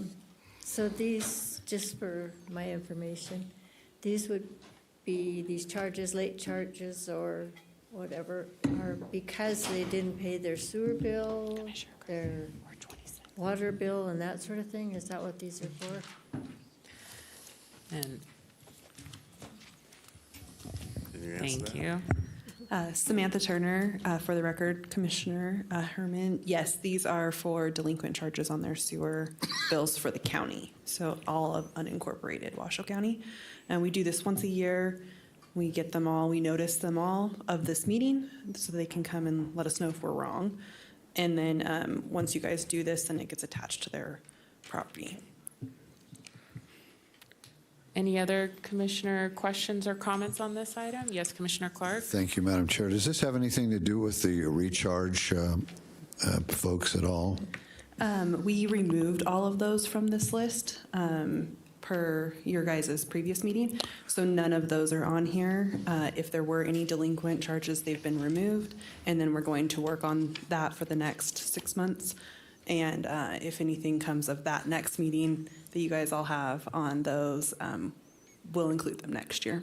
Great. Thank you for clarification. Not a problem. Yes, thank you. Any other questions, comments by the board? And we have no public comment, so at this point, I am looking for a motion. Thank you, Commissioner Andriola. May I have a second? Second. Thank you, Vice Chair Herman. We have a motion to consider the report and property delinquencies, and a second. Any question on the motion? Seeing none, all those in favor, please say aye. Aye. Any opposed, please say no. Nay. Hearing none, 5-0. Okay, that passes unanimously. We'll now move to item 27. Mr. Manager. I believe Madam Clerk. It's the second. All right, thank you. Yes, this is a second reading. This is a second reading. It will be ordinance number 1703, and ordinance amending ordinance number 1000 in order to change the boundaries of District Number 24 groundwater remediation and providing other matters relating thereto. It was formerly Bill number 1892. Great. Thank you very much. Any commissioner wishing for a staff report on this item? I'm not seeing anyone. And any questions to staff by the board? I'm not seeing any. Is there any public comment, Madam Clerk? There is none. Okay. Then at this point, I'm looking for a motion to approve the ordinance 1703. Madam Chair, I'll move to adopt the ordinance number 1703 to change the boundaries of District 24 groundwater remediation and to adopt an ordinance imposing a fee on the parcels and land in Washoe County, Nevada, District 24 groundwater remediation to pay the costs of developing and carrying out a plan for remediation. Great. Thank you, Commissioner Andriola. May I have a second? Second. Thank you, Commissioner Herman, Vice Chair Herman. Any questions on the motion? Madam Chair? Yes. There are two, in the motion, there were two ordinances. Oh, thank you. So the second one is ordinance 1704, and if you would like to vote on them together, that's fine. I just need to assign the number to it. Okay. So it's ordinance number 1704, an ordinance imposing a fee on the parcels of land in Washoe County, Nevada, District 24, groundwater remediation to pay the cost of developing and carrying out a plan for remediation and prescribing other matters relating thereto. It was formerly Bill number 1893. Wonderful. Commissioner Andriola, are you amenable to a revision to your motion? May I amend the Yes. motion to include the ordinance 1704 as stated by the clerk? Yes, thank you very much. And does the seconder agree Vice Chair Herman, yes, okay. So we have a motion for 1703 and 1704 and a second. Any questions on the motion? Hearing none. All those in favor, please say aye. Aye. Any opposed, please say nay. Hearing none. That passes unanimously, from what I can tell. Thank you. Okay, now we already did item 28, so now we are going to move to item 29. And I think this is Madam Clerk again. Okay. Let's see, this is 29. This will be ordinance number 1705. 1705, okay. An ordinance amending the Washoe County Code at Chapter 110, Development Code, within Article 302, Allowed Uses, Article 304, Use Classification System, Article 406, Building Placement Standards, and Article 902, Definitions, to provide clarity on single-family accessory uses, allow child care, family daycare use type within the general, rural, and neighborhood commercial regulatory zones, allow large family daycare use type with an administrative permit instead of a special use permit in the neighborhood commercial regulatory zone, allow personal services use type within the industrial and public and semi-public facilities regulatory zone, include information technology services within the definition of administrative offices use type, include contractor's office with or without an equipment yard as an example of the construction, sales, and/or services use type, create a definition for security fence, and provide standards for allowing security fencing on parcels of land that do not have an established main use, allow for tall specialty fencing for uses such as ballparks and sports fields, place communication facilities in the civic rather than the commercial use table, and all matters necessarily connected therewith and pertaining thereto. It was formerly Bill number 1894. Thank you, Madam Clerk. Is there any public comment on this item? There is Catherine Snedeker. Great.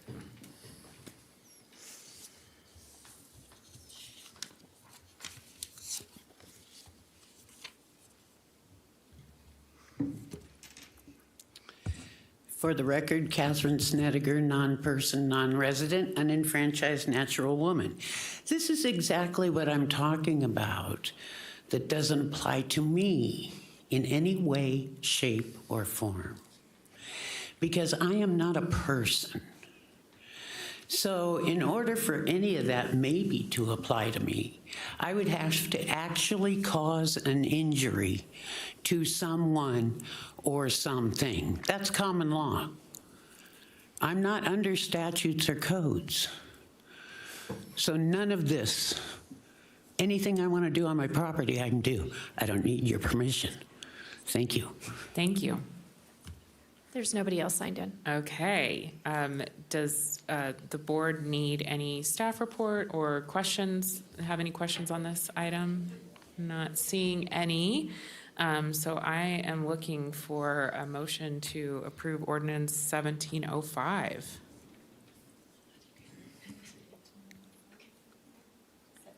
That was the bill number. The Oh, ordinance is 1804 was the former, the bill number. 1705 is the bill number. Oh, the The bill ordinance number, sorry. The ordinance number, okay. So it is moved to, or the motion would be to adopt ordinance number 1705, Yes, correct, ma'am. Madam Clerk? Okay. Looking for a motion. Madam Chair, I move to adopt ordinance number 1705 as outlined in the staff report. Thank you, Commissioner Garcia, and I will second that. Any questions on the motion? Seeing none, all those in favor, please say aye. Aye. Any opposed, please say nay. And I really do applaud staff on making these changes. They're very thoughtful and badly needed, so excited to get these codified. Okay. And I think that was approved unanimously, waiting on votes.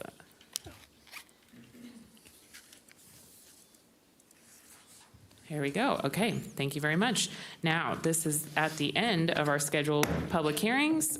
We will now go to item 30. Mr. Manager. Item 30 is public comment. Comment heard under this item will be limited to 3 minutes per person and may pertain to matters both on and off the commission agenda. The commission will also hear public comment during individual action items with comment limited to 3 minutes per person.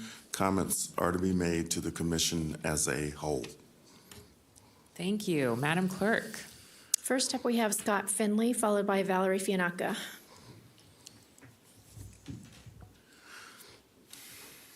Looks like we have documents to distribute.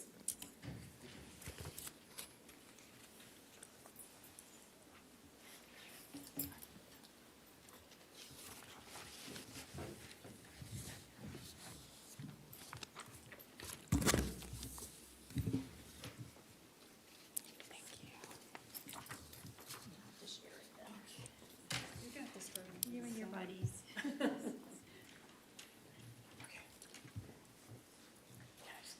Sure. Please enter my comment and these documents into the record per NRS 241. My name is Scott Finley. I am a resident of Washoe County and have a military background in the financial management and comptroller career field of the United States Air Force. A common theme appears to be perversion of the law and lawlessness. The Board of County Commissioners needs to bring back public comments to the beginning of meetings and to blacklist the subversive entity known as the Elections Group. Since May 23rd, an entirely new problem has arisen where this commission is once again in violation of Nevada's open meeting law. This remarkable violation is your most beautiful yet, and it was accomplished when you took action for an item not placed on the agenda for discussion. On April 25th, item 12 was placed on the agenda with the recommendation to enter into a contract with the Elections Group to improve the operational effectiveness and accuracy of the Washoe County election process. However, Nevada's business portal Silverflume shows that there is no entity registered as the Elections Group. Under NRS 76.100, a state business license is required for an entity to operate in Nevada. The only exception to this requirement is that it may be waived in an emergency or if the Secretary of State determines the person is not conducting a business in the state. And what reality is it that an entity who is providing consultation services, remote work, and on-site work is not considered a business? As the Elections Group does not exist in Nevada, it is a fictitious name. The President Noah Prates of the Elections Group from Illinois signed the contract. You gave $100,000 for phase 1 of the contract to Mr. Prates, not the Elections Group. Item 12 was placed on the agenda as a recommendation to enter into a contract with the Elections Group, not Mr. Prates. NRS 241.036 states that the action of any public body taken in violation of any provision of this chapter is void. Under NRS 241.037, any suit brought against a public body pursuant to section 1 or 2 to require compliance with the provisions of this chapter must be commenced within 120 days after the action objected to is taken by that public body in violation of this chapter. In addition, any such suit brought that have an action declared void must be commenced within 60 days after the action objected to is taken. There are roughly 4 days left for a suit to have the action you took declared void. It is mind-boggling as to why the Board of County Commissioners would allow or even desire a business like the Elections Group to touch any part of the Washoe County election process when this subversive can't even perform the most basic in terms of due diligence in making sure that it is registered to operate in the state of Nevada. Thank you. Thank you. Valerie Fianacca, followed by Janet Butcher.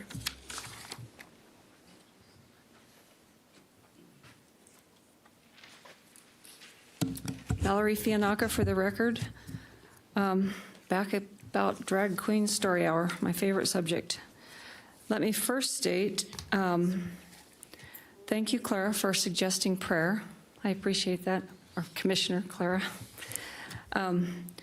I would suggest we put it after the pledge, as this meeting needs divine intervention before it begins. I believe every parent should have the absolute control over what they expose their children's minds and bodies to. I respect your right, Mary Luz, to hold these beliefs, but these beliefs themselves command no inherent respect. Unfortunately, my progressive brothers don't feel the same. The pride agenda has been hijacked and weaponized. It is being shoved down our throats at every level, everywhere, using our tax dollars and our retirement funds to pay for it. This needs to be removed from our schools and public spaces. We're tired of being attacked with our own tax dollars. The Drag Queen Story Hour has been held at the Collective in Sparks for over a year, according to one of my employees. Without any fanfare, go figure, without any protests. This has gone on without any conflict at all. Why all of a sudden the push in our public spaces? You gotta ask yourself that question. There are extremists on both sides of this issue. I don't happen to be one of them. I happen to be at these protests because I'm very passionate about this issue, but I'm not in anybody's face about it. If any violence occurs, I will be one of the citizens, however, holding all of you responsible. I will be the first one to file a lawsuit because I've warned you over and over and over again that something violent is going to happen in our community because of this issue. It's going to happen at our school, or it's going to happen at our libraries, both places where this should not be happening. There are public places like the Collective where this has been happening peacefully, and it's where it's appropriate for it to happen. If parents want to do it, let them have it in a peaceful place. Let them take it someplace to neutral ground, not in public spaces where tax dollars are being spent. And to say that it's not being funded by taxpayer dollars is disingenuous. It was held at North Valley's library on the weekend, and that library is closed. They had to open that library, and they had probably 4 officers there, which is totally unnecessary because it's all ladies like me out there. It's not necessary. Seriously? You had to have staff, you had to open the library, you had to bring security. It's not necessary. It's our dollars. And it's something that the majority of this community does not want in our libraries. Over and over and over, we've said it. Janet Butcher, followed by Helen Neff.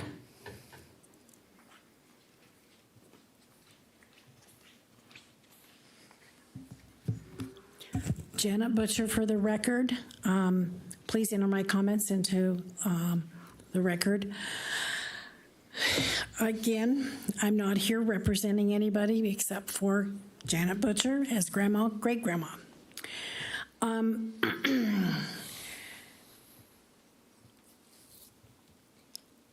It was kind of conveyed today that it would be nice to have a better balance on the trustee for the library. From what I was able to glean, I don't think that that happened. I think that there were 3 commissioners that did not stand on the side of innocence for the children. I'd like to know, hopefully you'll tell us before the end of the meeting when the next position's going to come up for this person that's going to be leaving on June 30th. I hope it's not another year before we get that position filled. I've said this before and I'll say it again. I don't like to really talk about this publicly, but as a grandmother who had a grandchild groomed and molested, I am vehemently opposed to any type of grooming whatsoever. And you can't tell me that that's not what is going on. Why do they crave the audience of children? It makes absolutely no sense. Well, yeah, it does if you think the way they do. Again, I'll bring up the sex and human trafficking issue. The Sound of Freedom is going to be over July 4th. I think it's also extended it earlier to the 3rd. You might want to really watch it. You might want to see perhaps how your children could be groomed. Maybe you want them to be groomed. I wrote down a whole bunch of notes. I wonder why the June 13th meeting was canceled. I think we had enough commissioners in town to have it. I really like the idea of commingling of funds. I'm going to try that with my home budget, see if I can sneak in some things that hubby won't know about. So actually, that was being facetious. So thank you. Thank you. Helen Neff, followed by Nichelle Hull. And I will distribute her documents. Got her.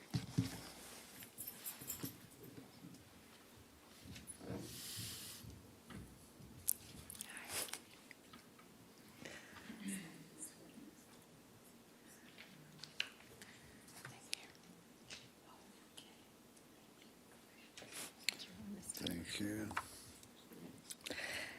Helen Neff, Incline Village resident. Thank you for pulling item number 13 on cannabis consumption lounges from the agenda. You've been provided with a printed copy of my comments, and please include them as part of the record.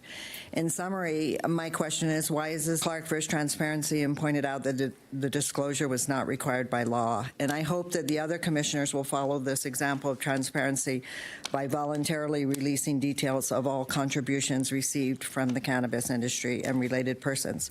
The January meeting minutes confirm that there's no standardized test for cannabis impairment, and that is still valid. Please see page 1 of my printed comments.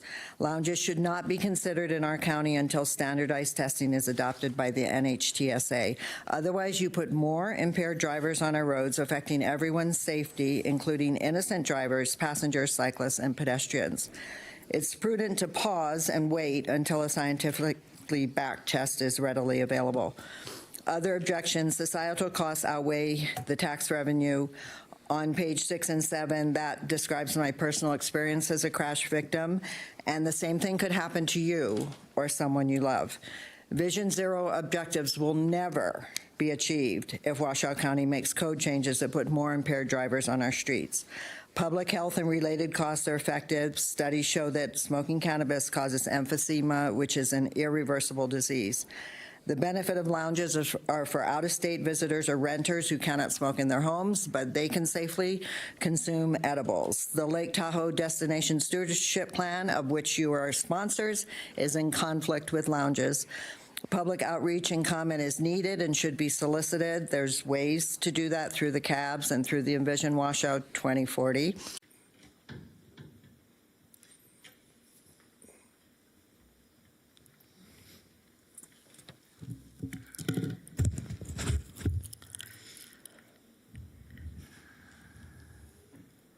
Okay, good afternoon. Allow me to describe the current status of the content in our libraries. According to the American Library Association, there are many books which should be banned. They have a list, and it's called the Most Challenged or Banned Book Titles List. And why do they have this list? Because they say that those books are challenged by parents due to explicit sexual material. So, why is it then that our library has these books? Here's an excerpt from one of the books that's in our library. Okay.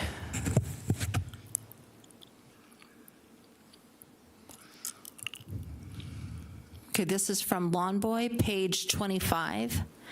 Speaking of fags, look at that homo by the window and lay of the fag stuff, I said.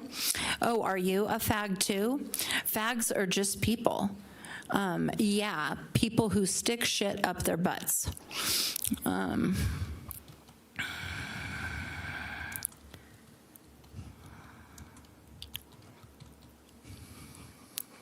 Sorry, it's hard for me to read this. Okay, Lawn Boy, page 287. Sucking dick is dumb. Dicks are dirty, dude. Really dirty. Mine sure is. Ugh. Can we not talk about my dick? Promise me you won't get a sex change, Michael. I'm gay, Nick, not transgender. Also on that page, and as much as it grosses me out, you sucking dick and the rest of it, I gotta admit, you're pretty fucking brave. It takes guts to be a faggot. I couldn't do it. And here's a quick list of the terms in that book. The word faggot is used 10 words. The word F-U-C-K is used 97 times. So those terms, that description, that's just 1 page out of 4 that I could have read. That's in the schools. That's in the libraries. Is that okay? Does that sound good to you all? Are you having your kids read those books?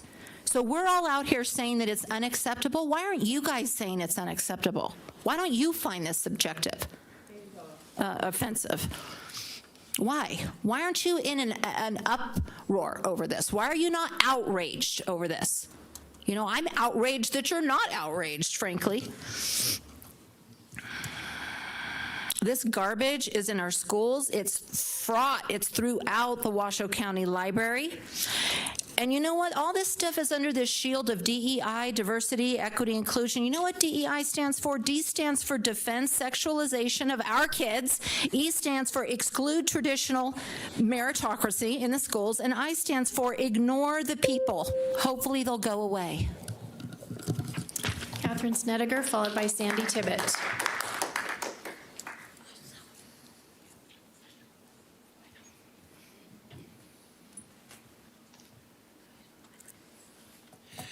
For the record, Catherine Snedeker, non-person, non-resident, unenfranchised, natural-born American woman. They have not repealed a single child protection law in the statutes. In the meantime, our kids are being subjected to pornography and grooming in the school by staff and teachers. Why is that happening? Why aren't any of them being arrested? Do they get some special exemption because they're an unregistered corporate school district? You do know every corporation in the state must be registered with the Secretary of State. The school districts were created as corporations, and they are not registered, which means they are not valid. Just like the electors group. I don't know why these people are getting away with harming our children, abusing them in school every day with this crap. Why is that allowed to go on? Why is nobody arrested? Why isn't some principal called up and said, why are you allowing this in your school? Why is the school district pushing it? This is America, but it feels like communism to me. You all make the rules, you decide, we get up, we get to say our piece, you go, yeah, right, get out of my face, you're bothering me, you made the meeting go on too long again, and you do whatever the hell you want, irrespective of the harm it causes to families and kids. The state has decided to take over the definition of parent and child.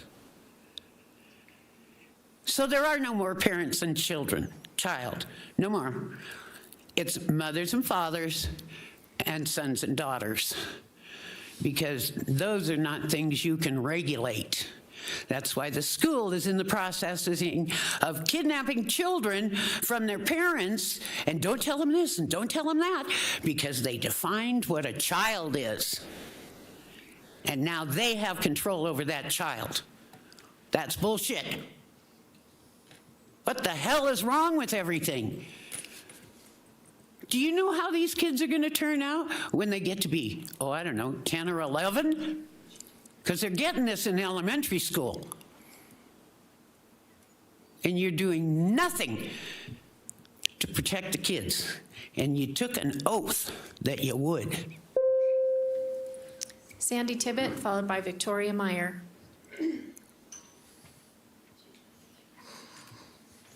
I will distribute her documents.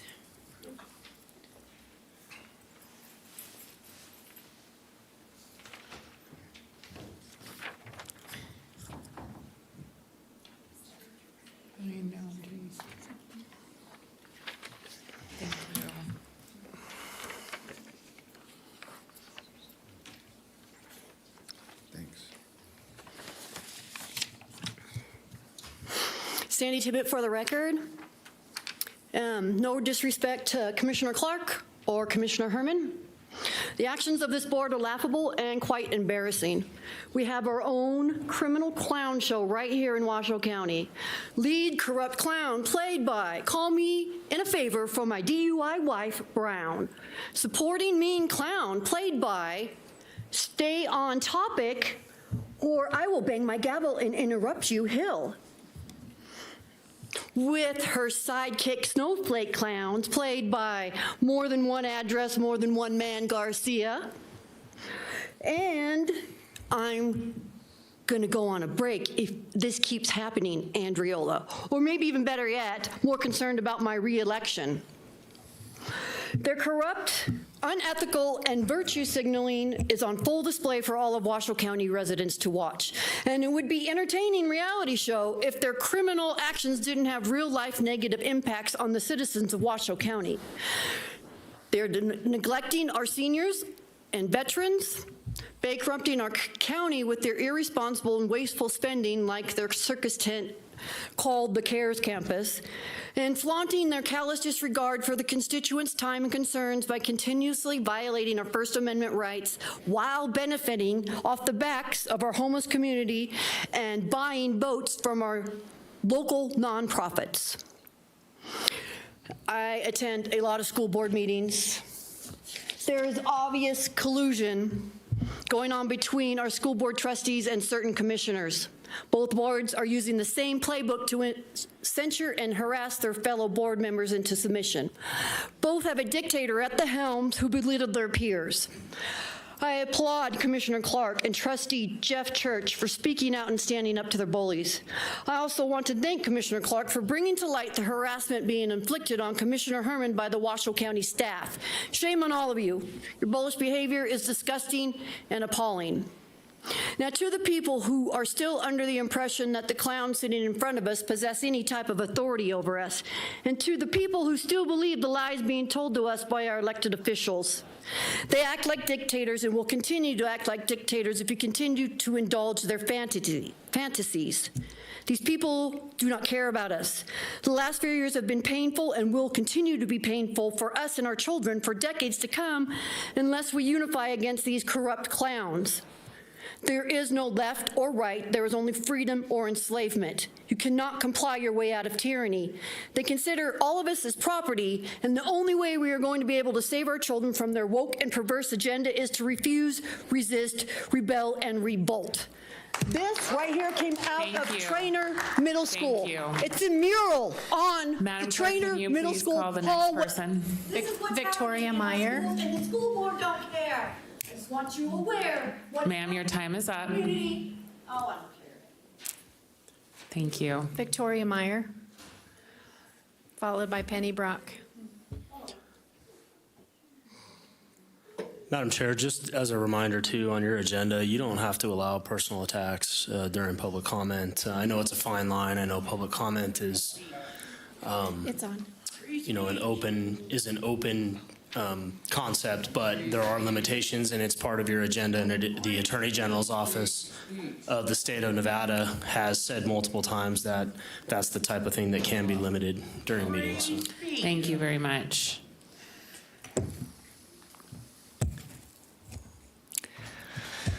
So as, for the record, Victoria Meyer, please put my comments on the record per NRS statutes. So this is another excerpt from Lawn Boy.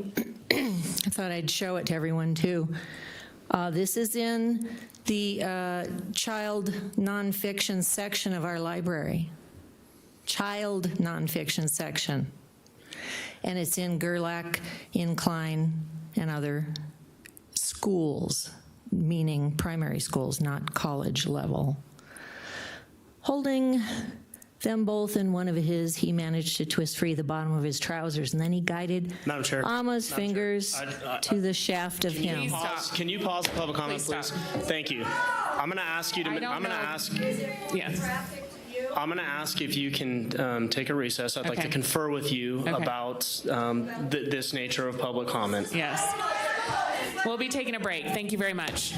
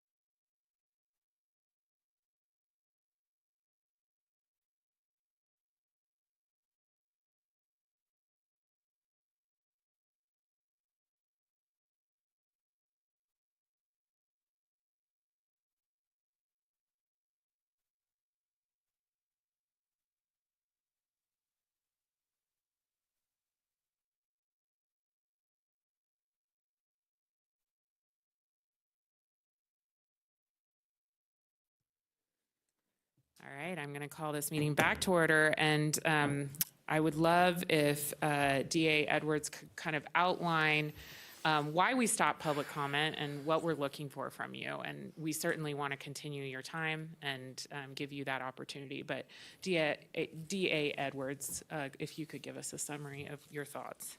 Thank you. Per the Attorney General's opinions and the open meeting law, you are permitted to put restrictions on your agendas regarding public comment. And those restrictions, as listed in the agenda, deal with irrelevant statements, unduly repetitious statements, and personal attacks that would objectively antagonize or incite others. And those are examples of speech that may be reasonably limited. And I would say, in respect to the comments that were in the process of being made, here's the core of the issue. The federal laws regarding sexual remarks and those types of things in the workplace, Title VII, don't allow people to come in, even if they're making a point about public policy. They do not allow people to come in and talk and read graphic depictions of sexual conduct in a workplace. Stop it. You need to, we don't need to continue this meeting. We don't. No, I'm not agreeing or disagreeing with the point that's being made. My point is there are limitations on the ability of people to come in and read graphic sex accounts in a public workplace. You've got employees and staff people here. Please. You've got employees or staff people here in the building, and they have a right under federal law. Let's just break. Let's have a break. They're not listening to the legal arguments, and we've given them more than enough opportunity to speak. So let's just take a break. Thank you. Thank you.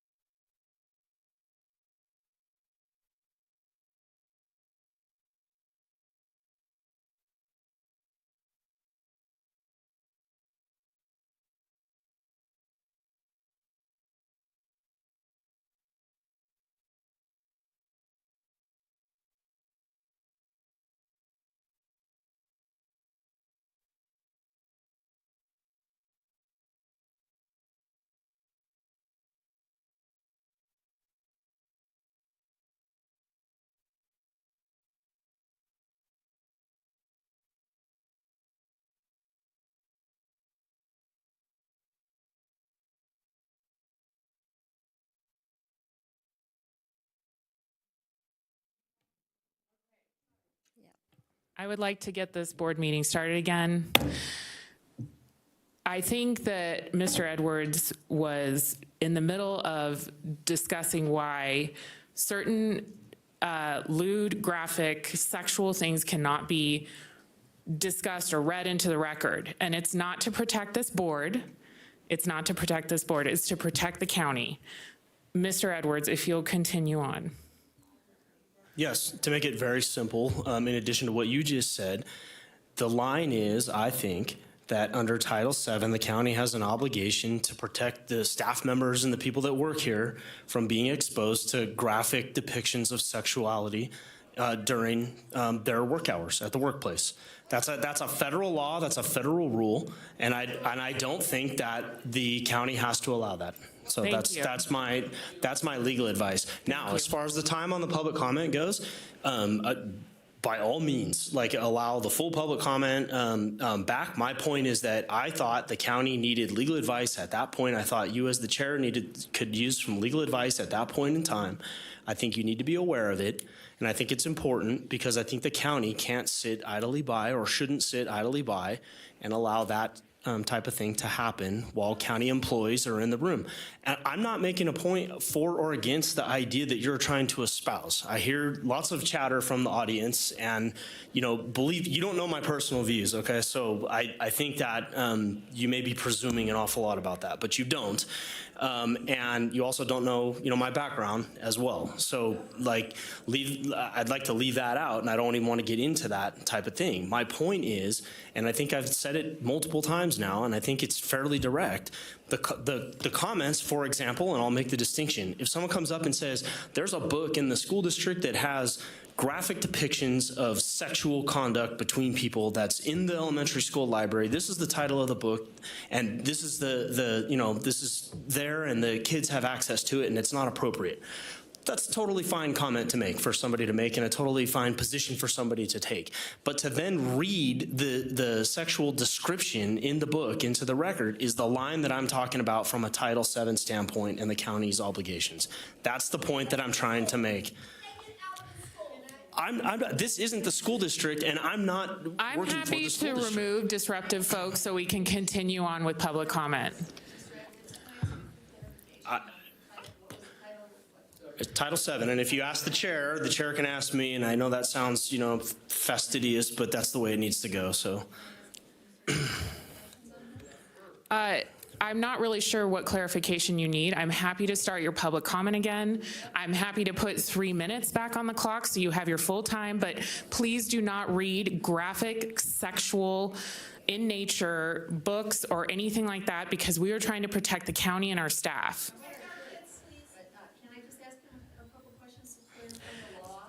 No, we are in public comment, ma'am, and I would like you to please continue your public comment, and I look forward to hearing what you have to say. I'm happy to add some time to the clock for you. Madam Clerk, can you please put 3 minutes on the clock? Thank you so much.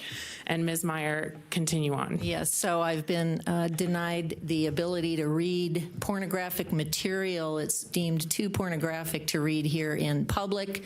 As apparently, according to Mr. Edwards, the district attorney here, it is too obscene to read. It's considered public workplace. I was wanting to clarify that terminology, but I think he said public workplace exposure to, filth, basically. Yeah, and it's the same exact.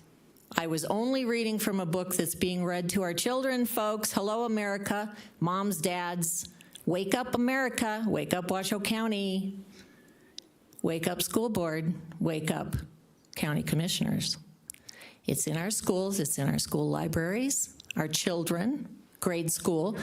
There's a reference in this filth that I was trying to struggle through to read that says that my 4th grade fingers around his penis. My 4th grade. I understand and it's verbiage. It's an appropriate book, but please do not describe it. For non-fiction children's literature in our public library, and you guys just voted on somebody, he, him, his, who we don't know who this guy is. We had some people we know We asked for some diversity and inclusion in your vote, and we know it was already stacked. I saw Jeff Scott's smirk on his face, the one who pushed my husband physically with his 6'2" body out of his way at a public library the other day on Thursday. We will make an account of that, and we will be holding you guys accountable for your appointment of Jeff Scott, okay?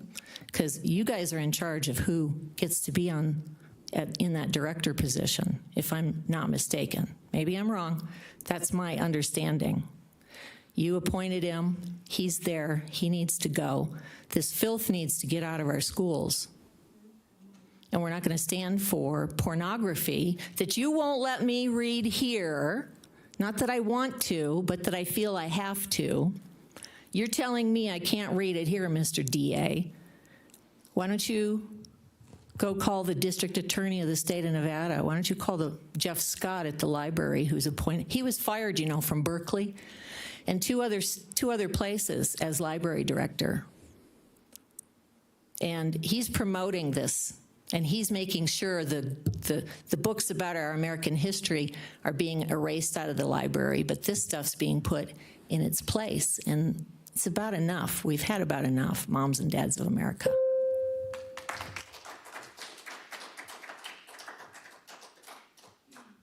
Penny Brock, followed by Fred Meyer. Overhead, please. Overhead, Jen, thank you. There it goes. Oh, thank you, Madam Clerk. Penny Brock, for the record, please put my comments in the public record per NRS. I would like to mention, going back to this great movie that's going to be on July 4th, Sound of Freedom. I don't know where the camera is, but everybody should go. I failed to mention that our children are being kidnapped into sex trafficking.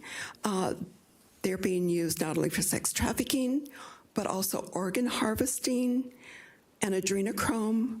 When that happens, the children die. They're also being put into forced labor.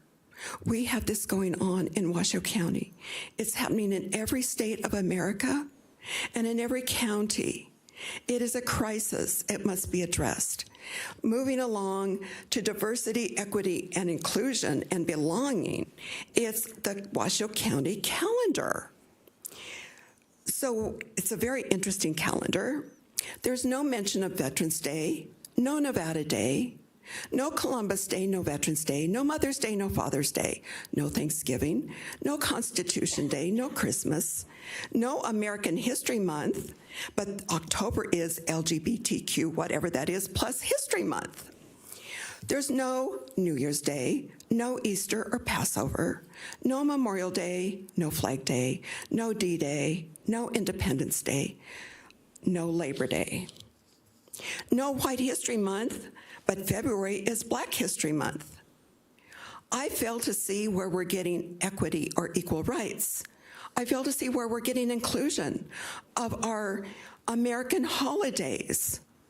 And there's no belonging by those of us who are patriots, who are American, who love America, who love our country.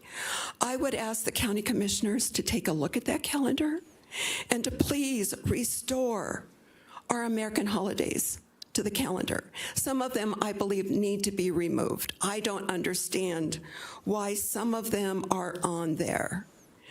I would ask you to please do that. This whole DEI, I call it garbage, came in to a big push in 2021. It's interesting that a lot of what we're here before you, meeting after meeting, started to happen in 2021. Please restore Washoe County to the America that we are. We are not this new DEI, BC, LBGTQ. If people want to be that, fine.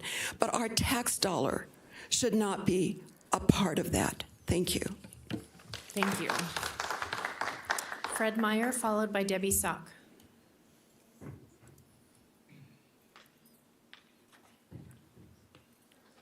Fred Meyer, please put me on the record. Nate, I think you need to check into this because I think you're wrong. I mean, I'm no lawyer, but I'm thinking if it can be read in our schools and the kiddies can read it at libraries, there's no damn reason we can't read it here. I really don't believe. I'm going to check. I'm going to find out for myself. Got attorney friends. We're going to find this out. You'll check it out, I'm sure. But you said you were pretty sure. I can tell you didn't know for sure. You know, law is a very fungible thing sometimes. This is quite the show. You know, we need to start getting some of what we're asking for here, folks. The silent majority, because I know there's just a few of us here, because a lot of folks don't want to come down and stand up like this and talk about this. You know, we don't want to have to do this. And, you know, a couple of you, I think, I went to these readings. I'm the one, Jeff Scott was, look at me, he's like, this to me, and he's like, you know, all day like that. And they were totally, these drag queens, tutu dressed, whatever the heck they were, all these folks were very unfriendly. And we weren't there to give them a hard time. The adults, fine, dress in your tutus. We don't care. It's about the kids. The only reason we were there, but they were like, get away. We're going to protect the kids from you. Yeah, right. Sure. They need protection from us. Excuse me. Excuse me. And you folks need to wake up. The reason they're reading it to you is because you won't do it yourself. I mean, have any of you read any of this stuff? I don't blame you for not wanting to, but I'm sure you haven't. And if you have, and you still sit there with these blank looks on your faces, then you really are culprits. And as another black pastor, I watched his video, and he was great, and he was talking to a school board, and he was like, where are the perverts? Who's the pervert? Who are the perverts? The perverts are not us. We're trying to protect these kids. We honestly, and they came at me, and I said, folks, to the gay folks that were all blowing bubbles on us and just getting in our faces. I said, look, we're here in love. We're not here to give you guys a hard time. You adults with driver's licenses, you know, 21, can go drink, do what you want. It's the kids. I tried to go into that library, by the way, and this pisses me off. I'm a taxpayer. He wouldn't let me in. I was standing there, I don't know what it was, for sure. Standing in the doorway, no, you can't go in, sir. You don't have a child. And I said, whoa, whoa, whoa, whoa. You're telling me, used to be. Thank you. Yeah. Thank you, sir. Debbie Sock, followed by Scott Meyer.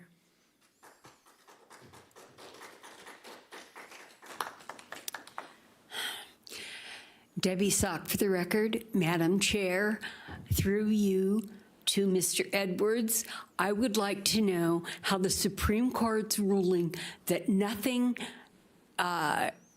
countermands free speech except something that causes danger, like yelling fire in a crowded movie theater. How do you justify Title VII or whatever you called it, based on the U.S. Supreme Court ruling? Ma'am, I'd love to hear the rest of your public comment. That's my question, through you to him, how he justifies what he's saying based on the U.S. Supreme Court ruling. We don't engage in public comment, so I'd love to hear what else you have to say. You did. You had him tell us why we can't read to you what's in these books for children, and I'm asking for a clarification. Taxpayer and answer. Come on. Taxpayer. Oh, we're frozen in time. Through the chair. Properly through the chair. I did it the right way. I didn't ask him directly. I asked him through you.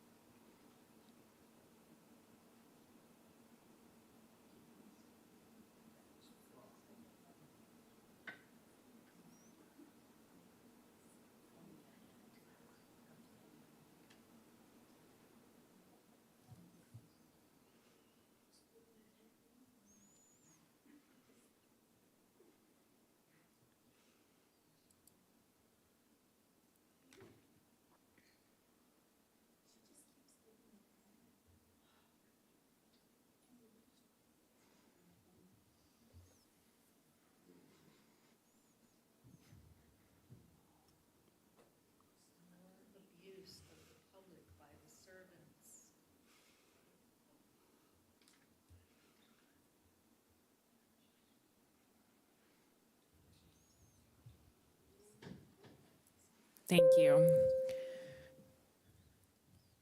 Scott Meyer. Scott Meyer.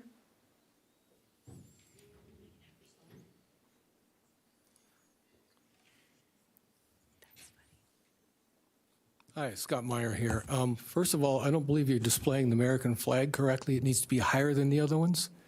That just came up actually in Washington, D.C., too, where they actually displayed the gay flag in the center and had our flag, the United States, which is disgusting if you think about it. If you do think about it. I don't know if you do or not. Regarding this issue, this whole transgender issue and stuff, you're on the wrong side of this issue. You don't know the upswell that's happening right now. You guys better think about it. I know you all want to be reelected. That's what your main concern is. So you better think about it because there is a groundswell like you don't even know.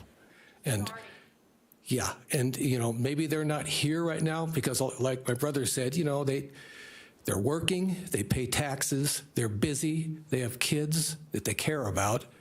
And so, it's something you guys need to think about. You're jumping the shark on this issue. You're getting way over on your skis. You guys need to think about this because it's telling the way you just sit there. And I think I'm just, being, not all of you, but I don't mean to blanket this statement, but some of you just disregard what I'm saying, I believe, and what a lot of people have said, as opposed to taking it to heart and going, maybe they got a point, I do have kids or I have grandkids. I mean, if you have kids, I just don't know how you can go along with it. I really don't, if you really think about it. If these books can't be read here, then they shouldn't be read anywhere. If you can't read them here, why can you read them anywhere else? I mean, this is a public forum, supposedly. If you can't read them here, Nate, why you shouldn't read them anywhere, especially in school. Good Lord, with our tax money that we pay for. That's what I have to say. Thank you. Madam Chair, nobody else has signed in chambers, but I do have 6 emails to place on the record. Thank you, Madam Clerk. And Commissioner Clark, I have you signed in for public comment, or do you want to wait until Commissioner comments? I'll wait till Commissioner Okay, comments. great. All right, we will close public comment, and we will go into item 31.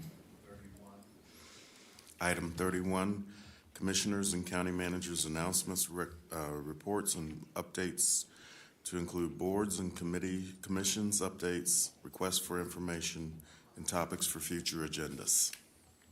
Thank you, Mr. Manager. Do you have any? I do not, Madam Okay, Chair. thank you. Commissioner Clark. Thank you, Madam Chair. This stuff is hard to hear. It's so polarizing. People are not interested in having their kids, and I have grandkids. I don't want that. I don't want that around them. And it's one thing for it creeps me out, and I'm an adult, and I've been all over the place, and I've seen lots of stuff, and I don't want to hear that kind of stuff. It's disgusting. So that's just my comment. Thank you. Thank you, Commissioner Clark. Vice Chair Herman. Thank you, Madam Chair. Mr. DA, could you do some research before the next meeting for me? And find out, for everybody's knowledge, if there's a way to audit the library. Yes. That's the answer, or?